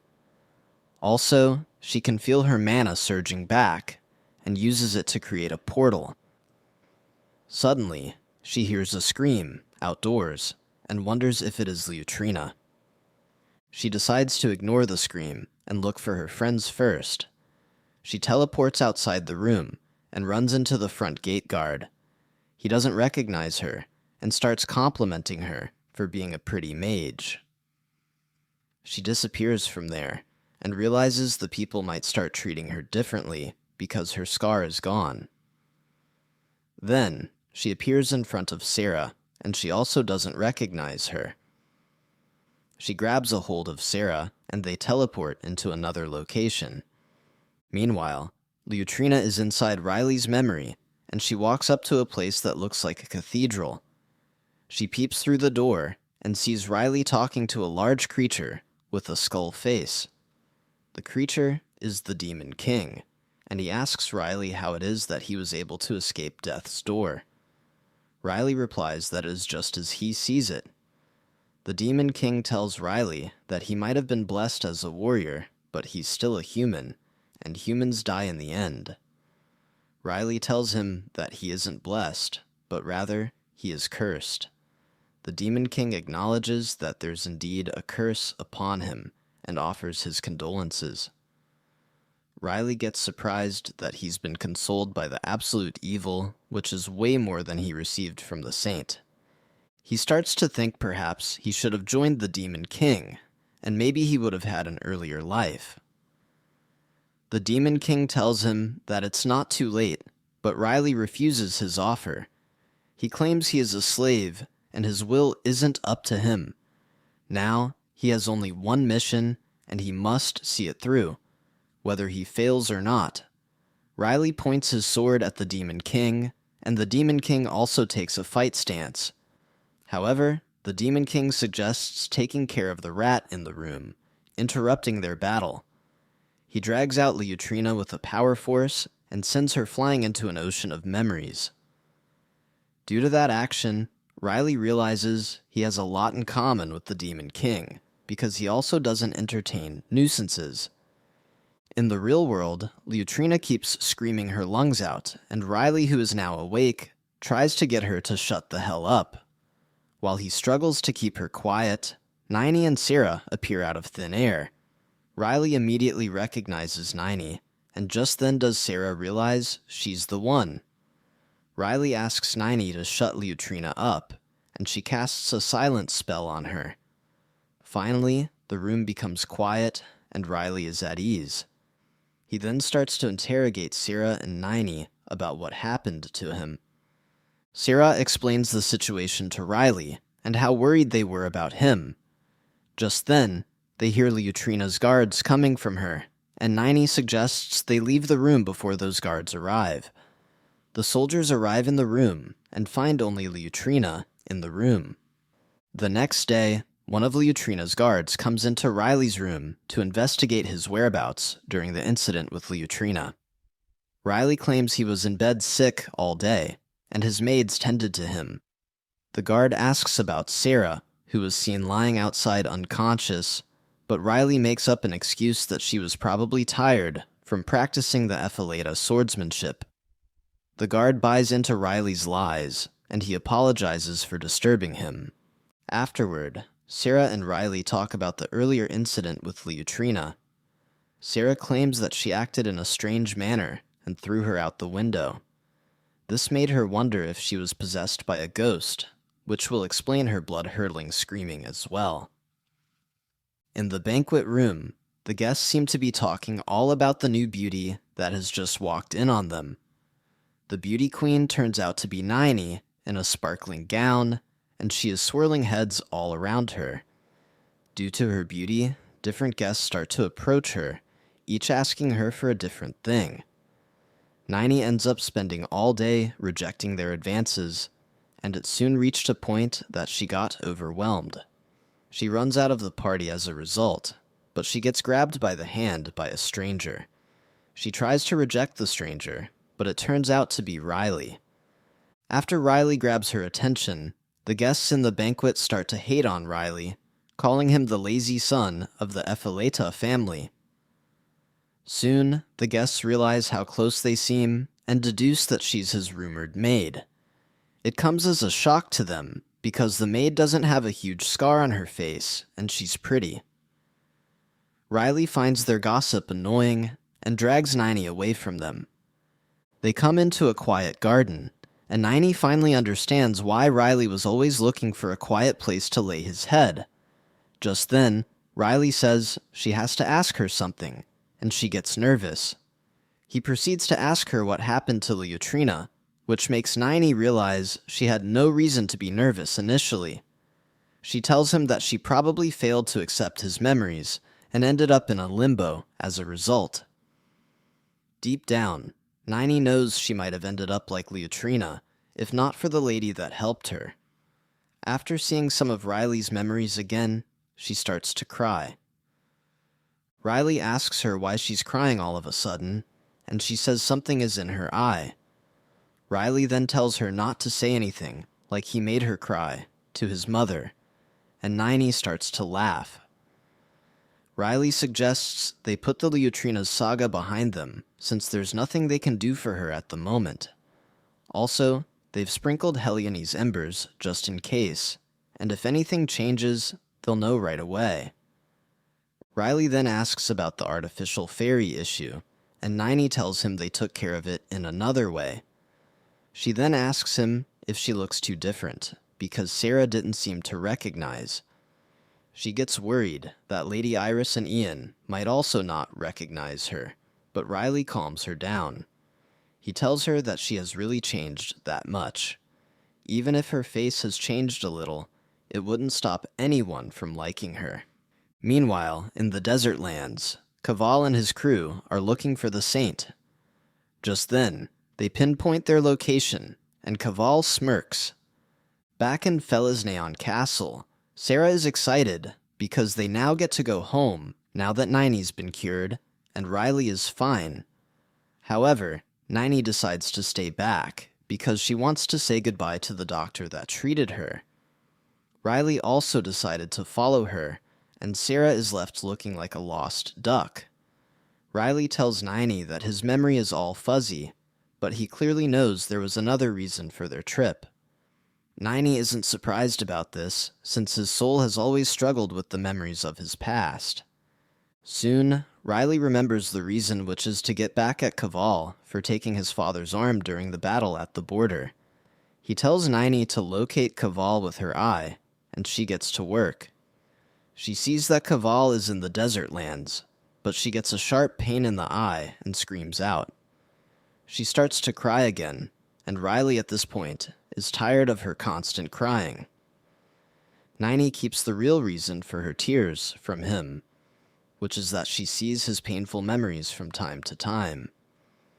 Afterward, she creates a portal leading to Kaval, and before they jump in, they assure Sarah that they'll be fine without her. In the desert lands, Frisia is seen walking with Nara. Soon, they get to a location, and Frisia asks Nara to watch her back for the next 5 hours.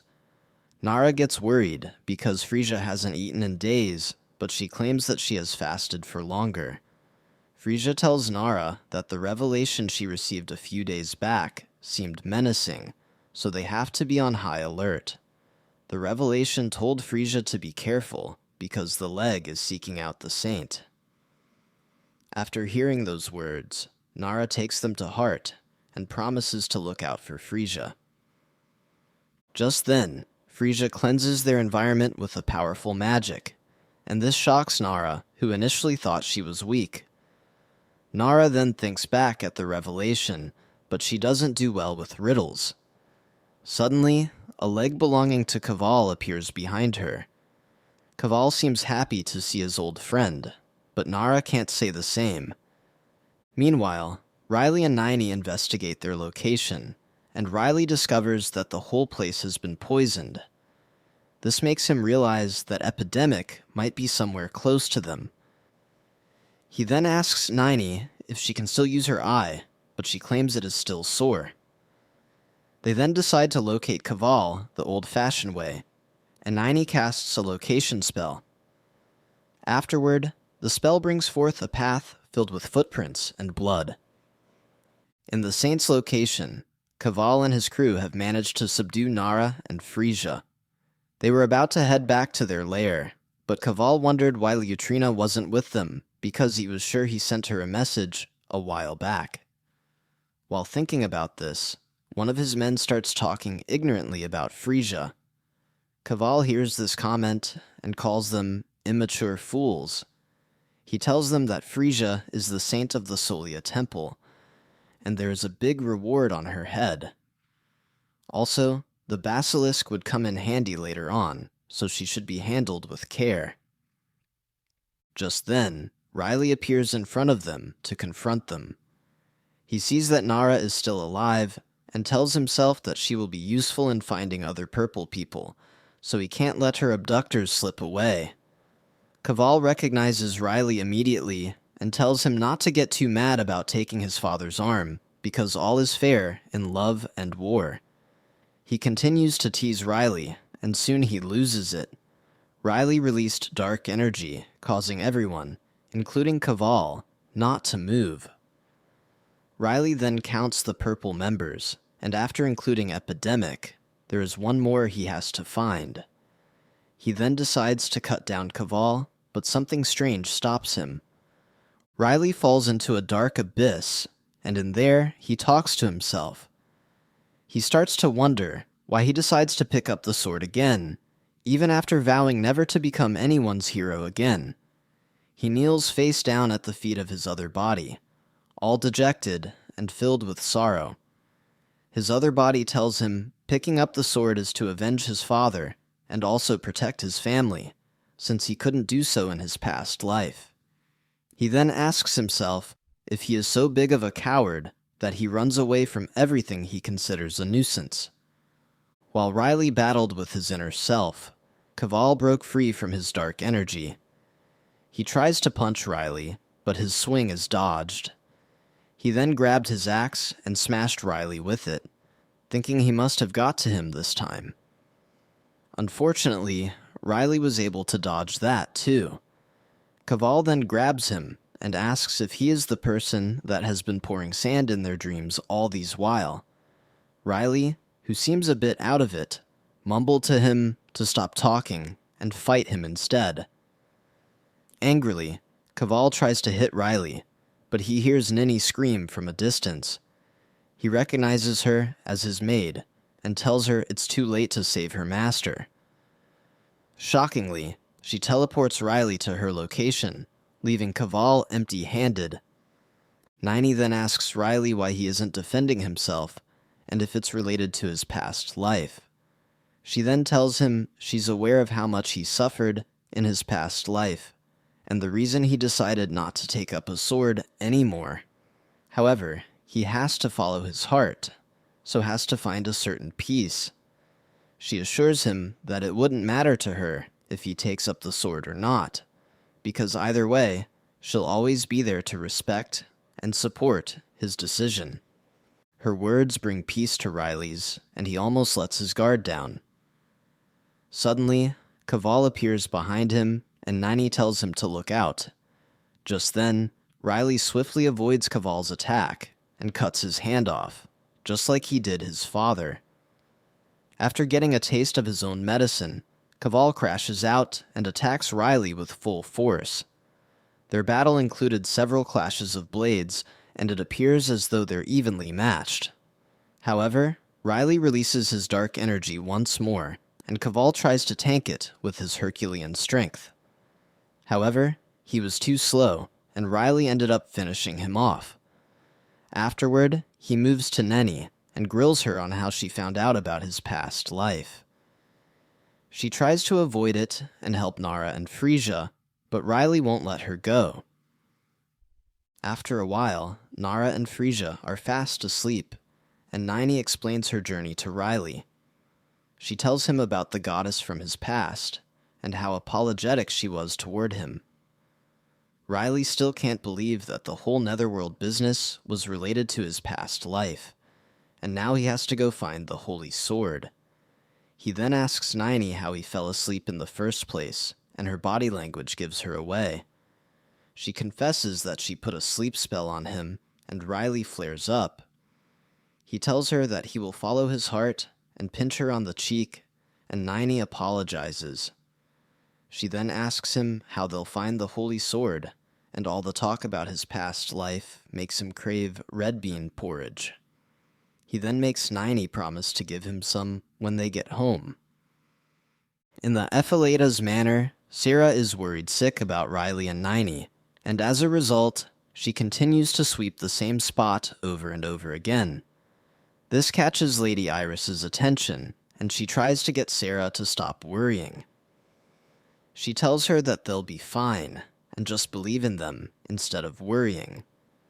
She then mentions that she had to reassure Ian earlier, and Sarah asks about his whereabouts. Lady Iris then remembers she was supposed to give her something from Ian, and she goes to find it. The next day, Nara and Frisia wake up from their slumber, and they're so happy to see that Nini has been fully cured. Nara also notices that Riley's aura is now clearer and no longer murky, but he takes offense for calling his aura dirty. He then asks her about the number of purple people she's met, and she tells him they all add up to 4. However, Riley seems to be sure that there's 6, and after Leotrina, there's still one that is unaccounted for. Frisia then mentions that he has seen someone with long silver hair and a hood, acting suspicious recently. Riley says it might have been a noble lady, but Frisia says she did get that sense, because the person traveled unescorted. Frisia asks Riley why he's suddenly interested in purple people, and he says it wouldn't hurt to keep tabs on them.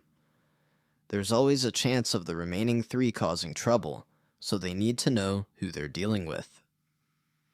Frisia asks if Riley is heading home right away or continuing on his journey, and he tells her he is going to visit the doctor that treated Nini before heading home.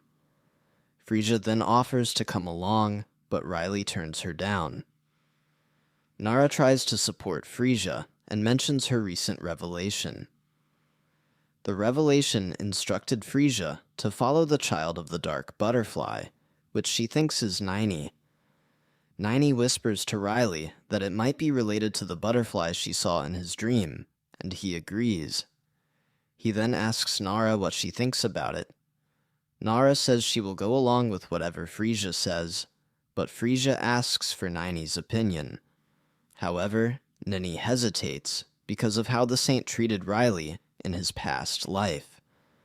then settled it that Frisia wouldn't come with them, and she should start working on purifying the desert lands instead.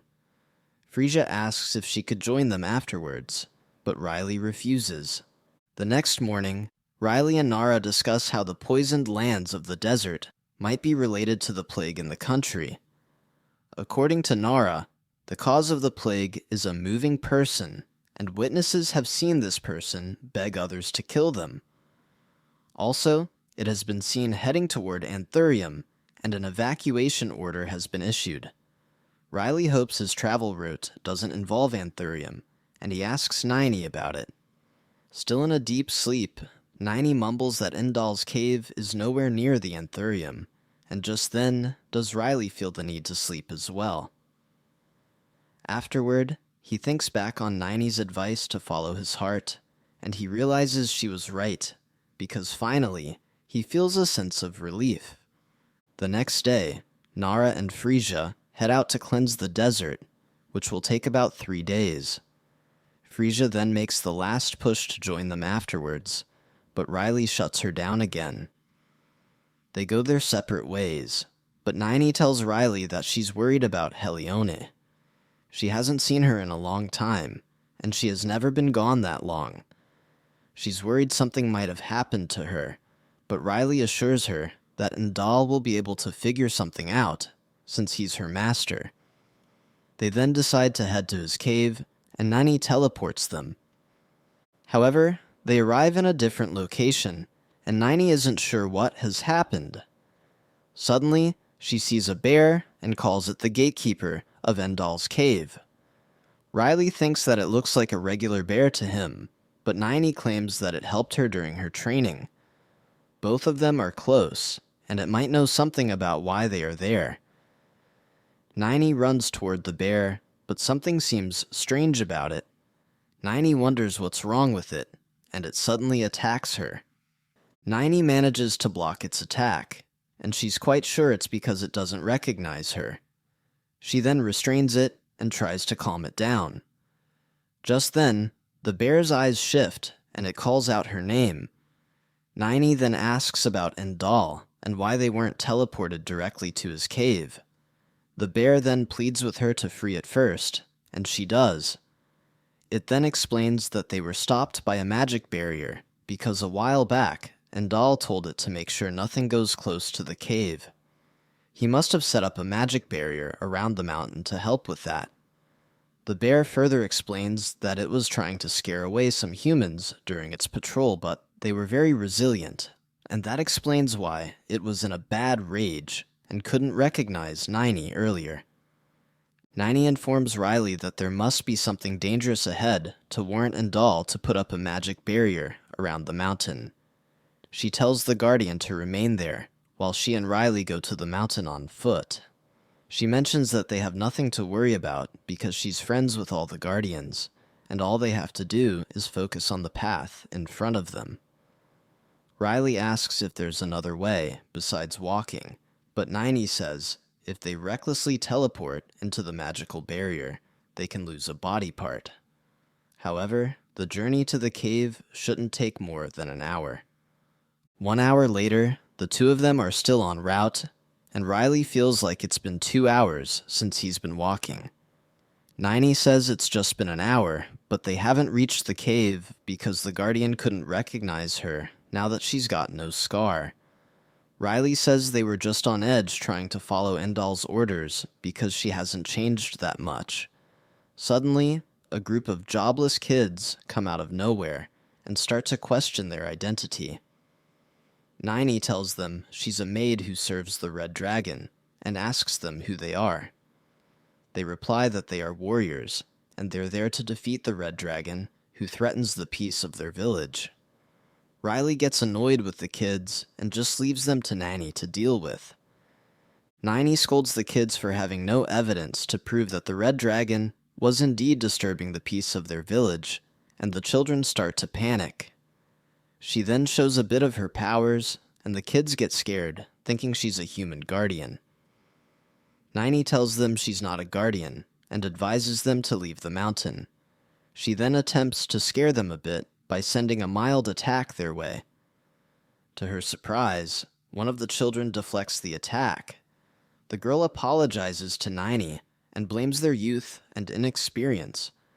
The children ran away from the mountain, like Nini advised, but Nini seemed to recognize the sword style the little girl used earlier. Meanwhile, Riley moves quickly up the mountain, and he gets called by Nini. She lands in front of him after levitating in his direction.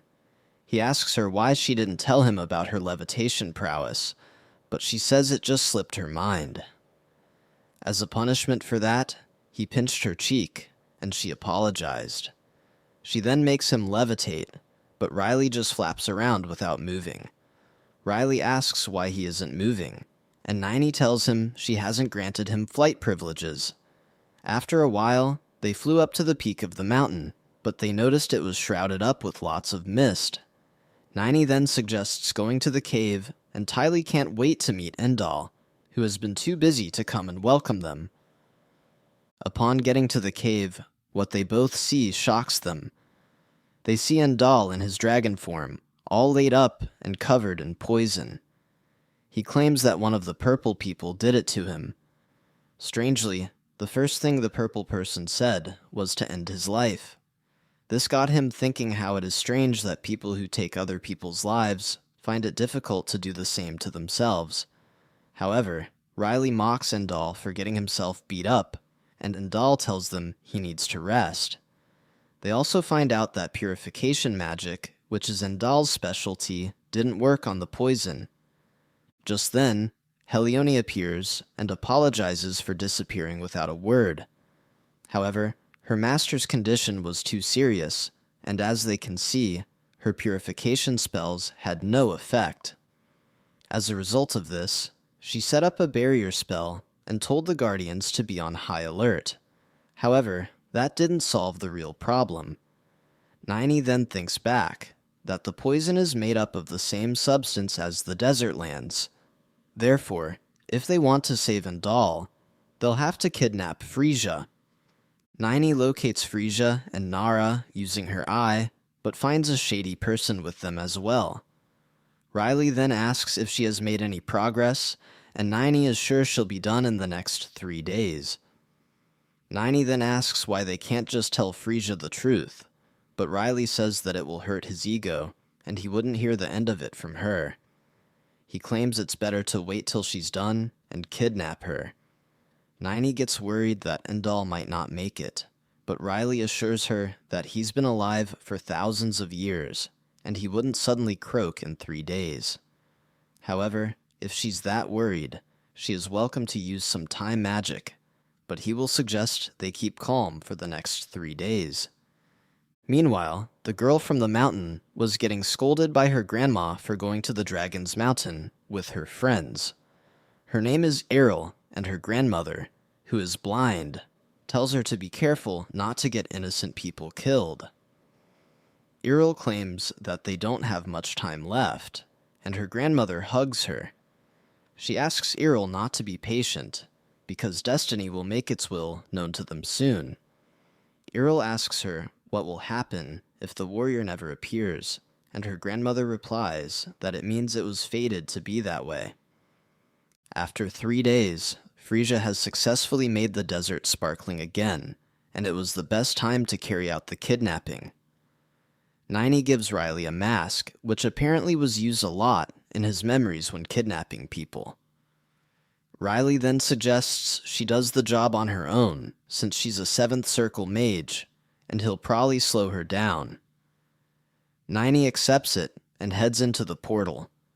Helione calls Riley pathetic for leaving Nini to do a dirty job alone. Riley tells her to wake him up when Nini's back, but suddenly, Nini arrives with ropes tied around Frisia. She claims that it was an easy job using magic to subdue Nara, and capturing Frisia wasn't hard either. Just then, Frisia starts to scream and threaten her abductors, but Nini already kept her from hearing their voices. The sight of it shocks Riley, who wonders how she could be that ruthless to her friend. Afterwards, Frisia puts her hands on Endal and deduces that the same poison in the desert has been inflicted on the dragon.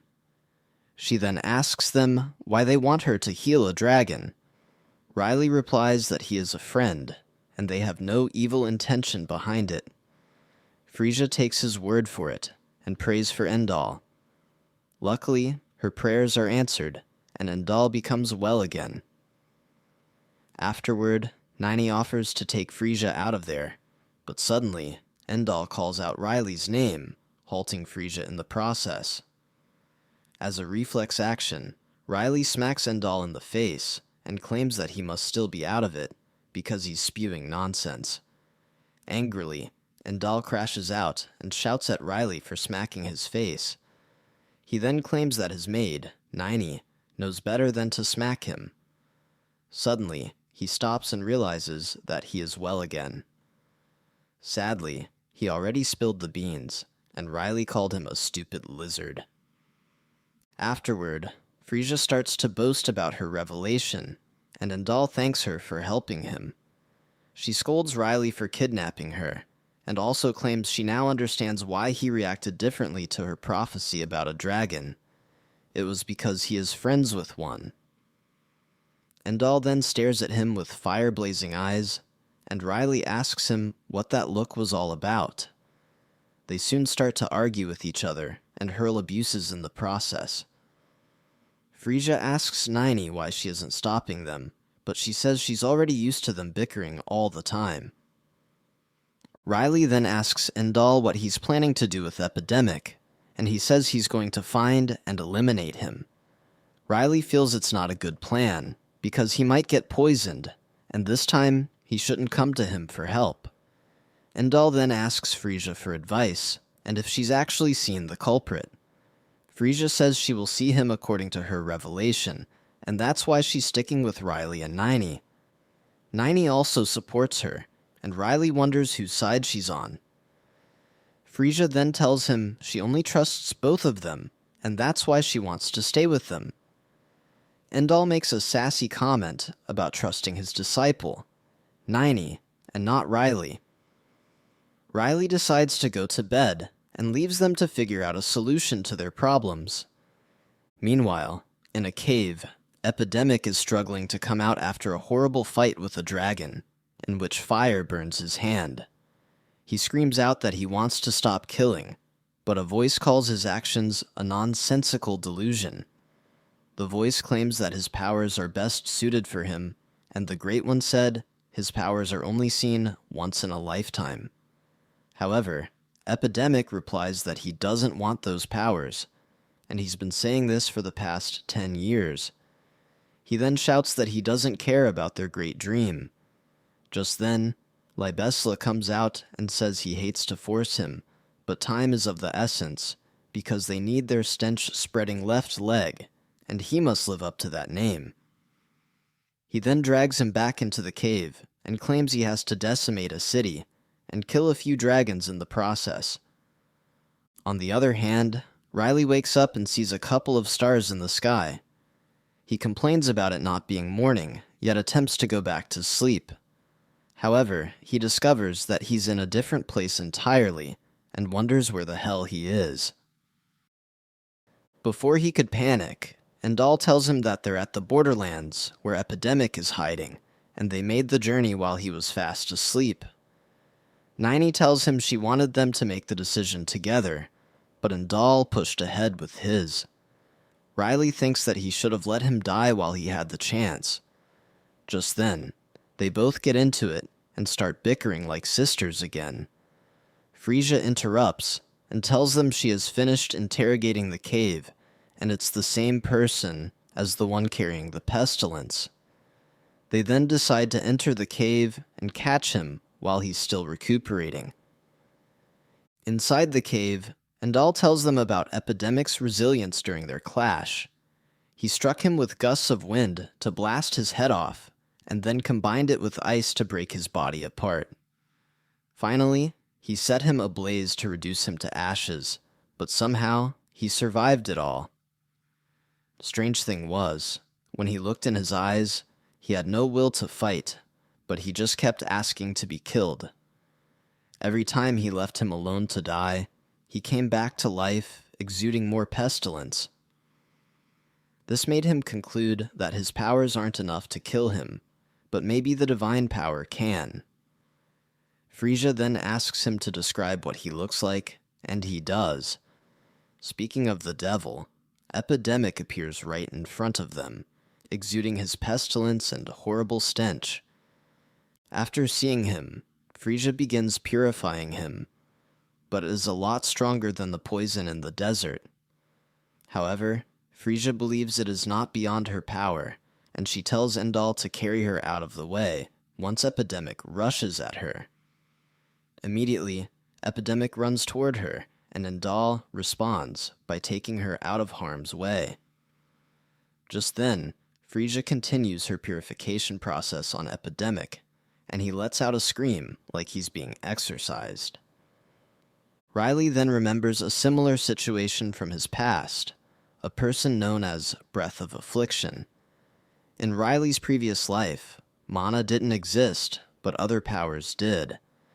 In order to defeat the demon that threatened them, humans developed superpowers, but there was one that couldn't control the power he possessed. The more he used his powers, the more it eroded him from within, leaving him with unbearable pain. Once he got into a frenzied state, he was impossible to kill, and there was only one way to stop him from becoming a limitless catastrophe. Riley tells Frisia to infuse her divine powers into his sword, and even though it will nullify the spells she just cast on Epidemic, Endal suggests they give it a try. Endal holds him up with chains, while Frisia infuses Riley's sword with divine powers. Riley then throws the sword into Epidemic's throat, but it didn't seem to do much. They then realize that someone must have forced those powers into him on purpose. Riley suggests they retreat immediately because the divine powers won't be enough to stop him. In a flash, they rushed into the portal created by Nini because there's only one way to kill Epidemic. It is just as the butterfly said, Riley has to find the holy sword. While they tried to escape, Epidemic followed them, but Riley threw a pillow at him, calling him a pain in the ass. The pillow managed to push Epidemic back while they escaped through the portal. After their escape, Riley educates the others about the Breath of Affliction. He explains that the pestilence flows from the victim uncontrollably, and there seems to be no limit to the number of times he can come back to life. Frisia wonders why Ironessa neglected to reveal that fact to her, and Endal asks Riley what their next step is. Riley tells him to give him some time to think, but deep down, he knows the solution. However, it is something that he really doesn't want to do. Endal then decides to check with his people and figure out a way. He claims that his fellow dragons will stall Epidemic long enough to trap him in that hole. He then wishes they stay alive and meet again before disappearing into thin air. Nini then comes to Riley and tells him she's also aware of the solution because of his memories. Since the Breath of Affliction has made Epidemic immune to normal swords, they have to find the one carrying the holy sword. Meanwhile, Frisia is trying to eavesdrop on their conversation, but she can't make up what they're saying. She then suddenly remembers Nara and how she just ghosted her. They then decide to go back to the desert lands to look for her. In the desert lands, Nara was so happy to see Frisia again that she started to weep. Nini and Riley decide to leave them to their little reunion, but Nara calls Riley. She asks him if he has seen Ian, because he's been looking all over for her. They then realize that the shady person they saw while locating Frisia must have been Ian. However, Nara directed him to Rainfield because she thought Nini's doctor was there. Riley decides they go straight to Rainfield, but Nini suggests they track him instead. Due to the cold weather in Rainfield, Riley agrees with tracking him and asks Nara and Frisia to join them. In the village close to the Dragon Mountain, Earl talks to a lady, and she warns her not to take anyone to the mountains anymore, because it's dangerous. However, Earl refuses to heed her warning, and she insists that she won't give up. She thinks that she doesn't care about destiny, only her grandma who's running out of time. As a result, she will find the warrior that will save them all. Just then, she sees a person wearing a hood coming toward her. She stops the person and tells show her some skills with a sword if they wish to enter her village.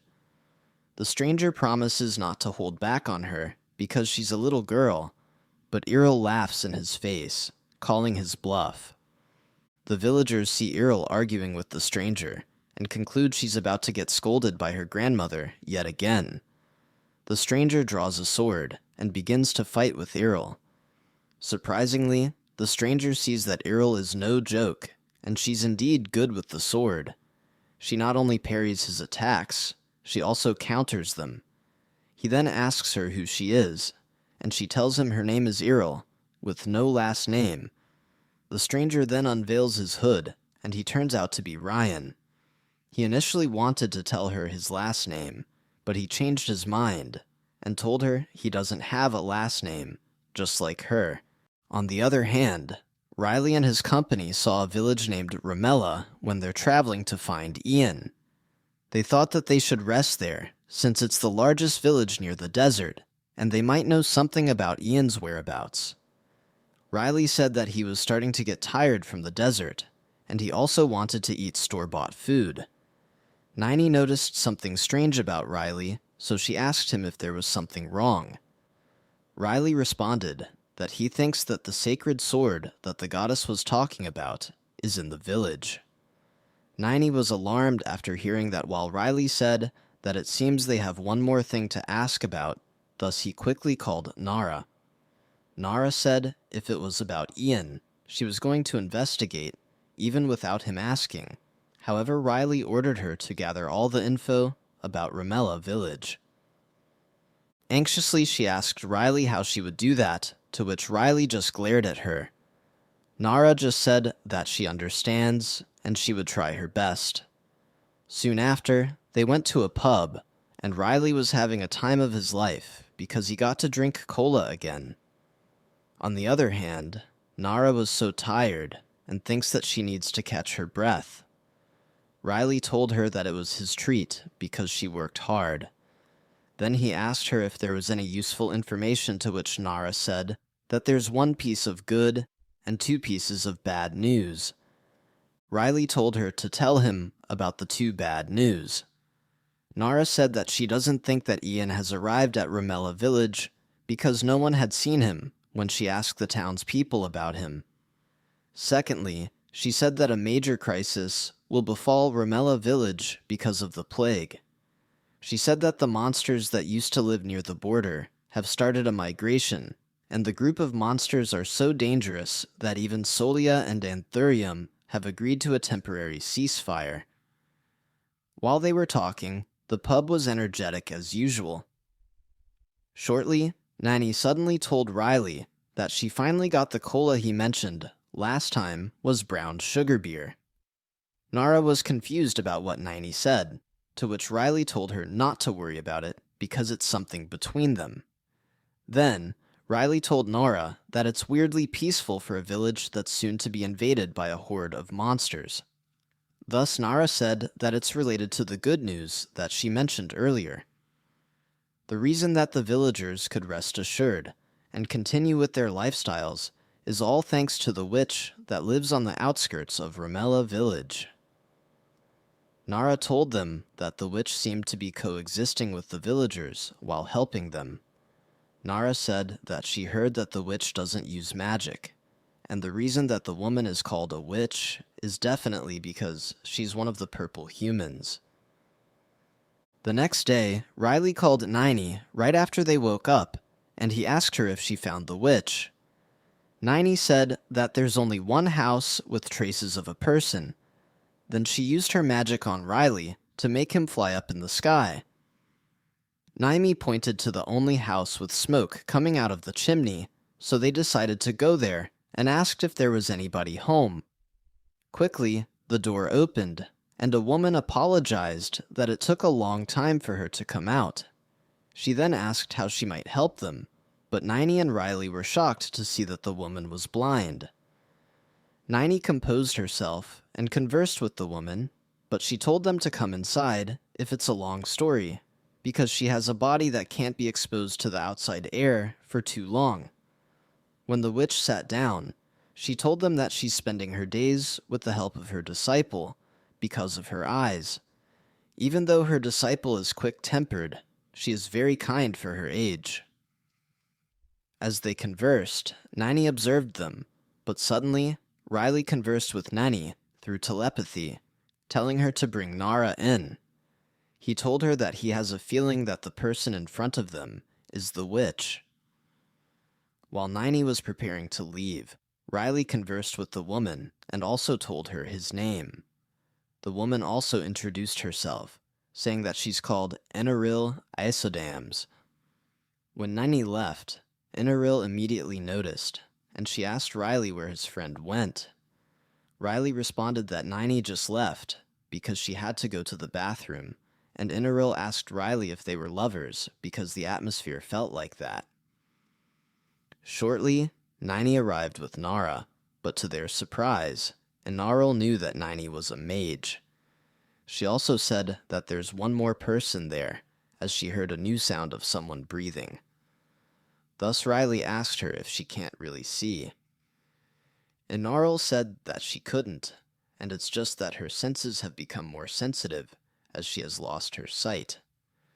On the other hand, Nini told Nara that she had to confirm Inaril's color, but Enaril suddenly chuckled and said that seeing that they're talking about colors, it seems that their new guest is a basilisk. Hence, Riley asked Nara to check the Inaril's color immediately. However, when Nara looked at Enaril, she told them that it's not purple, thus Riley asked what color she is.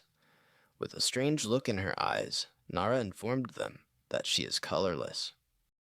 Nara was convinced that Enaril had no color, and suddenly Enaril took off the mask covering her eye. She revealed to them that her body had drawn its last breath 30 years ago, and the mark on her face remained as a trace left by a brave and mighty hero. Still, Riley wondered why someone who had died could continue to live and talk to them. He believed her eyes were as pitch black as the dark magic they had witnessed before, so he demanded that she open them. When he mentioned that reviving the dead was a power even the renowned saint didn't possess, Enaril suddenly realized something. She said she had suspected it was him, and she expressed her relief that he had arrived. Now she would be able to complete her mission before she died. They were all astonished as she placed her hand in the fire, looking for something. However, what she was trying to retrieve was not there, and Nini quickly pulled her hand out of the fire as she warned her that something really bad could have happened. Enaril then remarked that it seemed she had failed on how she raised her student, leaving Nini confused about what she was talking about. Enaril became furious with Iril because it seemed she was the one who had taken Riley's sword. On the other hand, Iril was simply handing the sword to Ryan, and she told him to try fighting Ian with the sword. Ian then intervened, saying that he didn't think he was old enough to be called Grandpa, but Iril insisted that she called him Grandpa because he looked like one. Ryan also agreed, noting that Ian had lived for a considerable time, given his background as a mercenary. He told Ian that he was no longer the young master of the Epheleta house, which he was sure Ian already knew, and Ian fell silent. Additionally, Ryan said that he had always wanted to have a real sword fight with him, since he's the one known as the famous mercenary hero. However, Ian did not want to fight him, but Ryan charged at him, urging him to draw his sword. Meanwhile, Nara and the others were asking the villagers if they had seen a child named Iril, but the villagers questioned why a foreigner like her was searching for Iril, and they appeared suspicious. They were surprised to see Enaril standing behind Nara. Their demeanor changed immediately, and they apologized to her for the misunderstanding. They mentioned having seen Iril with an Arl's new disciple, describing him as a strapping young man. A child also informed Nara that Iril had taken the shortcut to the village, specifically through the alleyway behind the store. As Nara was about to leave, she noticed that her friends were no longer nearby. She fell to her knees, wondering why they always left her behind. Previously, Inaril had asked Ryan to demonstrate his sword skills because she had heard from Ian that he came from a noble family known for its swordsmanship. However, the situation did not unfold as expected. Ryan was unable to compete with Iril. He expressed interest in learning that style of swordsmanship, but before that, Inaril questioned him. She asked how many days he believed she had spent swinging her sword with the intention of protecting someone. Her words reminded Ryan of his time at the mansion. He remembered his father telling him that he recognized the pure mindset of someone before they picked up a sword. These memories continued to haunt Ryan. He recalled his father's cold observation that he wielded the sword not for the villagers, but solely to secure the position of heir. Inaril echoed that sentiment. If he held a sword merely to win, she would not teach him. This moment brought Ryan to a realization. He confessed that he wanted to learn the mindset required to wield a sword for the purpose of protecting others. Inaril, sensing his sincerity, agreed, and told him they would begin with the basics. Back to the present, Ian found himself with no choice but to defend against both Ryan and Errol. Though Errol was technically fighting him, she noticed that his swordsmanship resembled that of her teacher. Ryan began to tire during the fight with Ian, whereas Errol grew increasingly curious about Ian's identity. She asked him how he came to possess such refined swordsmanship. Ian, in turn, wished to know how she used the same techniques. However, Errol insisted that she had asked first, and warned that if he did not answer quickly, she might actually kill him. Ian refused to let that happen. He still had questions he needed answered. He asked where Errol had gotten the sword that young Master Ryan was holding. According to him, the owner of that sword should be dead. This statement infuriated Errol. She lashed out, stating that he knew nothing. She then charged at him, declaring that her grandmother was not dead. Even though she was aware that her grandmother had passed away, she pleaded with Ian not to mention the truth she had been trying so hard to deny. She confessed that if it were her decision, she would rather Ian die. However, doing so would only make her grandmother sad. Immediately after, Errol asked Ian if he was the hero who had defeated the Dark Witch, who is her grandmother, and became the hero of that story. She asked if he intended to keep standing around, because her arm was starting to hurt. As Ian stood, Errol offered to introduce him to her grandmother. Before that, she turned to Ryan and apologized, saying they would need to postpone their meeting until after she brought Ian to see her grandmother. Suddenly, Ryan shouted to warn Errol of someone behind her. She was unaware of the danger. A purple hand was reaching for her. Just before it could grab her, Ian stepped in and defended her. He had sensed that something like this might happen. In contrast, Errol remained stunned. Ian urged her to escape quickly, as the hand was targeting her. However, she refused to leave him behind, insisting that he had to accompany them to see her grandmother. Still, Ian maintained that it was more important for her to remain safe.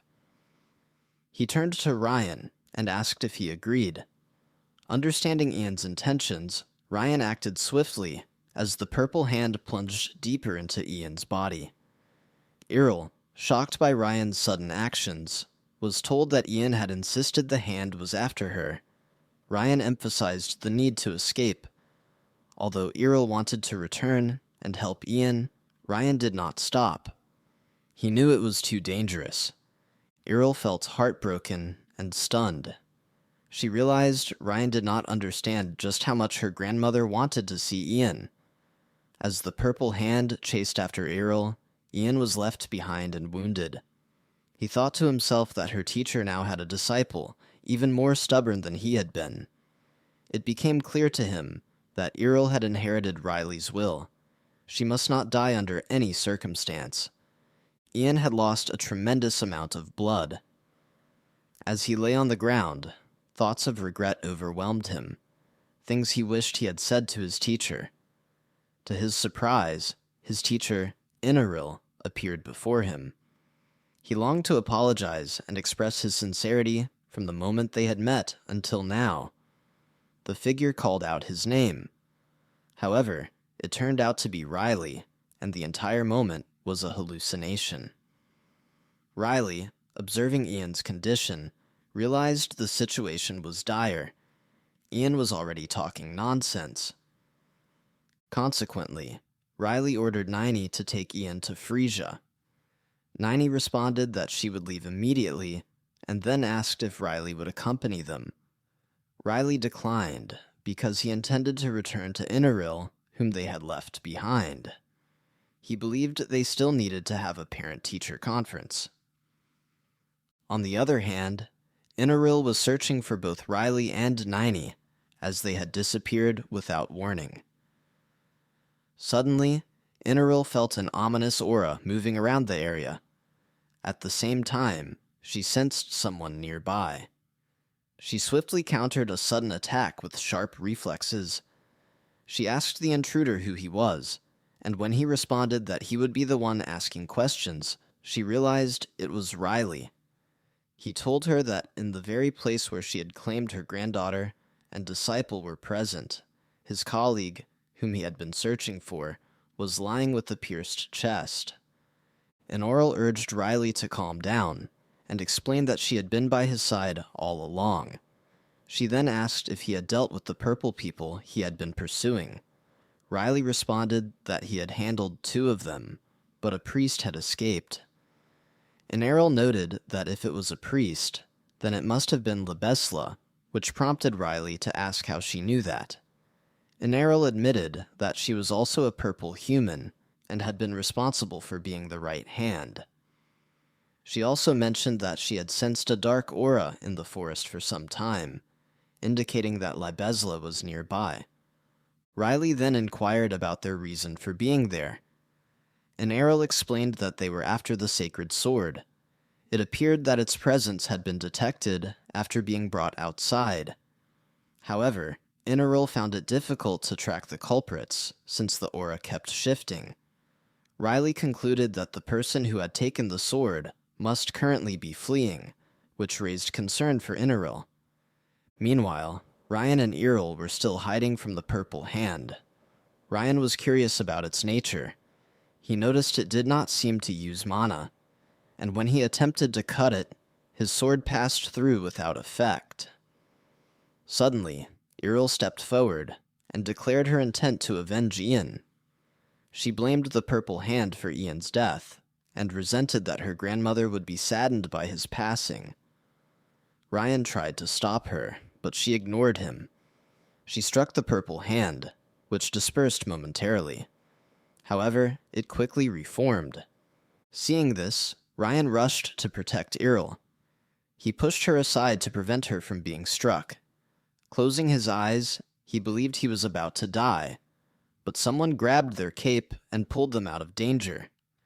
To their surprise, it was Inaril. She scolded them for acting foolishly and reminded them that it was because they had ignored their teacher's warnings. Immediately, she retrieved her sword and told Iril that she was not using it properly. Previously, she had told Riley that the power she possessed as the right hand was the sword's blessing. Riley doubted her claim, stating that the sword's blessing was a unique power meant for only one person. Inoral confirmed he was correct. However, she pointed out that his world and theirs were different.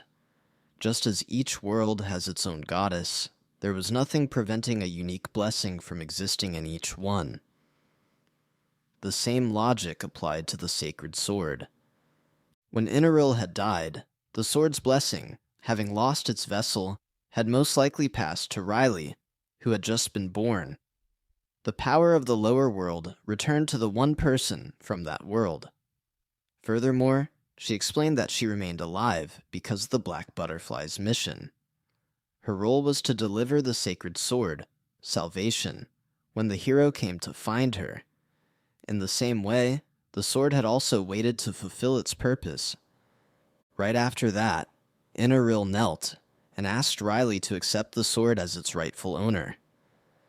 Riley took hold of salvation, and Inaril addressed him as the warrior. Witnessing this, Ryan was stunned to learn that Riley was the sword's true owner. Riley then instructed Inaril to stand back, assuring her that he would handle the situation as she wished. Inaril moved to shield Ryan and Iril, telling them to watch carefully. What Riley was about to demonstrate was the proper way to use the sword. Riley then attacked the purple hand, determined to punish it for harming his people. Although the hand kept appearing and vanishing, he continued slashing at it, hoping to bring an end to it. He noticed that even when cut by salvation, the space within the entity remained, though smaller than what he had seen at the bottom of Solia. He also sensed something strange. Originally, he had believed the sacred sword was Libesla's goal. However, now that he held it, he suspected the plan had been to eliminate him and seize the sword. As the fight continued, Iril protected Inaril from the Purple Hand's attacks. Furious, she accused Libesla of employing underhanded tactics. In response, Libesla called her arrogant and demanded she take the long vacant right-hand position. Riley halted the Purple Hand's next strike and asked whom it was speaking to. He recalled how much trouble he had gotten into last time by pushing their limits. He even mentioned that he did not mind taking a hit, treating it as casually as stepping on trash. Riley sprang into action, slashing at the purple circles. He declared that he could not tolerate anyone harming his people and would make the attacker pay for piercing Ian's chest. At the mention of Ian, Inaril recognized the name and questioned why it had come up. Iril then admitted that she had something to tell her. Suddenly, Ian arrived, calling out for young Master Riley. Shocked to see him alive, Riley questioned how he had survived such an injury. Frisia reassured him, explaining that Ian had recovered with the aid of a simple prayer. Inaril rushed to Ian, asking if he was truly the person she once knew.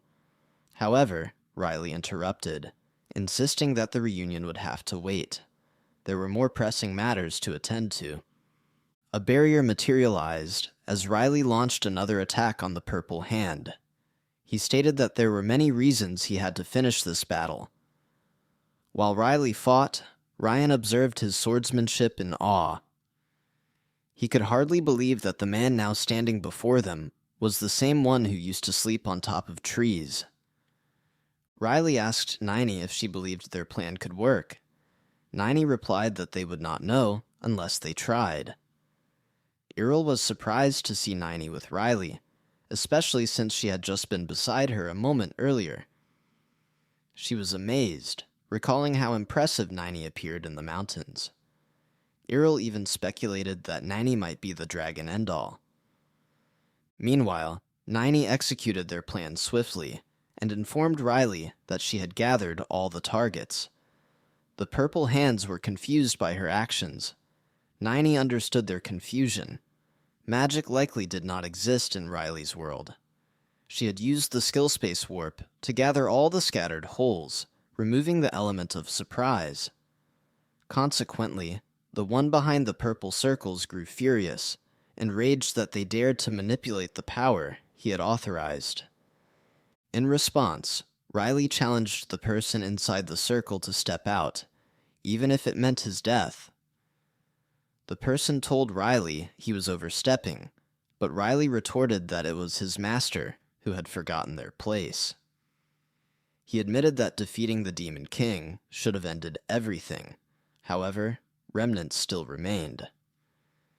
As he began listing potential masters, Inaril interrupted, mentioning the name, Helena, which surprised Riley. Inaril explained that Helena was the one who brought the lower world into their world, divided 6 people into 6 parts, and commanded them. Riley recalled Saint Helena, the one who had bestowed upon him the sacred sword in the other world, claiming he was the only one who could survive it. The realization that all of this was her doing shocked him. Meanwhile, the one behind the circle, enraged that Earl had uttered Helena's name, finally revealed himself.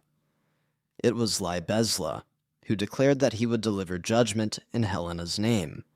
His original objective had been to retrieve the right hand, but now he needed to know how Riley learned of Helena.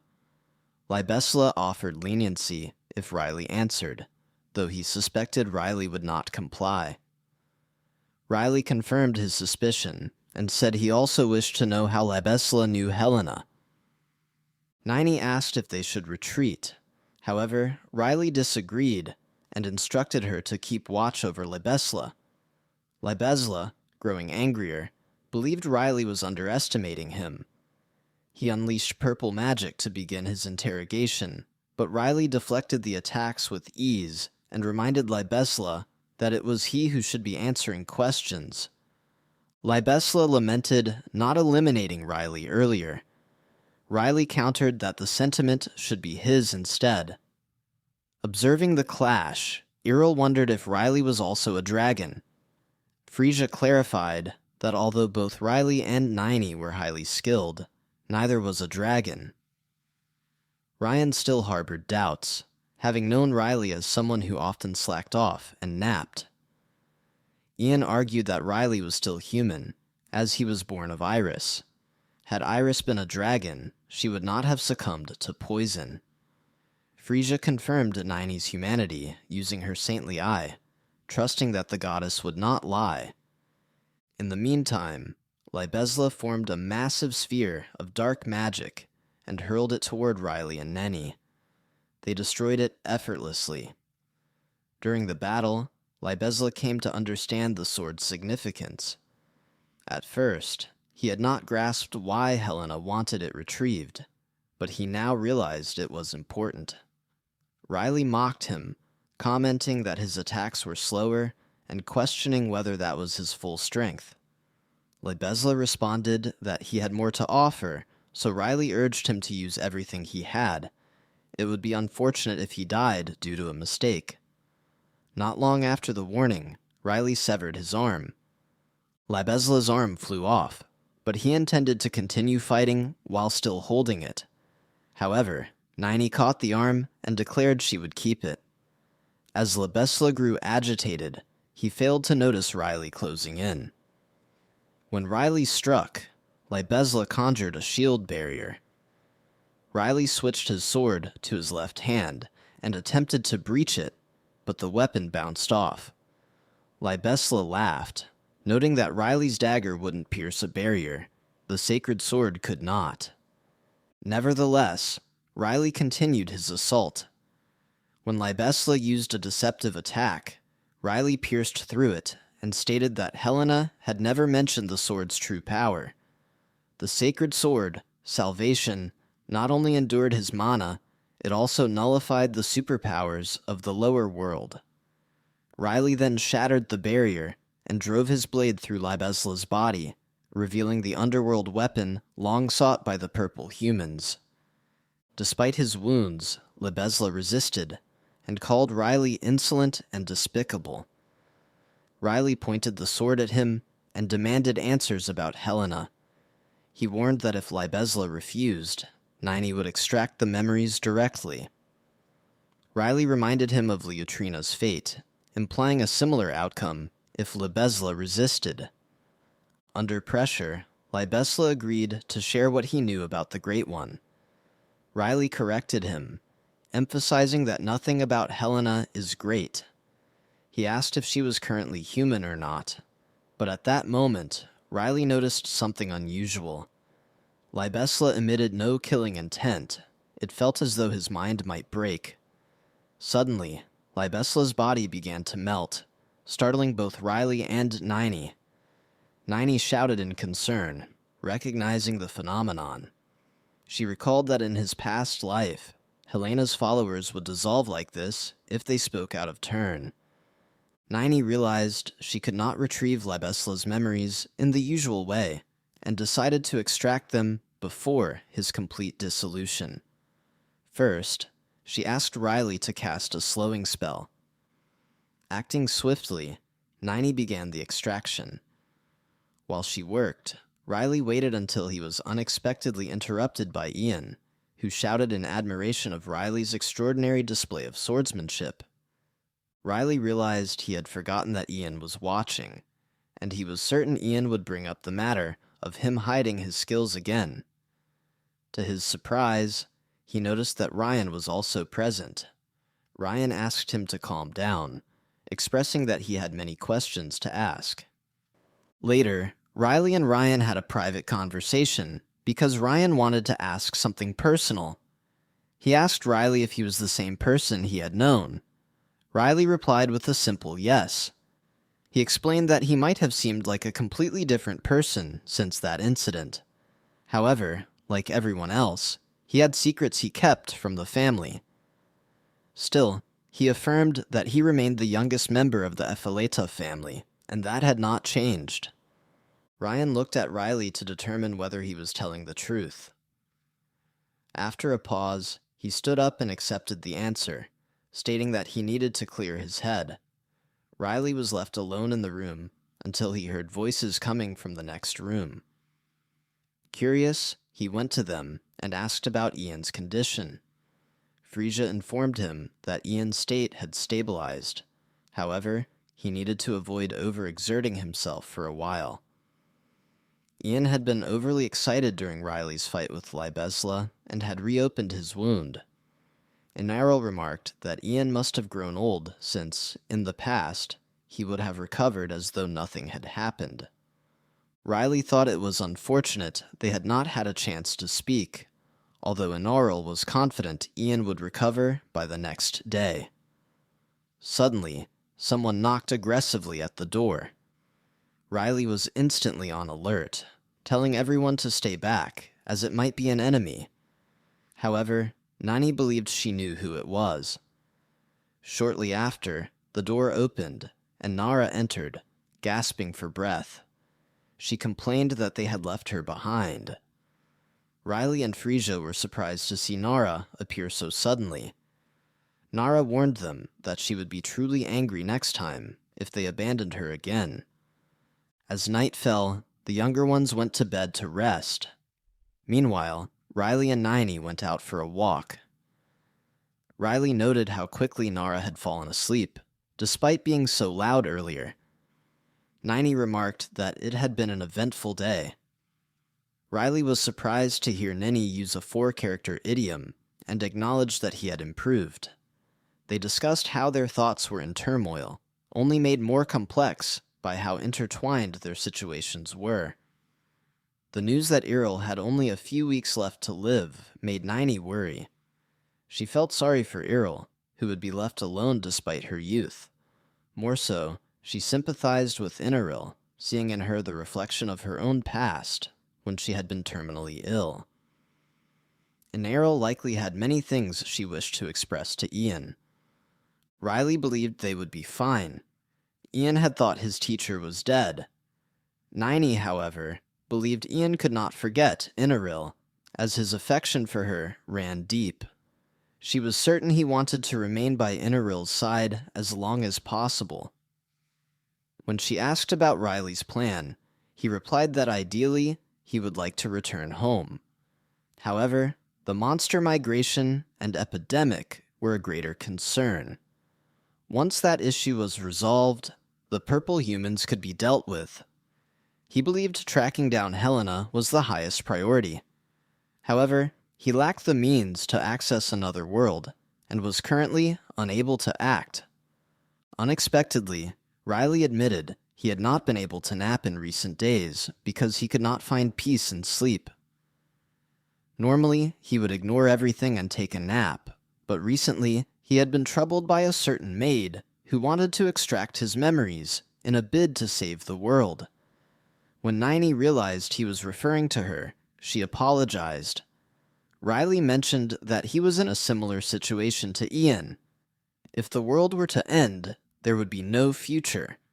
Thus, he felt compelled to do what he could. Nini wondered what he meant, and suddenly recalled her earlier words about Ian wanting to stay with Inaril. The atmosphere turned awkward, until Inaril unexpectedly called out to Riley. Both were startled, and Nini quickly scolded Inaril for coming outside alone without her cane. Inaril thought the others might awaken from the sound of the cane.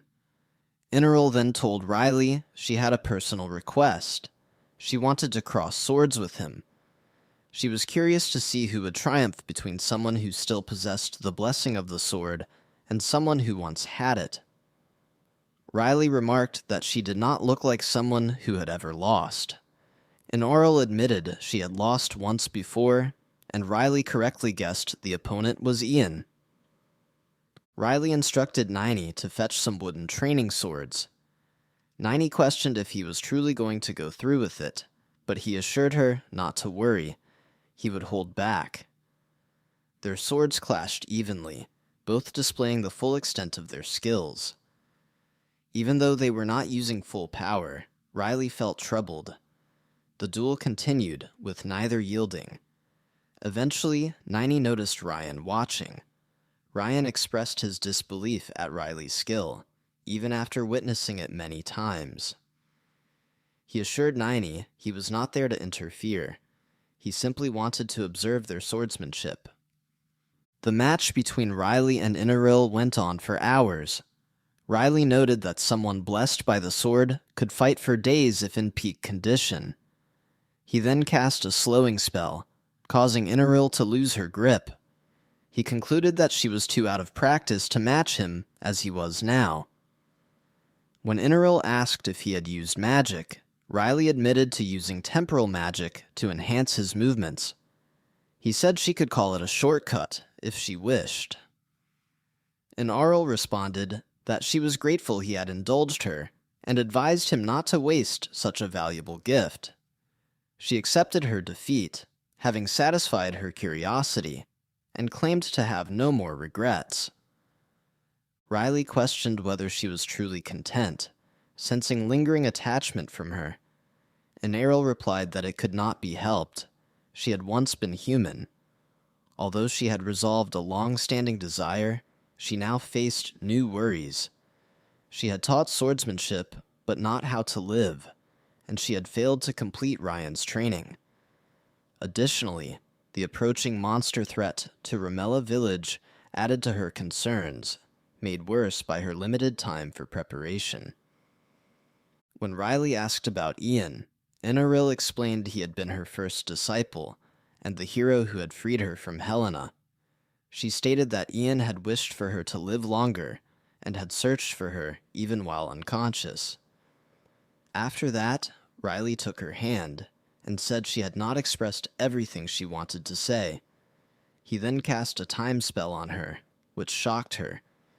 She claimed it was an unnatural act, but Riley brushed it off, explaining that his existence itself defied nature.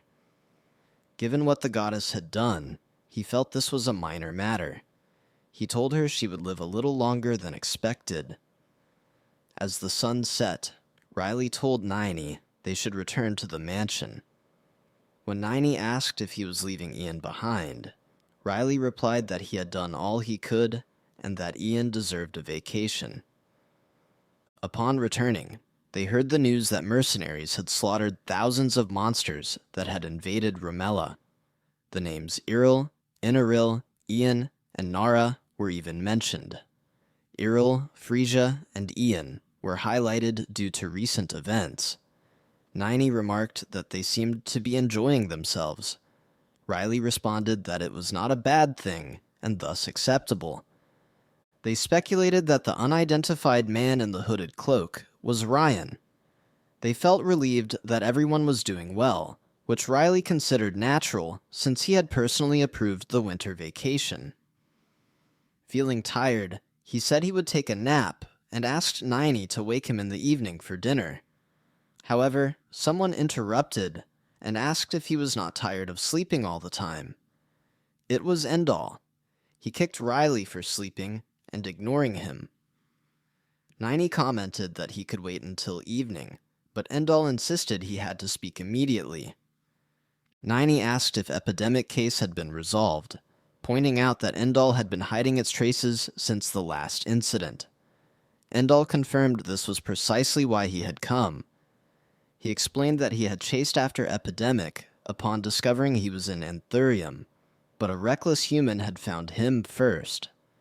Someone had asked Endall to cooperate. A dark figure told him that if he brought his longtime friend, he would hand over the one known as Epidemic.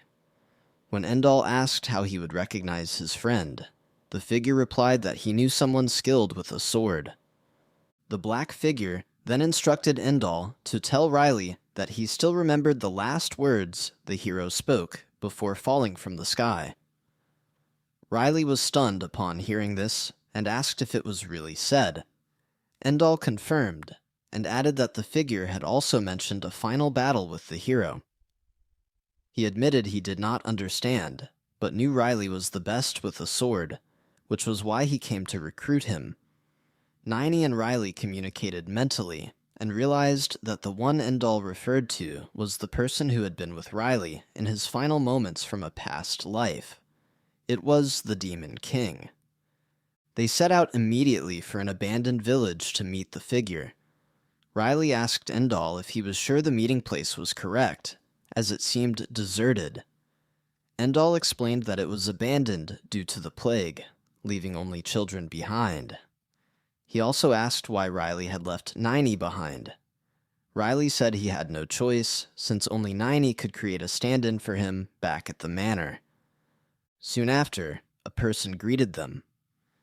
Endall introduced Riley, and the individual instructed them to follow. As they walked, Riley considered taking the person hostage. However, Endall reminded him that Isiltur had ordered no violence. After a long walk, the person announced their arrival. Riley became alert upon seeing them. Endall then informed him that the child before them was the one who had hidden the plague and made a deal with a dragon. Riley stared at the boy intently. The dark-skinned individual remarked that Riley looked the same as he did in his past life. In response, Riley asked for his name. The boy explained that the child had no name, but if Riley insisted, he could refer to him as Abyss, a name he held in Riley's previous life. In Riley's previous life, Helena warned Riley that the city faced imminent danger. If they failed to stop the Demon King Abyss, humanity would face a devastating catastrophe. As the wielder of salvation, the saint believed Riley alone could defeat the Demon King. Riley doubted himself, claiming he could not kill someone capable of ending hundreds of lives with a mere gesture. However, the saint persisted, arguing that he could because he was the hero. Abyss vividly remembered the time when Riley had appeared worn and exhausted. Seeing him better now brought relief. Soon after, Endall interrupted, demanding that Abyss hand over Epidemic, as their agreement to bring Riley had been fulfilled. Abyss mocked him, calling him a dull lizard for not realizing that the person in question stood right beside him. He explained that the boy was just an ordinary child now, having relinquished his own power. Though he lost some memories in the process, Abyss believed it was a blessing, as those memories belonged to a past he wished to forget. Abyss commented that it must be agonizing for Epidemic to carry a power he never wanted. The purer the vessel that holds such power, the more tragic its fate. Observing the child's reluctance to harm others reminded Abyss of Riley. As a result, he chose to break the chains bound to the purple hand. Endall noted that his appearance had changed, but Riley instructed him to take the child and return once his identity was confirmed.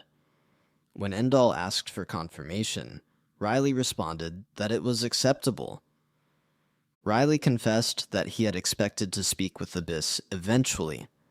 Abyss revealed that he discovered Riley's existence through a newspaper he always carried, just in case. He had even forgotten Riley's face. Riley was shocked that Abyss still carried his picture, despite the fact that Riley had killed him. Nevertheless, Abyss insisted he harbored no resentment towards his savior. Abyss admitted that he had also been weary. His peaceful life now was thanks to Riley. When he caught a small fish, Riley asked if he planned to release it. Abyss did so, having learned from Riley that small creatures should be spared. Thanks to Riley, he had also taken up caring for children. He had rescued all the abandoned ones affected by the plague. Riley questioned when he had ever taught Abyss such lessons in their past life. Abyss replied that Riley had always been desperate to protect the young, and watching him care for the weak had meant a great deal. However, Riley doubted his words. He remembered being the one who manipulated children and turned them into monsters that murdered their own parents. Abyss, seemingly unaware of such events, was confused by Riley's accusations. Riley became furious, suspecting that Abyss was feigning ignorance. Abyss countered by stating that he genuinely had no knowledge of such actions. For demons like them, he explained, strength was justice and law. Winter judged what was right and wrong. There was no advantage in manipulating children in the pursuit of strength. If the topic was cruelty, then humans were the real perpetrators. Abyss elaborated that humans kidnapped, experimented on, and enslaved others. The upper class merely observed without intervening. This led Riley to suspect that the atrocities were not committed by demons. Abyss confirmed this and swore upon his countless years of life that he had never done such things, nor ordered his subordinates to do so. With this revelation, Riley began to question what had led him to believe otherwise. Previously in his past life, the saint had told him that it was too late for the children, and had apologized for her inadequate purification. Riley had asked whether they would abandon the children to lifelong suffering. The saint denied this, and mentioned a way to end their misery. At that moment, she urged Riley to slay the children with his sword, claiming that thousands could die because of a few monsters. Riley had been enraged that she referred to the children as monsters. Still, the saint insisted it was for a greater cause and urged him to harden his heart to protect the world. Ultimately, Riley was forced to kill the children because of the saint's words. Meanwhile, Endal retrieved fragments of Epidemic's memories and confirmed that Abyss had spoken the truth. Noticing Endal's troubled expression, Epidemic asked if he was feeling unwell. Endal, however, was focused on the realization that Abyss had taken Epidemic's power. Although he had only glimpsed the memories, he sensed Abyss's mana. Suddenly, Epidemic shoved a bowl into Endal's face, urging him to eat. Epidemic feared that Endal could not hear him and might have contracted an illness that impaired his hearing. Unknown to Epidemic, Endal had already fallen ill while recklessly spreading the plague. Eventually, Endal decided to let him go, considering his loss of memory and strength.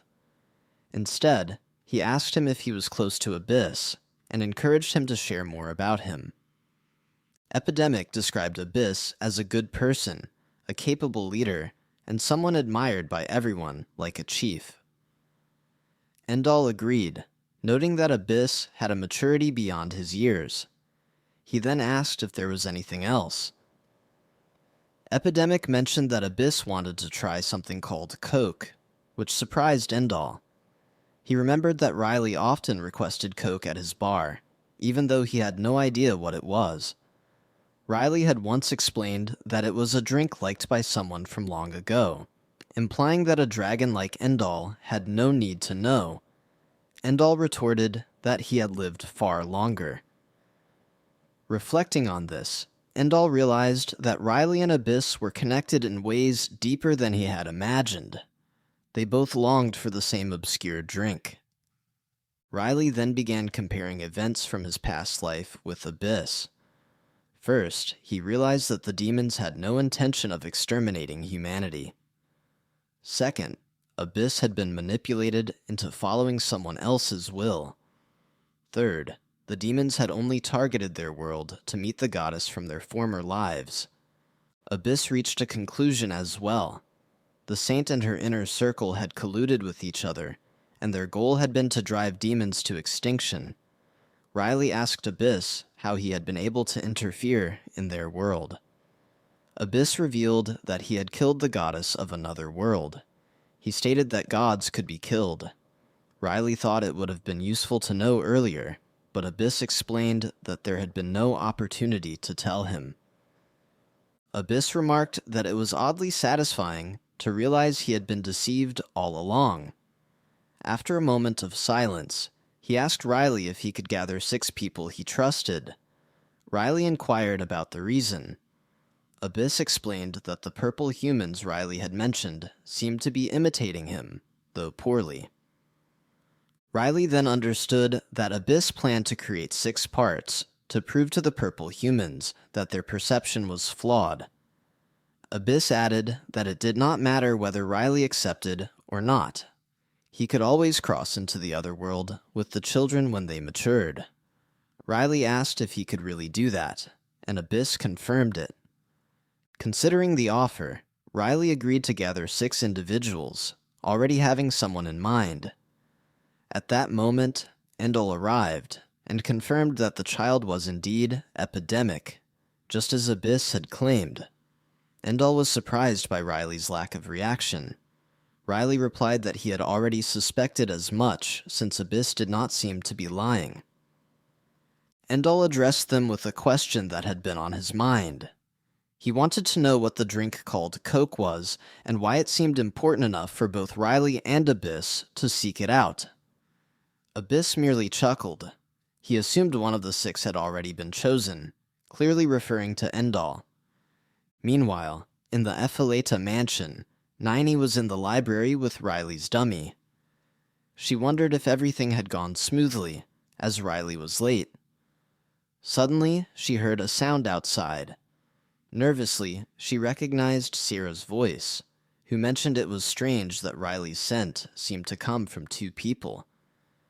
Niney realized that Riley must have entered the mansion, and Sarah had likely been confused by the dummy's presence.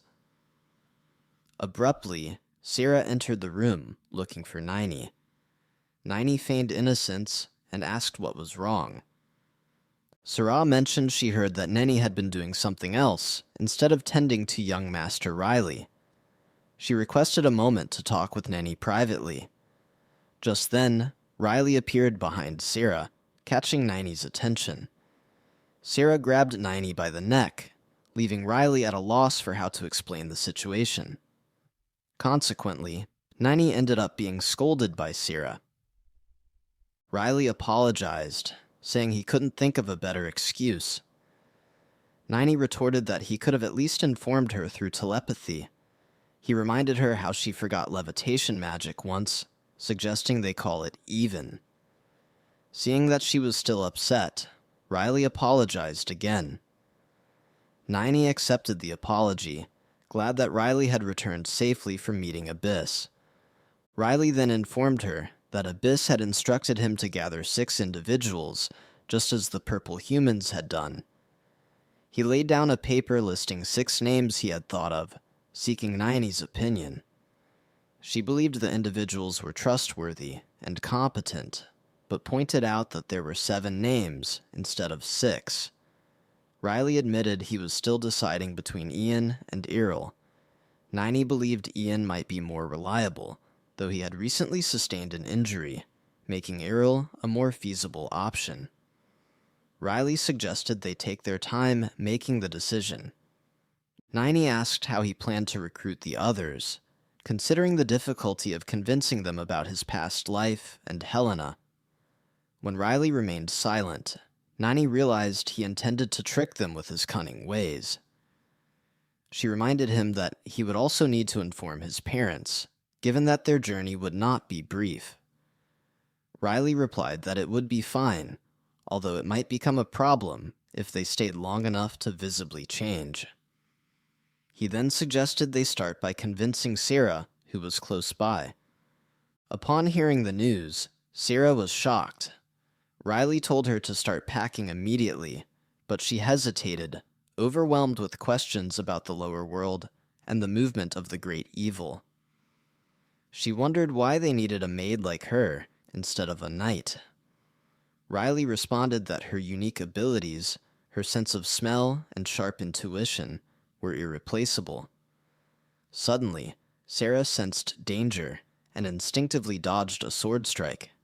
She realized it was Riley's sword, prompting him to ask if she had evaded it with her eyes alone. Sarah explained that she had simply felt uneasy. Riley affirmed that her intuition had confirmed her abilities.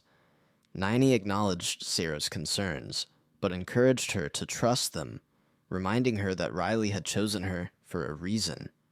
Sarah was moved by her words, and the emotional moment was interrupted by Riley urging them to start packing. Sarah requested a moment to gather herself, but Riley reminded her they still had more people to persuade. The next targets were Nara, Frisia, Ian, and Iril. Elsewhere, Frisia was praying to the goddess, seeking guidance. After some time, the goddess revealed herself and said this would be her final revelation to Frisia. Frisia initially believed it was a joke, but the goddess assured her of her eternal blessings and asked her not to grieve. Frisia pleaded for more guidance rather than blessings. The goddess instructed her to follow the boy who came to find her and to illuminate his path with a bright light. As the goddess faded, she reassured Frisia that her presence would always remain in her heart.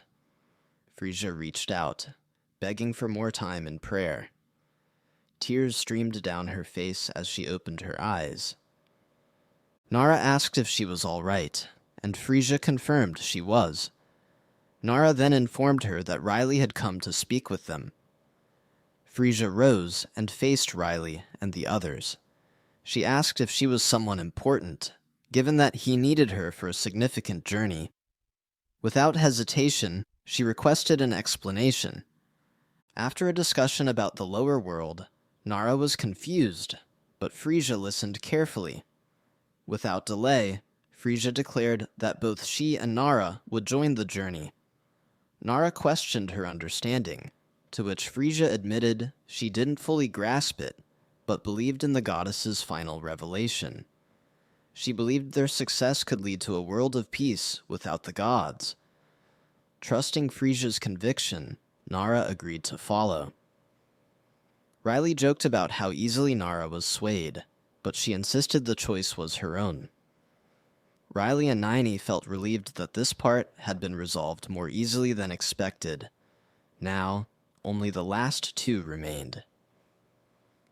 The following day, they visited Ramella village. The villagers quickly recognized Riley and his group as the guests who had previously searched for Iril. Riley remarked that everything seemed peaceful, and the villagers credited it to Ineril's guests and disciples. Hearing an unfamiliar name, Sarah asked Niney who Ineril was. Niney whispered the explanation, leaving Sarah gloomy. She was disappointed that she had missed the winter incident last year, and was surprised to learn that Ryan had been there too. She felt excluded, although the others reassured her it was not intentional. The group continued onward, while Sarah was left in tears. Eventually, they reached Inaril's home and knocked, but no one answered. This was strange, as Iril and the others were usually home. Suddenly, Nara spotted something unusual. Her eyes widened, and she called the others over. Nearby, they saw Ineril and Ian together. Ian was holding Ineril's hand, telling her to hold on tightly if she felt cold. Embarrassed, Ian blushed at the sight of Ineril. The rest of the group gasped in surprise. Ineril and Ian froze upon being discovered. Ian simply laughed, embarrassed by what had been seen. Ineril brushed it off, insisting there was nothing to be ashamed of. They asked where Iril and Ryan were. Ineril explained they had been training separately since her duel with Riley, as Ryan had developed a competitive drive. Ian then mentioned that Ryan had often questioned his approach to swordsmanship, noting that his aura around the sword had shifted. Niney asked when Ryan and Errol would return, so the discussion could continue with everyone present. At that moment, Errol opened the door excitedly and called in Errol, boasting about her training. She was surprised to see the others, and Ryan was also confused by Riley's presence. Riley explained that he came to discuss something important with Inaril and Ian. Ryan started to excuse himself to continue training, but Riley stopped him and asked him to join them. After some time, Riley finished explaining the situation and why he needed others to join him in the other world. When he asked Ian to come, Ian hesitated. Errol, however, immediately agreed. Nara asked if she was certain, warning her that the journey would not be a normal one. Errol affirmed her decision, stating that since Riley was going, she wanted to improve her skills and experience swords from another world. Having made her choice, Riley then turned to Ian. Niney mentioned that Errol's agreement already brought their group to 6, but Riley said he had changed his mind. He believed it would be best to bring both disciples of Inaril's swordsmanship as a team. With that, Ian finally decided to go. Unexpectedly, Ryan volunteered to go in Ian's place. Everyone was surprised. Ryan explained that he was also a disciple of Inaril, had trained alongside Errol, and was already familiar with coordinating with her. Riley still harbored doubts about his intentions. Ryan was asked whether he had any ulterior motives, and if he was only trying to disturb Riley. He admitted there was some truth to that. He confessed that he wanted to test his sword during the journey, or more precisely, test his new mindset. He shared that his sword had once been no different from that of a wandering vagabond, with each strike tainted by impure intentions. After being expelled from the mansion, he realized that his sword no longer carried purity. He tried to understand his master's teachings and competed with Errol in hopes of cleansing that impurity, but he was unsuccessful. However, he came to a realization after witnessing the swords of Ian and Riley. He recognized that their swords were wielded to protect others. That was when he understood the impurity he sought to cleanse did not lie in the sword, but within his own heart. Hearing this, Riley thought their father should have seen the change in his older brother. He then made the decision to welcome Ryan onto the team. In the dark forest, Abyss teased Endal by calling him a lizard. Endal asked him to stop, stating that he was a dragon, not a lizard. Abyss replied by calling him a dragon's child. Endal questioned whether Abyss was really Riley's friend, noting that Riley did not like people who were overly annoying. Abyss affirmed that he was an old friend, so it was acceptable. Despite this, Endal pressed further, accusing Abyss of being more than just a simple human companion, since he was capable of blocking all the magic he directed at him. Eventually, Abyss agreed to explain his relationship with Riley, reasoning that dragon children were naturally curious. Endal quickly clarified that he was not a child, but a dragon, which prompted Abyss to begin his tale. He recounted the conflict between demons and humans in the lower world. In that world, Abyss had once been the demon king, standing at the pinnacle of demonkind and instilling fear in humans. However, his end had been insignificant. He was defeated by a young human blessed with a holy sword. Upon hearing this, Endal concluded that the human must have been Riley. Soon after, a teleportation spell activated, and Riley's group arrived, immediately looking for Endal and Abyss.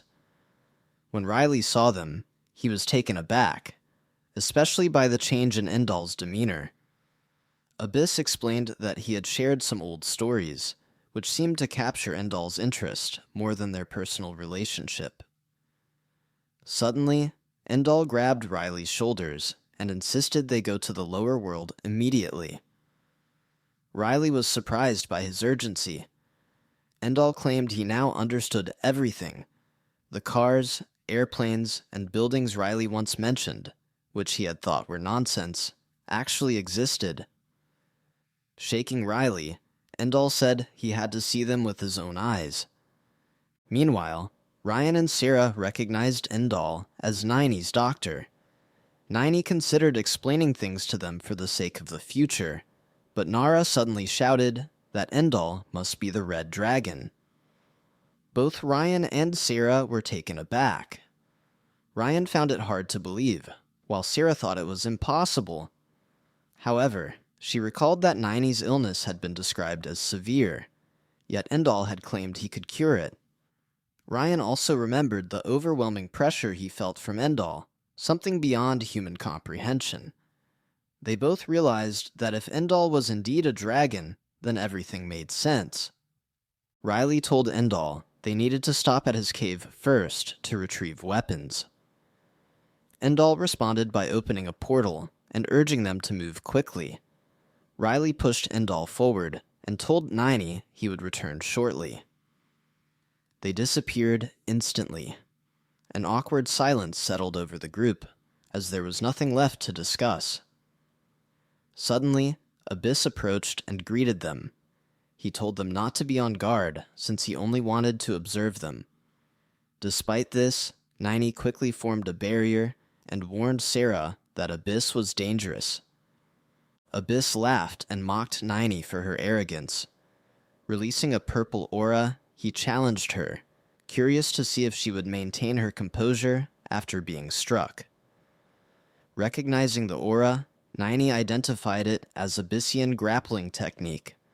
However, she failed to notice Abyss already behind her. By the time she turned, it was too late.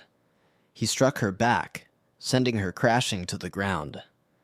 Abyss remarked that it seemed she wanted a one-on-one fight, but the true purpose was to adapt to real combat.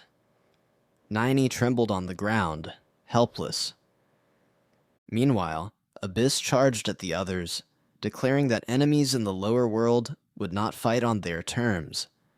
Seeing Abyss on the move, Nine grew worried for her group. He targeted Sarah next, promising not to injure her. Although she could not track his movements with her eyes, she instinctively avoided his attack. Enraged, Nara and Iril charged at Abyss, who merely toyed with them, noting the strong bond they shared. He grabbed Nara's weapon and kicked her aside. As Iril tried to strike, Abyss blocked her with Nara's weapon and shattered her sword, then knocked her away.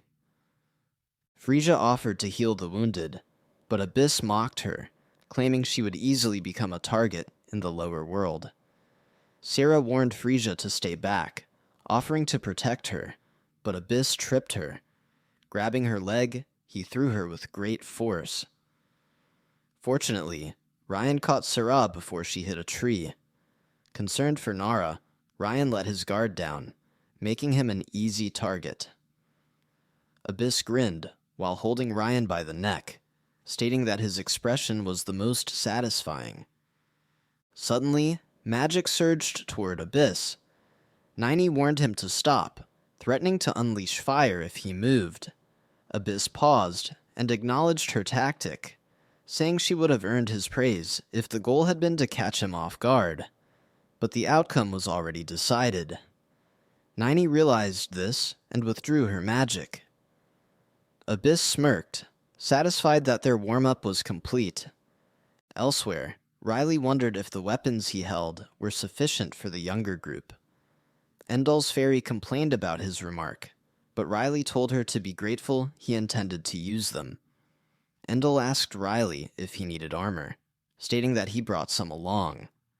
Riley declined, saying it would not fit. This angered Endall, who asked if Riley could at least consider things from his perspective. With all weapons in hand, Endall said they should prepare to leave. Riley, however, remained silent. He then admitted he had not yet chosen a gift for Nine, which made Endall even more frustrated. Riley apologized and asked for 10 more minutes. Endel told him to grab anything and go. In response, Riley promised to take him on a first-class flight. Hearing this, Endel agreed to give him 20 additional minutes. Back in the forest, Nini was surprised to find she had no injuries, and everyone else appeared unharmed as well. Because of this, Frisia asked Abyss how he managed it. Abyss responded that he had promised not to hurt anyone. However, they found it hard to believe, as he had used his powers carelessly. Abyss explained that the fight had been intended to reveal their strengths and weaknesses. He also wanted to give them his feedback. He added that if they were unsatisfied, he could share a story about Riley they might not know. Nini remarked that Riley probably would not want that, to which Abyss agreed, stating that Riley had asked him not to tell anyone. Even so, he believed the current circumstances were different, and sharing some information could be beneficial if they were to transition into Riley's world. Nini insisted it was better to wait for Riley before making any decisions. Abyss acknowledged that he had only stirred their curiosity and admitted it would be unreasonable to collaborate without a proper understanding. Even though Nini said she would continue to oppose it, Abyss maintained that he would take full responsibility for his words. Without delay, he asked them to listen carefully, explaining that understanding Riley required attention. Eventually, Endel and Riley returned. Riley noticed the group looking at him with softened expressions and began to wonder what had happened. Abyss explained that he had shared a portion of Riley's story, as comrades fighting together often reveal their secrets. Nini apologized for not being able to stop Abyss, but Riley assured her it was fine, as he had planned to tell his subordinates eventually. Sarah then expressed her feelings now that she understood where they were going. Nara added that she realized Riley's extraordinary abilities stemmed from his past life. Errol noted that she now understood why Riley was recognized by her grandmother. Ryan mentioned that everything made sense after hearing the story, and Frisia said she finally grasped why Riley disliked the saint. Sarah told Riley that, had they known sooner, it would have provided relief. Since he remained the same person, nothing should change. Riley smiled, admitting that he had simply kept putting it off out of reluctance. Afterwards, everyone received their weapons, and all were satisfied. Frisia received a sacred book, and gratefully told Riley she would do her best to help. Seeing her downcast, Riley asked if it was because of what had happened earlier. Frisia admitted she felt affected after learning about his wound. Riley reassured her, saying she only needed to continue as she had been. The saint from his previous life was different from her. Riley then asked Nini if he could speak with her in private, which made her nervous. Once they were alone, she assumed Riley would scold her for allowing Abyss to reveal the story. Before he could speak, Nini quickly apologized, saying she should have taken responsibility and stopped Abyss. Riley told her it was fine, as he intended to share the truth anyway.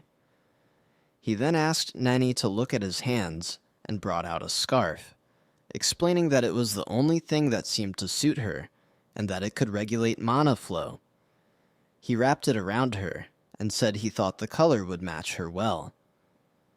Nini thanked him, but Riley asked her not to thank him yet, as he had more to give. He brought out 2 rings and said that was the real reason he called her. The ring, he explained, aided in mana supply. He had borrowed it because she wasn't wearing the ring given by Astroa. Riley was unaware that Nini avoided that ring, not because of its design, but for another reason. Nini asked if the rings were a pair. Riley said he heard both needed to be worn together for the effect to activate. However, Nini insisted he take the second ring. Although Riley didn't understand why, he could see she was serious, so he took it. After some time, they rejoined the group. The others teased them, noting an odd atmosphere between them. Meanwhile, Abyss asked if everything was ready. Riley confirmed they were prepared to leave. Abyss then instructed them to gather, as he created a magic circle around everyone. Before departing, Abyss asked if they were ready. Frisia and Nara confirmed. Endal complained that they should leave already, while Iril remained calm. Abyss asked them to close their eyes. He specifically told Endal again to do so, knowing he was peeking. After ensuring all eyes were shut, Abyss stated that when they opened them again, he hoped their homeland would unfold before them. When Riley opened his eyes, he was shocked to see his former home. Voices spoke about Kola, and he recognized the world that had once cursed him more than death. Suddenly, he overheard someone mentioning a saint, and quickly checked on the others. He saw only Nara and Sarah, who wondered if they had already entered the underworld. Riley reassured them, noting the peaceful environment suggested they had not arrived too late. However, he found it strange that only Nara and Sarah were present. Nara said she had only seen the three of them when she opened her eyes. Sarah assumed Riley would know the reason, but he was just as confused. Elsewhere, Nini, Ryan, and Frisia were also puzzled by their separation. Nini considered using her right eye to locate the others, but the pain was unbearable. She could not determine their positions with her eyes alone, as the pain worsened. Meanwhile, nearby people began whispering about them, commenting on their odd appearance and clothing. Frisia noticed their stares. Ryan agreed that their presence was drawing increasing attention. Nini suggested they change attire. Frisia asked why, and Nini replied that they were now in a different world. She proposed moving to a different location and reassessing their situation. Immediately, they vanished, shocking the nearby observers, who now believed they might be superhumans. A black creature that witnessed Nini's move was also startled. One creature assumed they were superhumans, while the other believed it was something else. Meanwhile, Endal was furious and demanded an explanation from Abyss. Abyss admitted that he may have used too much force and made a rare mistake. Endal remained enraged, claiming he had known something was wrong ever since Abyss arrogantly commanded a dragon. Abyss responded dismissively, saying he did not understand Endal's anger since it was Endal who insisted on coming to this world. Endal replied that the situation was entirely different, and argued they would not have reached the first class without Riley. Seeing the dispute escalate, Iril tried to calm Endal, reminding him that internal conflict would solve nothing. However, Endal became even more furious, and asked if she was giving him orders. Nervously, Iril clarified that it was only a suggestion. She wondered why, out of everyone, she ended up clashing with both Abyss and Endal. Abyss then warned them not to act recklessly, or risk becoming separated from their allies, but this only worsened Endal's temper. Abyss insisted they minimize movement to avoid detection by the Saint, hoping Endal would cooperate. Endal ignored him, and suggested causing a disturbance instead. Abyss was caught off guard and said nothing. He slapped Endal on the back, realizing there was no other option. Endal, overtaken by emotion, collapsed unconscious to the ground. Iril grew concerned, fearing that Endal might be dead. However, Abyss assured her that there was no need to worry. He had only put Endal to sleep temporarily. With Endal unconscious, Abyss and Iril began discussing the status of the others. Abyss believed that if anything happened, they would quickly notice since that world was not very large. He explained that they needed to determine the current timeline, whether it was before or after Riley and himself had died, so they could effectively avoid the Saint's surveillance. He assumed that Riley was also investigating the situation, given that he hated the Saint more than anyone else. In a former tone, Earl said she would investigate alongside Abyss, but Abyss asked her to simply call him by his name. Regarding Endall, he advised her to be respectful. He noted that with his pride and her stubbornness, tension could easily arise. Earl acknowledged this and agreed. Abyss continued by pointing out that they had arrived with 7 members instead of 6. Therefore, they needed to make effective use of their hidden cards. To achieve that, he suggested it would be better to conceal their presence as much as possible. He added that Endall should hold back a little and support the hidden cards when necessary. Meanwhile, Riley and his group stood at a commemorative monument dedicated to a nameless warrior. Riley quickly realized they were in a timeline where he had already died. As they lingered at the monument, they began to attract attention. They questioned whether the onlookers were real people and wondered why they were being watched so closely. The idea that people found them strange also crossed their minds. Listening to the murmurs around him, Riley realized that everyone had completely forgotten about his existence. Even in their memories, he no longer remained. He thought that if not for the monument, he might have doubted the reality of his past life, which now only came to him in dreams. Behind him, Nara and Sierra stood silently. Nara realized that the monument marked Riley's final resting place, where he had sacrificed his life alongside the Demon King. She noticed that Sierra appeared different. Tears streamed down her face. Sierra cried upon realizing that Riley had saved the world, yet no one remembered him, and not even a proper name was inscribed on the monument. Such thoughts filled her with injustice and frustration. Witnessing Sarah's reaction, Nara came to agree that Sarah was right. It was unacceptable to neglect Riley's memorial when he was undeniably a hero. If he had truly saved the world, then someone should remember him. At that moment, someone approached the monument. Riley was surprised to see a woman walking toward it. She apologized for arriving late, explaining that it took her longer than expected to gather flowers. Seeing her face triggered a memory for Riley. In his previous life, a child had once spoken to him, begging him to save her friends, who had turned into monsters. Riley now realized the woman was that same child. He smiled, pleased that she had grown up so well. Nara pointed out to Sarah that someone still remembered Riley, and Sarah acknowledged how fortunate that was. Suddenly, a man rushed toward the monument and accidentally bumped into the woman, causing her to fall and scatter the flowers. Although the man was at fault, he became angry, complaining that his shirt had been stained. Nara was infuriated by his behavior, but Sarah held her back.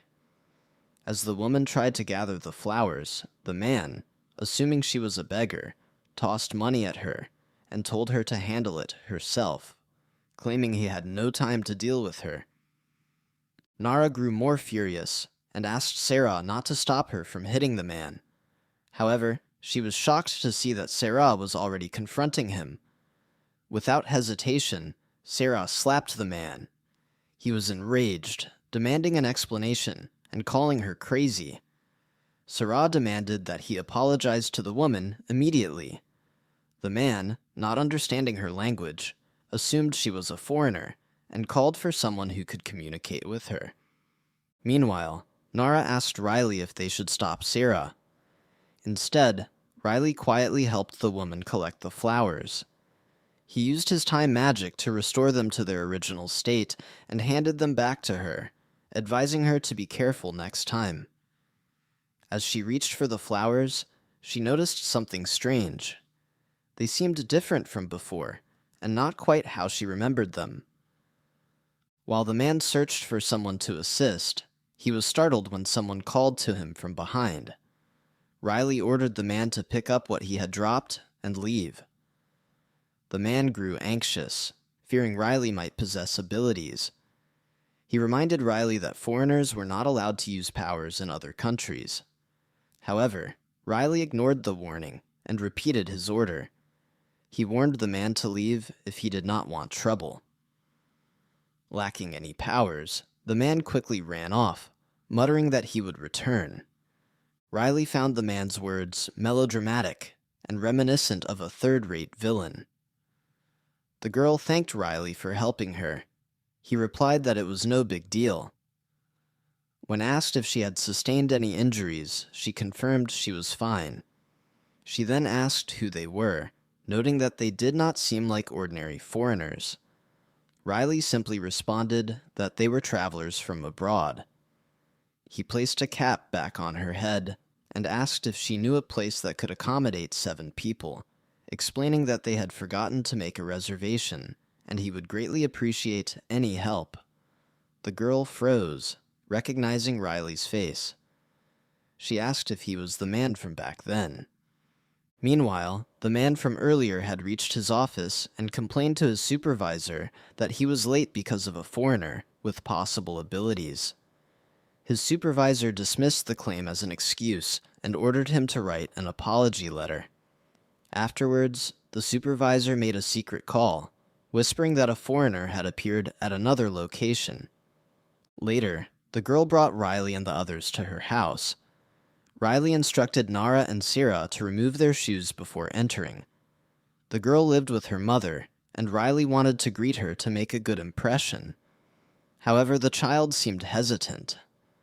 Eventually, she allowed Riley to meet her mother and led him into the room. Her mother's condition appeared poor. She had been unable to speak properly and was suffering from a rising fever. Riley recognized that the situation was serious.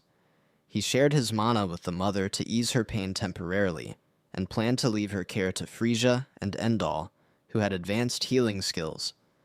He informed the girl that her mother had a strong cold, but would recover with some rest. He reassured her that everything would be fine, just as he had once done in their past life when he promised to save her friends. The girl found comfort in his words and believed in him once more. Riley resolved that he would protect her this time. At the memorial monument, Nini and her group gathered. They felt the monument was too shabby for someone like Riley. Suddenly, a man confronted them angrily, claiming he had received a report about unauthorized ability usage. He demanded they cooperate for identity verification. They did not understand what he meant and asked for clarification. The man explained that once a report was filed, verification was mandatory. Nini insisted that she had no powers and had not used any abilities. Frisia agreed, stating there was no reason to comply. However, the man reiterated the need for verification.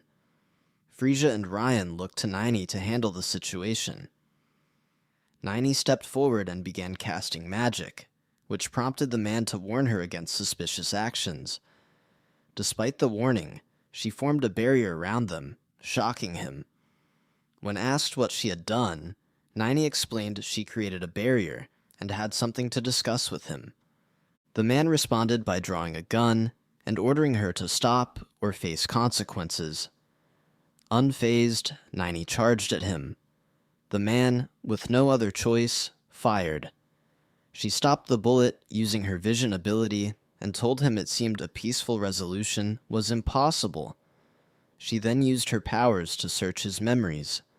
The man was stunned as she blocked his attack and disarmed him.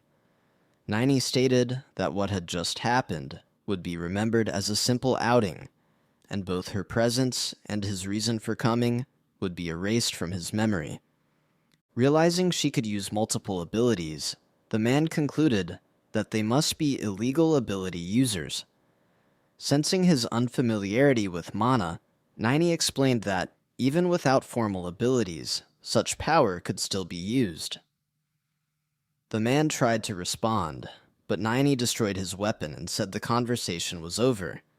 She moved closer to examine his memories, hoping to find traces of ability usage, the world's current structure, and the saint's activities.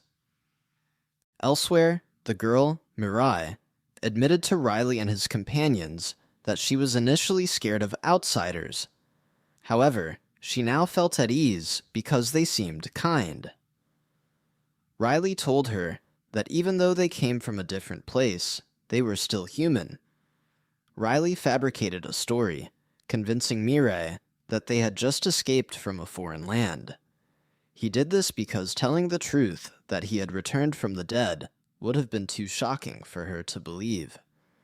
When Mirai offered them something to drink, Riley redirected it to Nara, who appeared severely dehydrated from crying. After Mirai left, Sarah asked Riley if they should look for the others. Riley responded that Endal and Frisia must be found first to help cure Mirai's mother. The next priorities would be Abyss, the demon of this world, and Nini, who could wield powerful magic. After that, they would seek Ryan and Iril. Only once everyone had gathered would they consider searching for Helena. Mirai returned with the drinks and set them down. Riley thanked her and noticed a newspaper. Mirai offered it to him, and he immediately grabbed it. The article revealed that Helena was leading the polls with overwhelming public support, firmly in first place. She had also announced her plans to implement proactive measures starting next year, which had been met with public approval. Riley, reading this, sarcastically acknowledged her growing influence.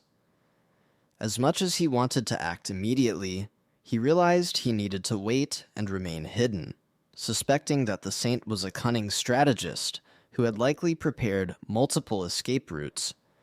Riley decided to tap into the mana, something only accessible to himself, Endal, and Nini in that world. He believed that anyone detected through his mana trace was likely one of the 7 pieces. After attempting to locate a trace, Riley connected with Nini, who was beginning to piece things together. Through a man's memories, Nini learned that the group appeared to be preventing ability users from committing crimes. Frisia asked if they were just doing their jobs, to which Nini responded affirmatively, although she sensed that their superior had hidden motives dating back to before their arrival in the world. Nini shared that an organization had been monitoring the area around Riley's memorial. Ryan questioned the purpose, as the site was poorly maintained. Nini admitted that she had not yet discovered the full truth, but suspected something was amiss. She erased their traces and set traps to identify anyone tracking them. According to her, other pieces had arrived in the world before them. Though she could not identify them clearly, she intended to teleport to their location. After setting the traps, Nini instructed everyone to hold on tight. Ryan and Frisia grabbed her hands, and they vanished instantly. Shortly after, the man woke up, confused about why he had fallen asleep there. He felt like he had forgotten something important, but dismissed the feeling as exhaustion, believing the constant overtime at work had taken its toll. Meanwhile, Abyss sensed the mana and told Iril that one of their members had used it. The signal was distant, but still within reach. He then woke Endal, saying it was time to leave. Endal, still yawning, asked if Abyss truly sensed mana. Upon feeling it himself, he realized it belonged to Riley or Nini. They asked if he could teleport them immediately. Endal began the spell and told them to gather close. Abyss suggested using an invisibility spell to avoid drawing attention. Endal, slightly offended, replied that he had already activated it, which earned him praise from Abyss. The praise made Endal feel proud, though Iril thought he misunderstood the compliment. As they prepared to depart, Abyss told Iril that she had a significant role to play in the future. She questioned him, and Abyss explained that she was the hidden card among the 7 pieces. Elsewhere, Sarah and Riley ventured out without Nara. Sarah hesitated, concerned that leaving Nara behind was irresponsible, given their current task seemed less urgent. Riley assured her that Nara could manage on her own. As they continued, Sarah noted how surprising everything had become, but Riley seemed distracted. When she questioned him, he directed her attention to police vehicles on the road. Riley explained that those cars functioned like carriages used by guards in that world. Sarah remarked on how exotic they looked, but Riley sensed trouble. He believed something serious had happened, and asked Sarah what her intuition told her. Sarah felt it was better to move past the scene and prioritize their mission. Trusting her instincts, Riley agreed. As they passed the police blockade, they noticed a large crowd gathered. A murder had occurred, and there were no survivors. Witnesses speculated that the victims had been torn apart by some kind of beast. Riley remained silent as they moved through the area. Meanwhile, Endal's group arrived at Riley's memorial and discovered a magic circle. Endal recognized the trap's structure and concluded it had been set by Niney. Abyss asked if he could detect anything else, but Endal admitted that it would be difficult, as the circle was rudimentary and unlike the advanced magic he had taught. Earl asked what their next step should be. Abyss responded confidently, presenting 3 plans. The first option was to return to the alley and wait for another target to appear. Endal opposed this, preferring to wait at the memorial. The second plan was to trigger one of Niney's traps intentionally so she would notice them. The third involved acting, and Earl would play a central role by portraying Riley, the hero of that place. Shocked, Earl hesitated, but Abyss reassured her. He suggested she wear a hood and modulate her voice to remain unrecognizable. Earl protested, noting that if Helena recognized her, the saint would escape. Abyss doubted that would happen. He instructed her to speak in Riley's tone. Earl attempted to mimic Riley, and although her delivery was awkward, Abyss found it satisfactory. He believed that anyone pretending to be the hero would provoke the saint into action, especially since she had erased Riley's name from the memorial. Abyss concluded that the existence of a hidden hero could spark a dangerous cult movement. He then asked Endal to prepare a translation spell, while assuring Earl that the performance required no extraordinary skills. Earl stepped onto the memorial, feeling nervous but determined. She announced the return of the fallen hero. Onlookers began to gossip, debating whether to report her. Endal and Abyss watched from above.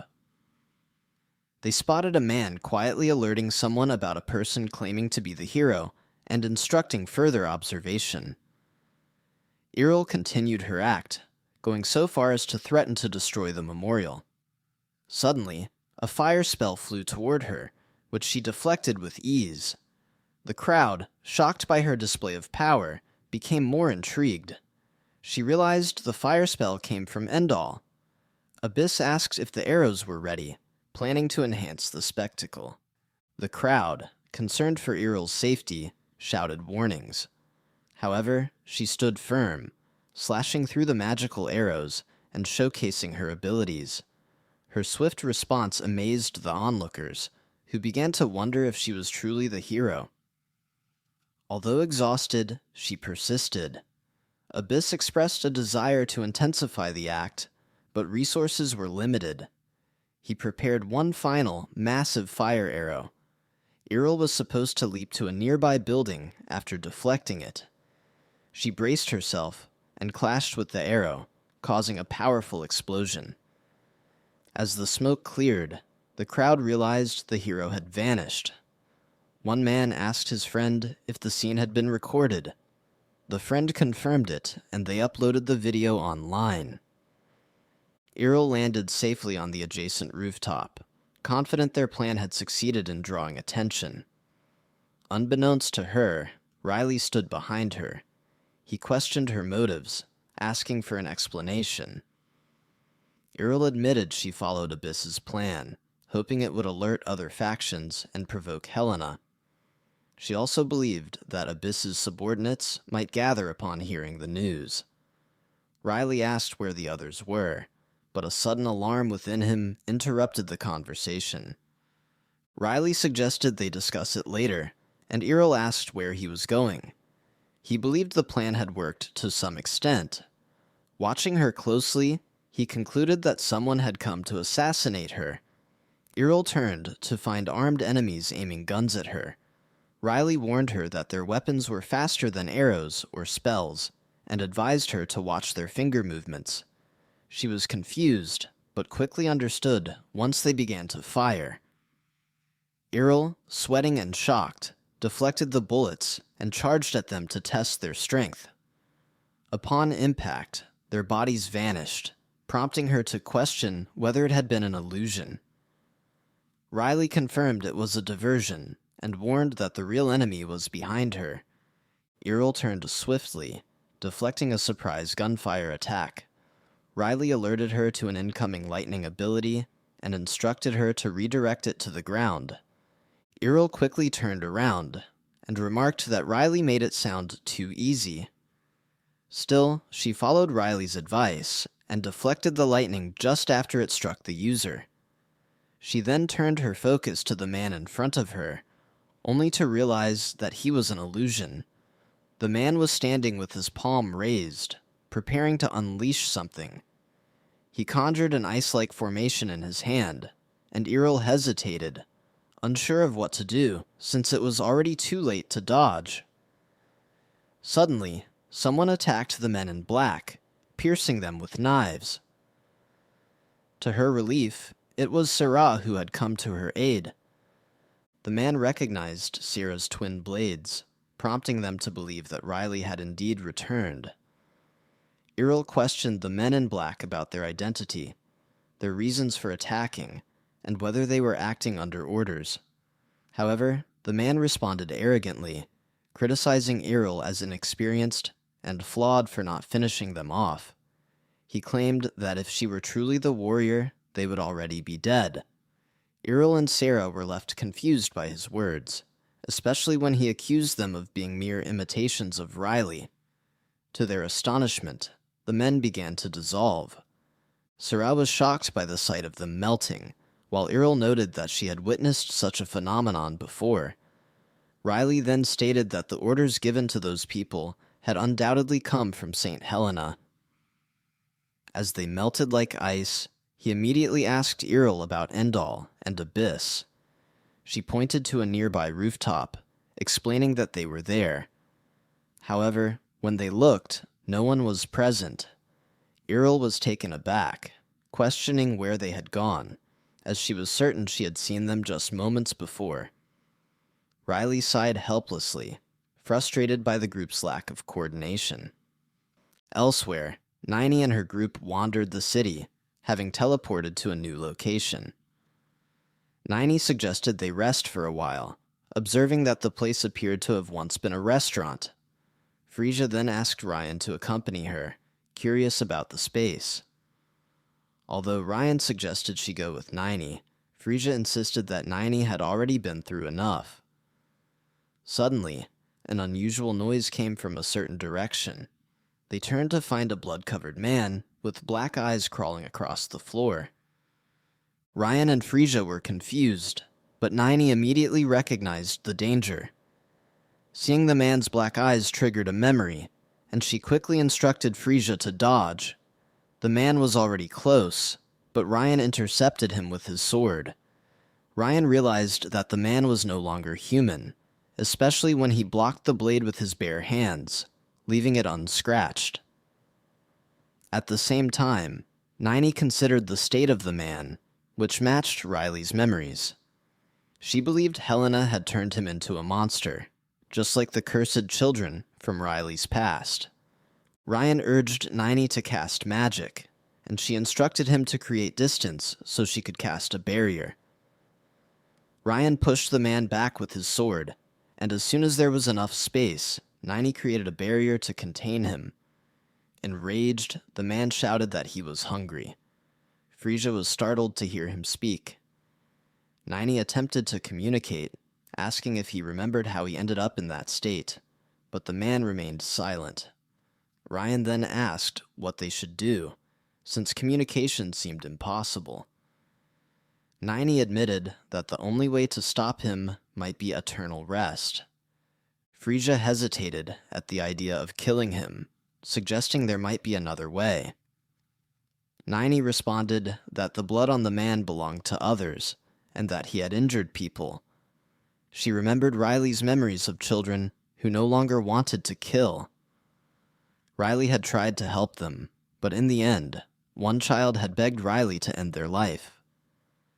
Niney concluded that for someone forced to live in a world where it was kill or be killed, death might be the only relief. However, Frisia shouted for her to stop. She grabbed Niney's arm and pleaded with her not to proceed without considering other options. She suggested using binding and sleeping spells. Brought back to her senses, Niney admitted she had let her emotions cloud her judgment. When Frisia asked why she had reacted so strongly, Niney explained that Riley once met a cursed child in a past life. It was one of Riley's most painful memories. The children had lost themselves to a strange power and committed massacres. Niney acted emotionally because the situation reminded her of Riley's suffering. Ryan then asked if the strange power came from Helena. Niney confirmed that it likely did, since only Helena would commit such acts. Frisia asked whether Helena was truly a saint, and Niney affirmed it. Frisia also wondered if Helena had the ability to heal and bless using divine power. She explained that in her world, divine energy came from the goddess Irene. However, she could not sense the presence of a god in this world, making her question Helena's title. Still, Niney recalled meeting the god of this world. Despite this, Frisia believed that worshipping a god from another world might lead to misunderstandings. Nevertheless, it was clear to her that Helena's power was distorted. Whatever curse or illness it was, Frisia insisted she could heal it. As she channeled her divine power into the man, he gradually returned to human form. She continued healing him until he was fully restored. Meanwhile, Riley tried to sense their mana, but detected nothing. Earl asked if he was sure Niney, Ryan, and Frisia were together, and Riley affirmed it. He added that they had split into 3 groups, and if anything had gone wrong, he would have sensed it. At the same time, news reports began circulating about a cannibal responsible for a string of murders. Sarah and Earl's faces appeared on the news, with the public being warned to avoid them, as they were suspected as accomplices.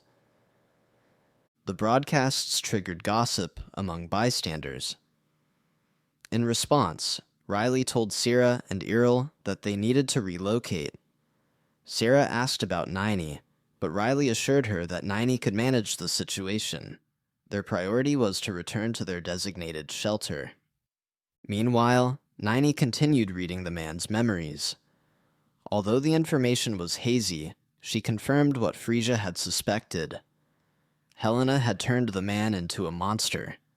There were multiple victims, and their numbers continued to grow.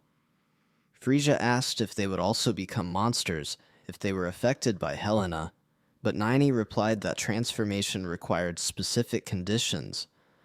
Ryan and Frisia struggled to understand what was missing in the man that led him to behave so violently.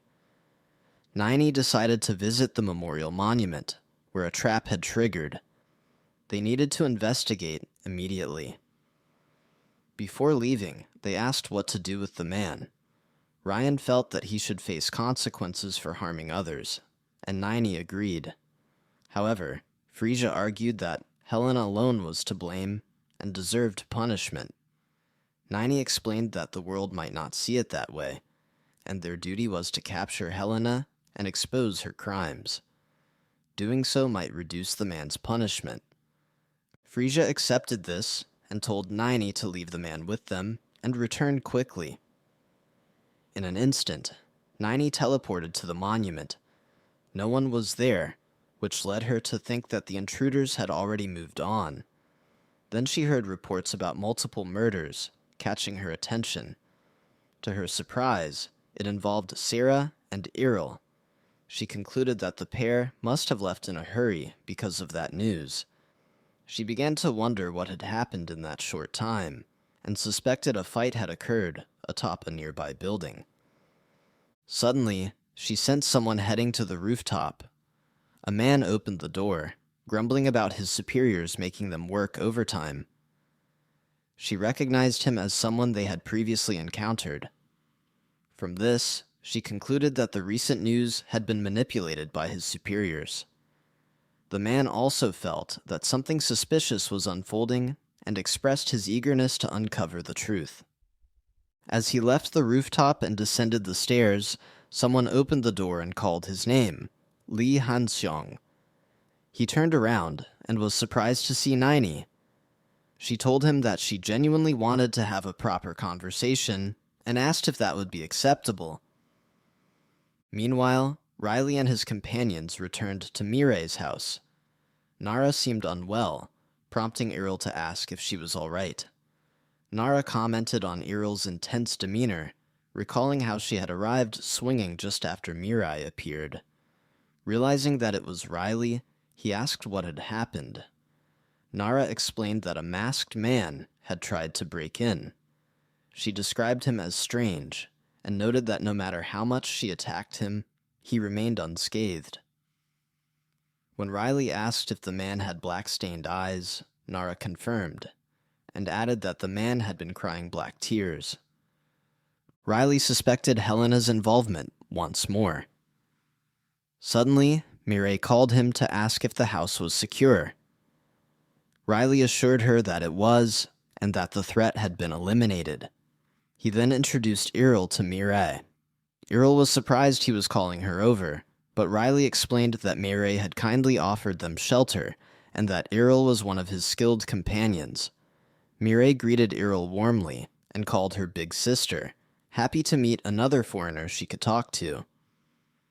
Iril, however, was confused by the term, as she had never been called that before. Riley noticed that Mirei seemed more relaxed, perhaps because she had met someone close to her age. In order to protect Mirei's smile, Riley thought that curing her mother as soon as possible was essential. A few weeks later, the Supernatural's office headquarters was crowded. The high-ranking officials gathered the new recruits and asked them to be patient and stay alert. The recruits were informed that they needed to remain mentally resilient for the upcoming mission, which was described as extremely dangerous. One of them, however, treated the warning lightly and jokingly asked the superior for more information. The superior explained that, within just 2 weeks, certain monstrous individuals had completely rewritten the office's records. The mission was aimed at capturing ruthless serial killers known for their taste for human flesh. Therefore, the recruits were urged to stay vigilant. The recruits began to believe that these individuals were truly deranged, especially after hearing strange rumors about them claiming to be the saviors of the world. At that moment, more recruits arrived, led by team leader Lee Han-seong, who emphasized that there was no room for mistakes after all the planning that had been done. The recruits acknowledged his words, and he expressed trust in their abilities. Naini, disguised as one of the recruits, confidently stated that they would capture the culprits with their own hands and make them confess. Meanwhile, Riley and his team walk around the city, looking for the others. Sarah and Nara expressed concern about Naini and the others, as there had been no communication for several weeks. Riley commented that if he had known they would cause trouble, he would not have brought them along, so there was no need for concern. At that moment, Riley noticed the ring Naini had given him during their parting. He had assumed it was powerless, yet he could now feel Naini's warmth through it. Nara called out to Riley, noticing his sudden silence. Riley then informed the group that 2 individuals were approaching. Monsters created by Helena appeared, prompting Riley to instruct Sarah and Nara to confront them again without hesitation. Sarah took the right, while Nara handled the left. They launched their attacks with confidence, their movements noticeably more agile than in previous encounters. Riley suspected the monsters were growing stronger in both number and power. Suddenly, a man arrived and ordered them to stop. Sarah and Nara paused as the man criticized their reckless behavior within the territory of the Supernaturals Agency. Riley grew anxious, wondering how this staff member had managed to appear undetected, even bypassing Sarah's sensory skills. The man then summoned his recruits to deal with Riley's group. Niney and her companions emerged, shocking Sarah and Nara. They were further stunned to see Niney, Ryan, and Iril among them. Niney raised her palm and offered to handle the situation, noting the group must be exhausted from fleeing. Sarah tried to intervene and suggested a discussion, but Niney proceeded to cast a binding spell. Niney's superior was then restrained with magic. The man grew angry, accusing Niney of misusing her power. She also bound the monsters to a pole to prevent further harm. Despite warnings from one of the authorities about the consequences of arresting a team leader, Niney stood firm, insisting that the two she had captured were the real killers. However, the man argued that the foreigners were the true culprits and cautioned her not to be deceived. Sarah and Nara's perception shifted as they realized Niney was helping them. Niney apologized for being late and admitted she should have used translation magic before arriving in that world. Meanwhile, the agency staff began to understand the situation, suspecting flaws in the First Command's judgment. Nara and Sarah felt relieved to confirm that Niney had not been brainwashed.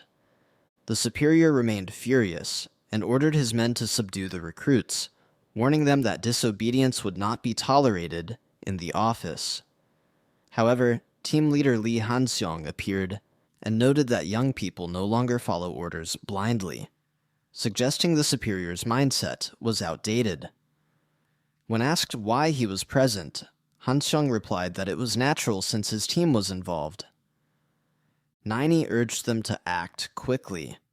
Han-seong announced that the Central Region's Ability Agency would cease pursuing the cannibalistic serial killer.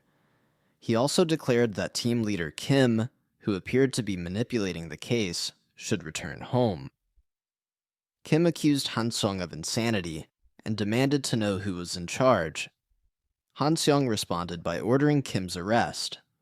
The staff agreed with Han-seong and detained Kim. Frisia was then tasked with using her purification spell on the monsters.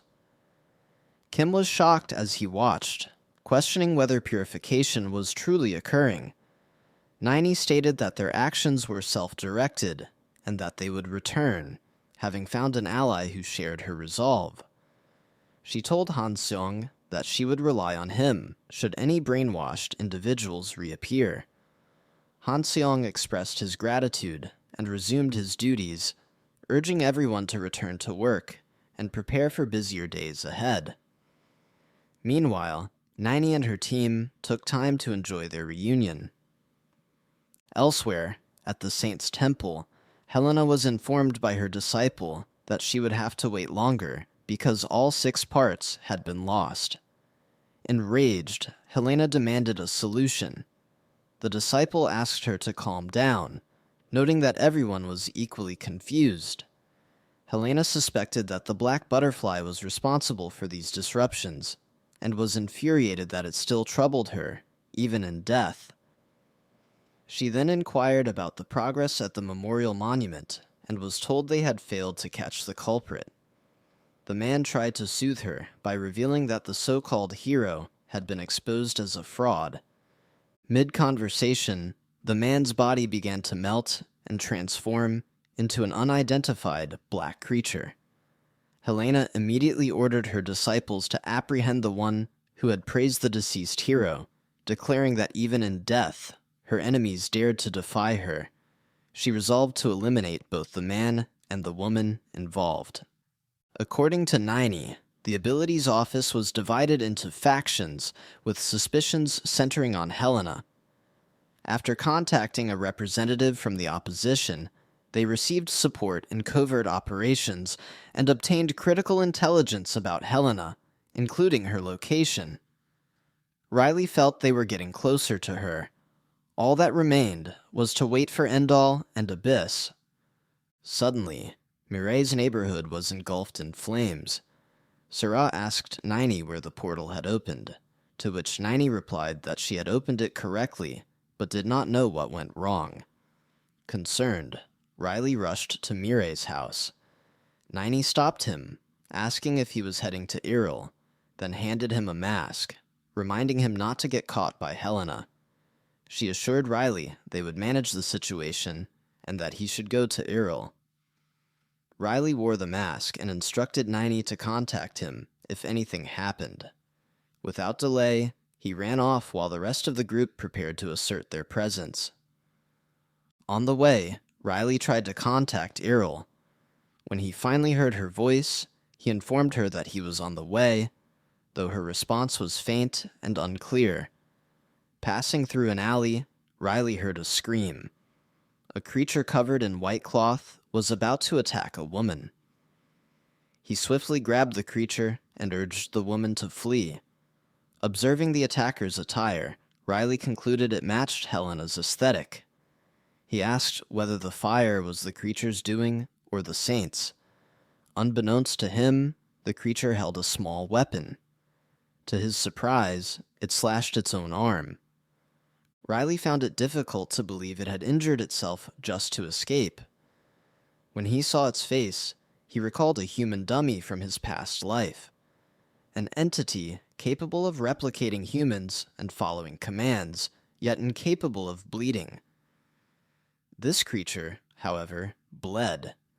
He realized it was a human dummy, using a real person as a base, and suspected Helena had gone to great lengths during his absence.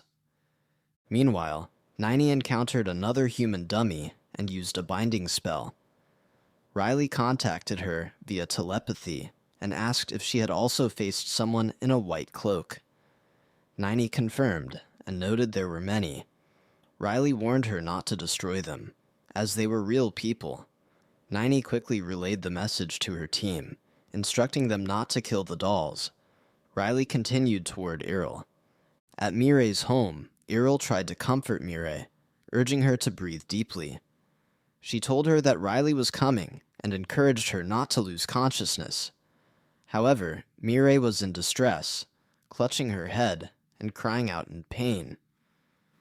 Iril grew worried and pushed the dolls away.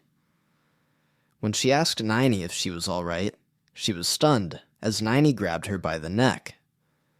Iril called out to Mireille, but there was no response. She hesitated to use force, fearing it would hurt her. Instead, she attempted to reason with Mireille.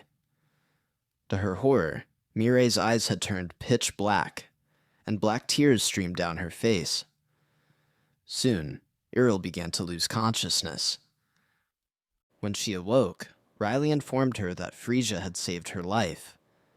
Iril thanked him and asked about Mireille. Riley said he should be asking her the same, as Mireille and her mother were missing. Iril explained that Mireille had disappeared while she was unconscious. Riley noticed a mark on Iril's neck and asked if Mireille was responsible. Iril denied it, explaining that the mark was not Mireille's doing. Remorse fell on her face as she recounted how she had been protecting Mireille, who was suddenly consumed by darkness. Riley then asked Frisia to heal Iril's wound, so Inaril would not have to see her with injuries. He said he might take a walk and return later. At the Saint's Temple, the disciples reported to Helena that they had broken a cultist's neck, silencing claims that the hero had returned. All that remained was to craft a new doctrine. Helena was determined to become the embodiment of a god. She instructed her disciple to spread the new gospel, warning that further failures would be unacceptable. Suddenly, another disciple burst in, reporting that 6 individuals were spreading rumors about the hero's return. These 6 claimed to be the 6 parts destined to right all wrongs and vindicate the hero. Helena confirmed the statement, and the man assured her they had quoted it precisely. Her disciples began to suspect betrayal from their own side. Helena ordered silence, stating the situation was uncertain. When asked if they should investigate, Helena decided to look into it personally. Soon, a battle between Helena's disciples and Riley's group was reported in the news. The public speculated if it was a movie shoot, noting the intensity of the fight and the lack of visible injuries. As people filmed the event, Nara and Sarah eliminated a disciple. Nara questioned Riley if the combat was truly peaceful. Riley affirmed it was necessary for public perception, explaining that defeating Helena required more than brute strength. It demanded strategic influence. Nini returned after inspecting the temple. Riley asked if she had seen Helena, but she replied that Helena was not there.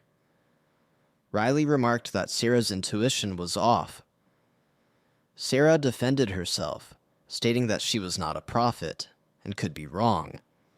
Nini questioned if she truly believed that, and Sarah responded that if Helena was not there, then her guess was incorrect. Riley clarified that it was not a mistake. Helena was hiding beyond a dimensional portal within the temple. Nini suspected it led to the world of demons, as Abyss had described. Since Helena had aligned herself with demons, her presence there would not be surprising. Riley then asked if Nini had used her right eye, to which she confirmed that she had, and intended to use it again. Nini admitted that she intended to find the goddess of that world. Riley asked her why she was searching for the woman. Nini explained that Frisia had said she could not sense the goddess in this world, which led Nini to question the identity of the one she had encountered.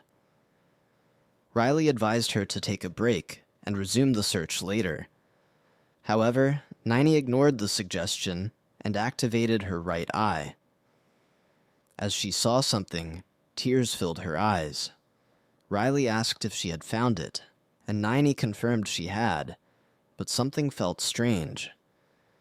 She revealed that the location of Helena she had previously seen and the place where she now saw the goddess were exactly the same without deviation.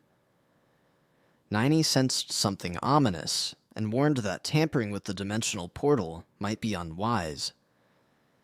Riley fell silent, thinking that if Abyss had been present, he would have entered the portal without hesitation. With that thought, he began to wonder where Abyss was. At that moment, Endall and Abyss were with a group. Abyss introduced his subordinates, whom he regarded as friends. Endall commented that they appeared weaker than him and questioned their usefulness. Abyss challenged him to confirm it for himself, leading Endall to believe Abyss had confidence in his allies. The moment came quickly as Abyss's friends charged at Endall before he had even prepared himself. A few days later, the news spread just as Riley had anticipated. The official media remained silent, seemingly puzzled by the situation. In contrast, unofficial channels portrayed it as a thrilling game.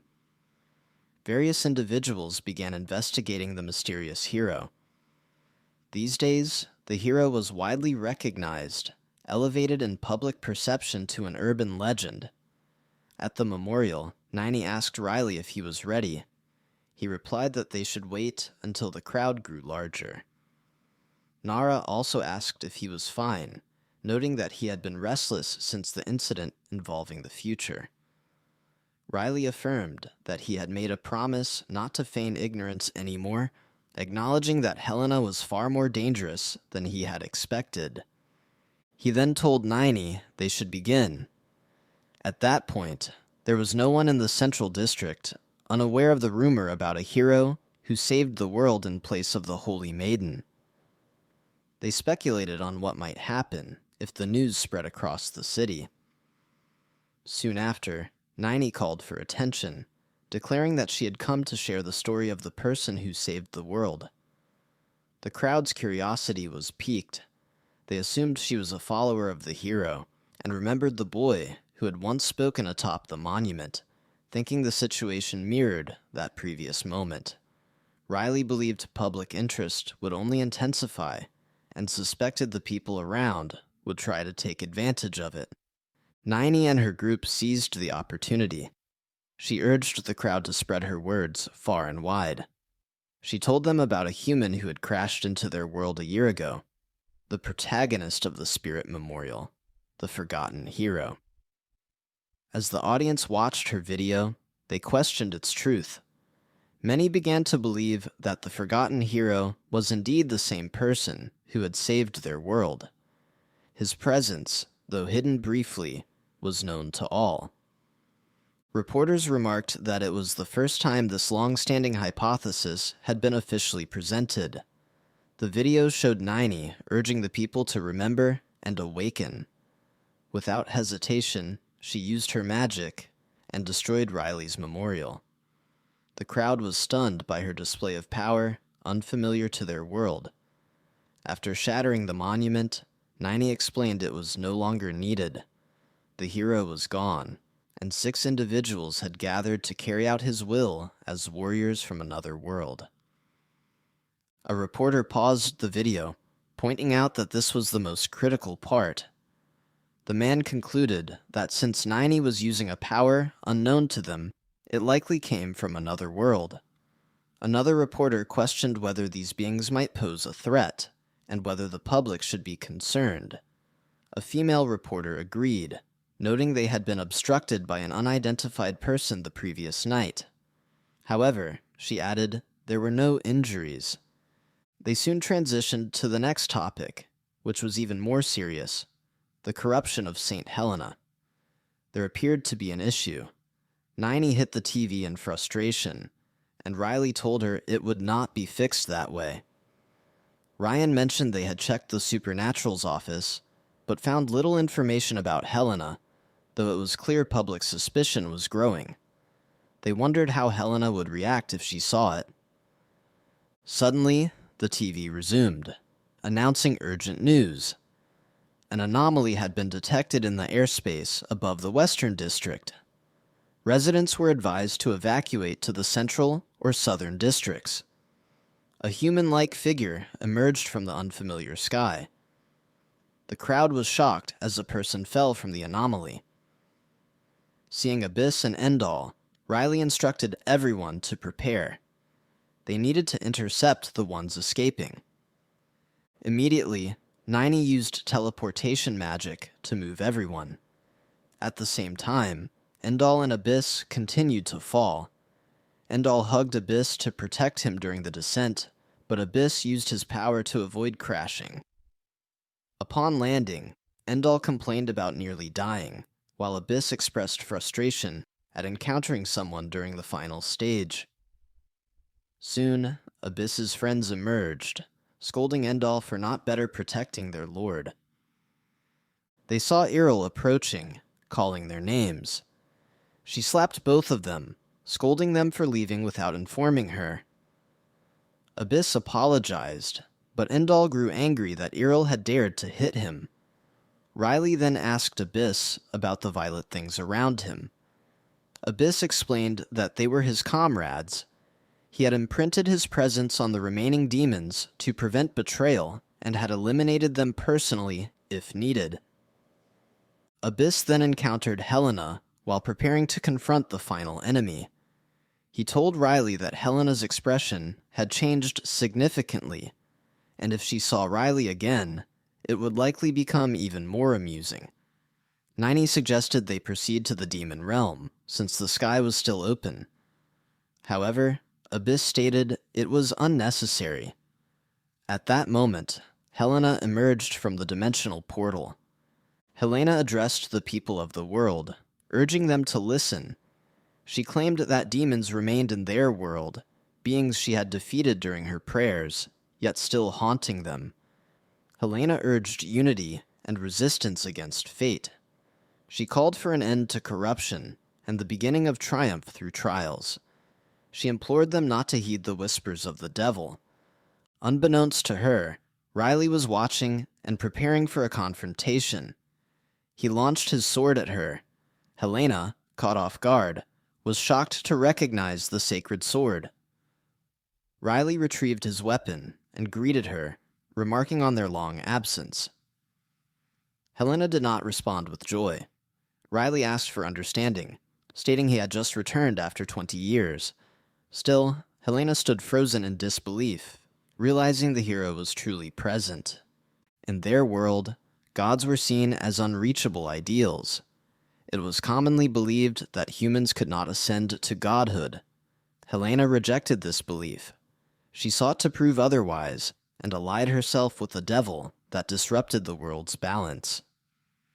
Helena aimed to consume the goddess, whom she believed was merely a shell. She saw herself as the sole candidate to become a god. Those who resisted faith appeared to her as obstacles. She believed these remnants were trials, perhaps the final ones, bestowed upon her by fate. However, her thoughts were interrupted. A massive fireball loomed above her. It struck, though she managed to stop it, demanding to know its origin. Enraged by the attempt on her life, she summoned human-like dolls, commanding the gods to offer Riley as a sacrifice. Sarah pointed to one of the dolls, noting its familiarity. To their surprise, it was Mirai, still engulfed by Helena's darkness. Riley wanted to confront Helena about her actions toward a child. However, Ryan stopped him and reminded him to complete his remaining task, as they would handle the humanized dolls and rescue Mirai. Abyss instructed Endal to accompany Riley, noting his strength in aerial combat. He emphasized that Endal should protect and assist Riley while carrying him.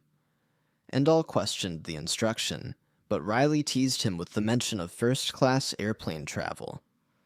Convinced, Endal agreed to help. As the final battle to save the world began, the people were in shock. Endal transformed into a dragon, causing panic as some mistook him for a monster.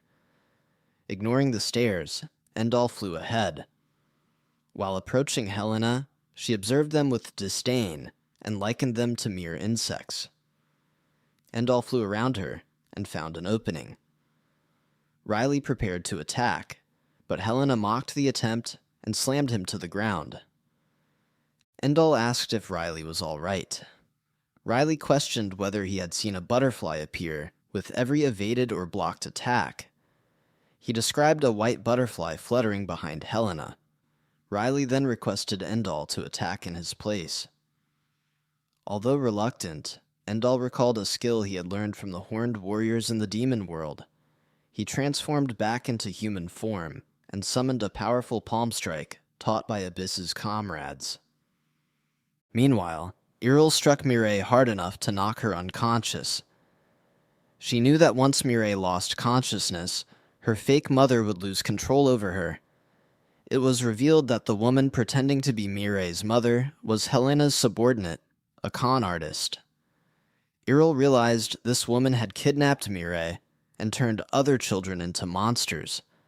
The woman defended herself, claiming she treasured Mirai, the only child in the city, to avoid contamination.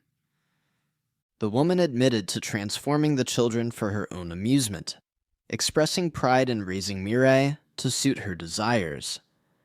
Enraged, Iril drew her sword, declaring the woman unworthy of being called a parent. Before she could attack, Mirai intervened. The woman believed Mirai was protecting her, surprised by the gesture. Mirai admitted that the time spent together had brought her joy, prompting Iril to assume she intended to defend her. However, Mirai asked Naini for a favor. She requested to be blindfolded and have her ears covered, stating that afterward, she would accept whatever happened to her mother. The woman grew anxious, unable to accept Mirai's rejection. Mirai explained that while she cherished the memories they shared, she could not forgive the harm her mother had caused others. Her decision to walk away was her way of honoring the wounded. Despite the woman's pleas and claims of raising her, Iril prepared to strike. Naini closed Mirai's eyes. Mirai uttered a quiet farewell as the battle around them pressed on. Suddenly, Abyss noticed something strange beside Ninny. A black butterfly fluttered around her, invisible to her own eyes. Abyss asked where it had come from, suspecting a summoning. Ninny was shocked, unable to see it herself. In contrast, Helena had a white butterfly fluttering around her, also unnoticed. As Indal and Helena clashed, Riley realized he was the only one who could see the white butterfly, suggesting he alone could manage it. However, he did not know how to interact with it. At that moment, Niney contacted Riley through the communicator, informing him that the believers had been subdued. She also mentioned Abyss had noticed the black butterfly attached to her. While Riley was distracted, Helena prepared to strike. Endel noticed the danger and shouted a warning, but it was too late. Suddenly, time froze. Everything and everyone stopped moving. A figure in a white cloak appeared behind Riley, announcing the arrival of the final moment. As Riley turned, he initially mistook the figure for Niney, but quickly realized otherwise. He asked if she was the goddess of that world. The goddess responded by asking if he had seen the butterflies. Riley confirmed and asked what they were. She explained that the butterflies were her avatars, manifestations of her power to manipulate fate. Riley asked if Helena had consumed her, causing them to merge. The goddess clarified that they had not fully fused. She had implemented a safeguard. Before Helena could completely devour her, she transferred half of her power to Riley. This action preserved her influence and allowed Riley to reincarnate with his memories and the ability to perceive the butterflies. Niney's black butterfly was part of this contingency. Their meeting was also guided by the goddess's power. Riley asked why Abyss could also see the butterfly. The goddess explained that during Abyss's final moment, the Demon King had been with him, enabling that awareness. She then revealed that Helena, upon realizing the goddess's plan, attempted to destroy the other world before the births of Riley and Abyss. However, Helena failed. The goddess addressed Riley as a hero and apologized for the suffering he had endured due to her oversight. Riley interrupted, insisting that apologies were irrelevant. He urged her to focus on stopping Helena, and stated that if she intended to use him for peace, then she should do so fully. He emphasized that they needed to confront the threat directly, without hesitation or regret. The goddess responded that his resolve was unexpected, considering his past tendency to flee. Nevertheless, she expressed relief at seeing his determination. She then instructed Riley to burn the black butterfly passed on to Ninny. She explained that the butterflies, though split, were interdependent. Destroying one would unbalance and eliminate the other. She described Helena as an empty vessel with delusions of grandeur. From this perspective, subduing her would not be difficult. Riley asked what would become of the goddess. She replied that she would cease to exist completely, but assured him that the world could endure without her intervention. Riley asked if this was truly her choice. She affirmed that it was. Riley then declared his willingness to serve her. Shortly after, he awoke from the dream. His group stood nearby, worried about him. Riley asked about Helena's status. They informed him that she had escaped, but remained within reach. Tracking devices had already been placed on her. Ryan added that personnel from the Ability Affairs Office had been deployed nearby. Riley ordered Ryan to coordinate with those agents to assist in the search. He assigned Iril, Frisia, and Nara to protect the rescued individuals. Abyss and Niney would accompany him in pursuit of Helena. Niney asked if he had figured out how to stop her. Riley replied that he had, based on the goddess's own instructions. Riley expressed his discomfort with the pleading look in the goddess's eyes. He clearly stated his dislike for the method she had proposed. Abyss asked if that was acceptable, considering it came from the goddess. Riley responded that it was fine. He had long distanced himself from matters involving faith and deities. Afterwards, Niney and Abyss asked how he planned to defeat the saint. Riley explained that they would begin by finding the saint, as she carried a portion of the goddess's power. He believed locating Niney's dark butterfly might work. Niney recalled that the goddess had said her power was split between the two butterflies. If they were momentarily forced to combine, despite their divided control, it could be possible to stop Helena. However, Niney admitted that it was difficult, since she could neither see nor control the butterfly. Suddenly, Abyss was surprised. A butterfly fluttered around, visible to both Abyss and Riley. Niney asked where it was. Riley said it was right in front of Abyss, then noted that it was flying again. However, its movement seemed odd. Niney asked if it had spun in a circle before flying off. Riley asked how she knew that. Niney replied that she now understood its pattern and could use it to reach Helena, just as they had hoped. Abyss remarked that they were fortunate to have a method the goddess did not know about. Riley agreed, stating that gods do not know everything. Meanwhile, Helena was wreaking havoc, claiming she held the power of fate in her hands, and that there was nothing she did not know. She began destroying buildings indiscriminately. Someone suddenly told her she looked like a child throwing a tantrum. She was startled to see Abyss behind her. Furious, she asked if he was afraid of her. Abyss questioned her fear, prompting Helena to laugh and declare fate as cruel. She challenged Abyss and vowed to crush him with her own hands. Abyss rushed at her. However, it was actually Riley who launched the real attack. Helena dodged Riley's strike, and then evaded Abyss's as well. She realized she was not strong enough to chase them both, so she decided to use the power of fate again. At that moment, Riley and Abyss saw the white butterfly. Riley shouted a signal to Abyss to move. Helena wondered if they were waiting for her to use fate's power, and questioned what Riley had ordered. To her shock, Abyss passed straight through her. She quickly caught up to him and asked why he turned his back on an opponent. She then slammed him into the ground. Confronting him, Helena expressed disbelief that someone like Abyss could cause her so much trouble. However, Abyss laughed. He told her that his power approached infinite revival.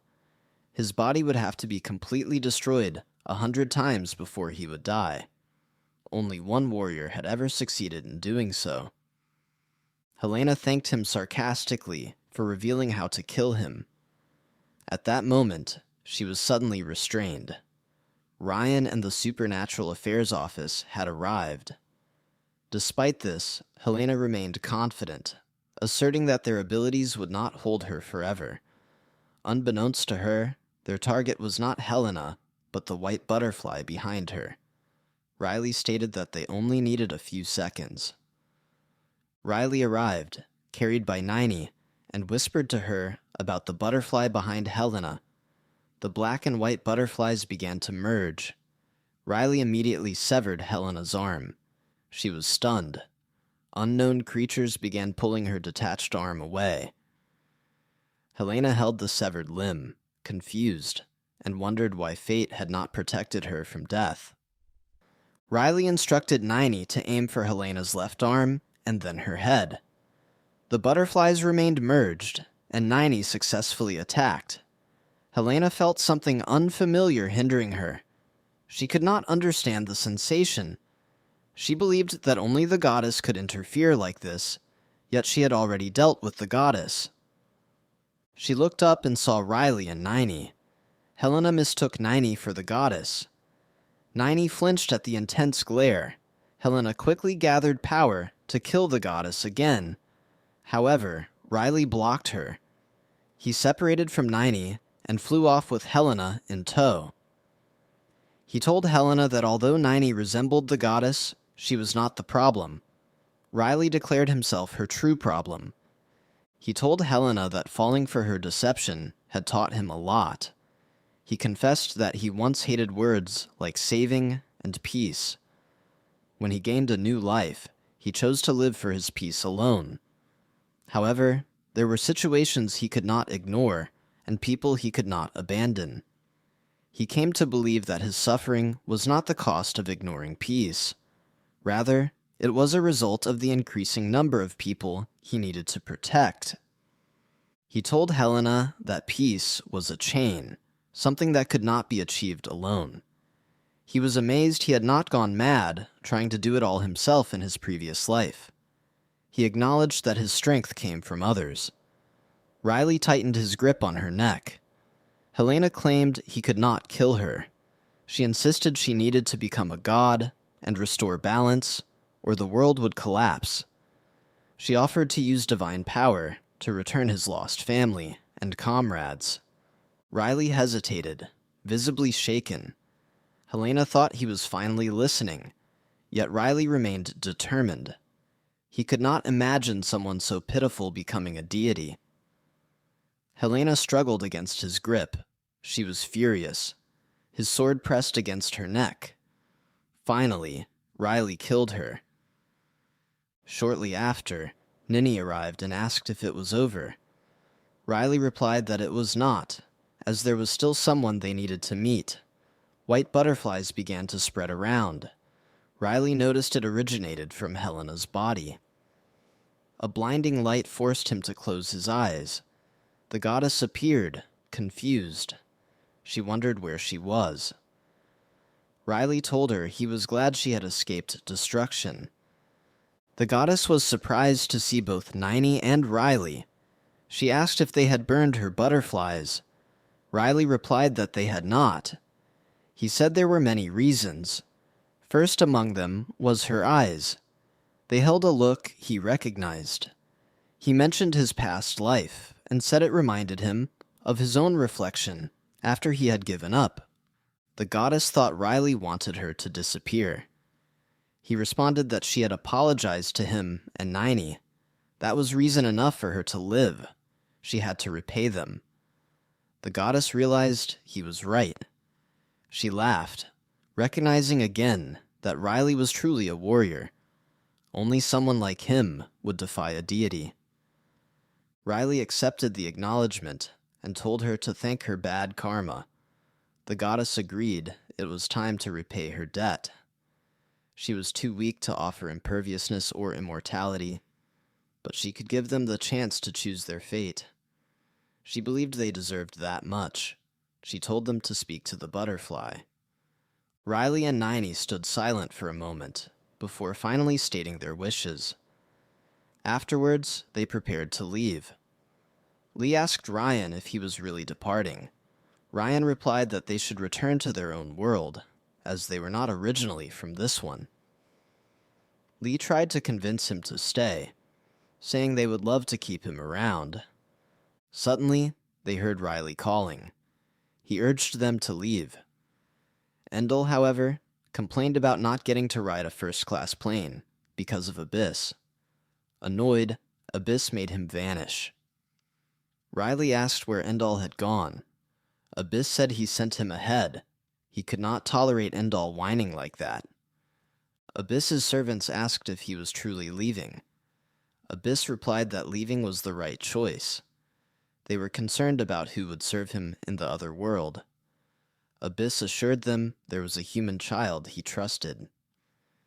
The servants asked if this child was more trustworthy than they were. Abyss laughed, amused by their jealousy. The group laughed together as they got ready to leave.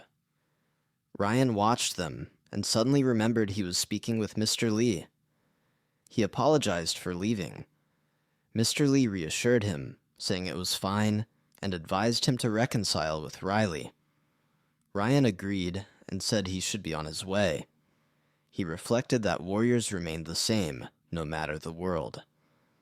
Meanwhile, Nara asked Mirai if she was sure about joining them. Mirai confirmed that she had nothing left in the world, so she chose to follow Riley, believing he would determine her future. Sarah suggested Mirai stay with the manor's servants. Riley said he would speak to her parents and try to arrange something. Abyss then asked if everyone was done talking. He instructed them to gather around. Using his skill, they prepared for departure as the sun began to set in their world. Riley and Nini returned safely to the manor. After they landed, Riley praised Neni for her efforts. As Nini prepared to go inside, Riley gently held her wrist. Confused, she looked at him. Riley took out a ring and placed it on her finger. Nini recognized it from before. She asked why he was giving it to her. An awkward silence followed. They stared at each other. Nini smiled and placed a ring on Riley's finger as well. She said it must have been on his mind. They softly said each other's names, but suddenly, a voice interrupted them. They turned and saw Iris, who was shocked and asked what they were doing. 6 years later, a wedding celebration took place at the Epheleta mansion. The Count and his wife wished the newlyweds a blissful life ahead. The couple was revealed to be Ian and Inaril. Smiling, they approached the part of the celebration where the flower bouquet would be thrown. The bouquet was tossed, and a little girl who resembled Riley managed to catch it. Moments later, Nara held the little girl, whose name was Rini. At that time, Sarah entered the scene. She commented that the apple doesn't fall far from the tree. In Rini's case, the resemblance was striking. She even shared her father's hiding abilities. Despite using her intuition and Nini's eye, it had taken them 2 days to find her. Nara remarked that it must have been difficult for Ian when he had to look after Riley in the past. Things would have been much easier for her in the Epheleta mansion if Iril and Mirai had been present. Sarah reminded her that both of them had chosen the path of adventure after being inspired by Riley's strength. There was nothing they could do about that now. At that moment, Frisia arrived and called out to them, relieved to have finally found them. She mentioned that it had been a long time, and that the temple had finally calmed down enough to allow her to visit. Nara embraced Frisia immediately, and expressed how much she had missed her. Caught off guard, Frisia grew flustered, and asked what she meant by that. Observing the scene, Sarah noted that there was love in the air no matter where one looked. Suddenly, her attention shifted, and she asked Nara about Rini's whereabouts. Nara looked around in a panic, and realizing that Rini had vanished again, screamed. Back at the party, the Count and Iris congratulated Ian and Inaril once more. Ian thanked them for attending, despite their busy schedule. Iris praised Inaril for being such an excellent teacher to Ian, and Inaril felt flattered by the compliments. Elsewhere, Lloyd spoke to Ryan and mentioned that Riley had already told him about his recent exploits. He also observed that Ryan looked happier than the last time they met, and expressed relief that his older brother seemed to be doing well. However, Ryan clarified that he was no longer the eldest son of the Epheleta family, and that Lloyd need not be so formal around him. With the tension gone, Lloyd embraced Ryan and suggested they go inside for a few drinks. In the bushes nearby, Endall confronted Riley about the time he hid in his bar to avoid pressure from others about making things official with Nini. Endall claimed something must have happened during that time, because Riley later appeared with the girl he called his daughter, who resembled both him and Nini. Riley recalled the incident and began recounting the memory to Endall. One day at the manor, he had been walking with Nini as usual when his parents began whispering about their closeness. Suddenly, Nini complained of nausea. His parents suspected it was morning sickness. In response, Iris smacked Riley on the head. Endall insisted that this was not what he meant, and claimed the smack must have affected Riley's brain. Meanwhile, Rini was about to sneak up on her father, but got caught by Nini. Nini asked what she was doing, mentioning that Nara had been looking for her. Rini responded that she had been watching her father talk to a strange man. Nini told her to come along. Before leaving, she glanced at Riley and smiled. He grinned back, which caught Endal's attention.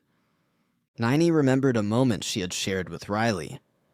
They were in Endal's bar, where Riley told her about his type of woman. He said he liked girls who did not bother him with annoying things, and that she was the closest to that. He then admitted his feelings and stated he wanted her to marry him. She held his hand, accepted his proposal, and they embraced. Returning to the present, Rini noticed her mother's face was flushed and asked if she was feeling unwell. Nini smiled and said she was just a little warm.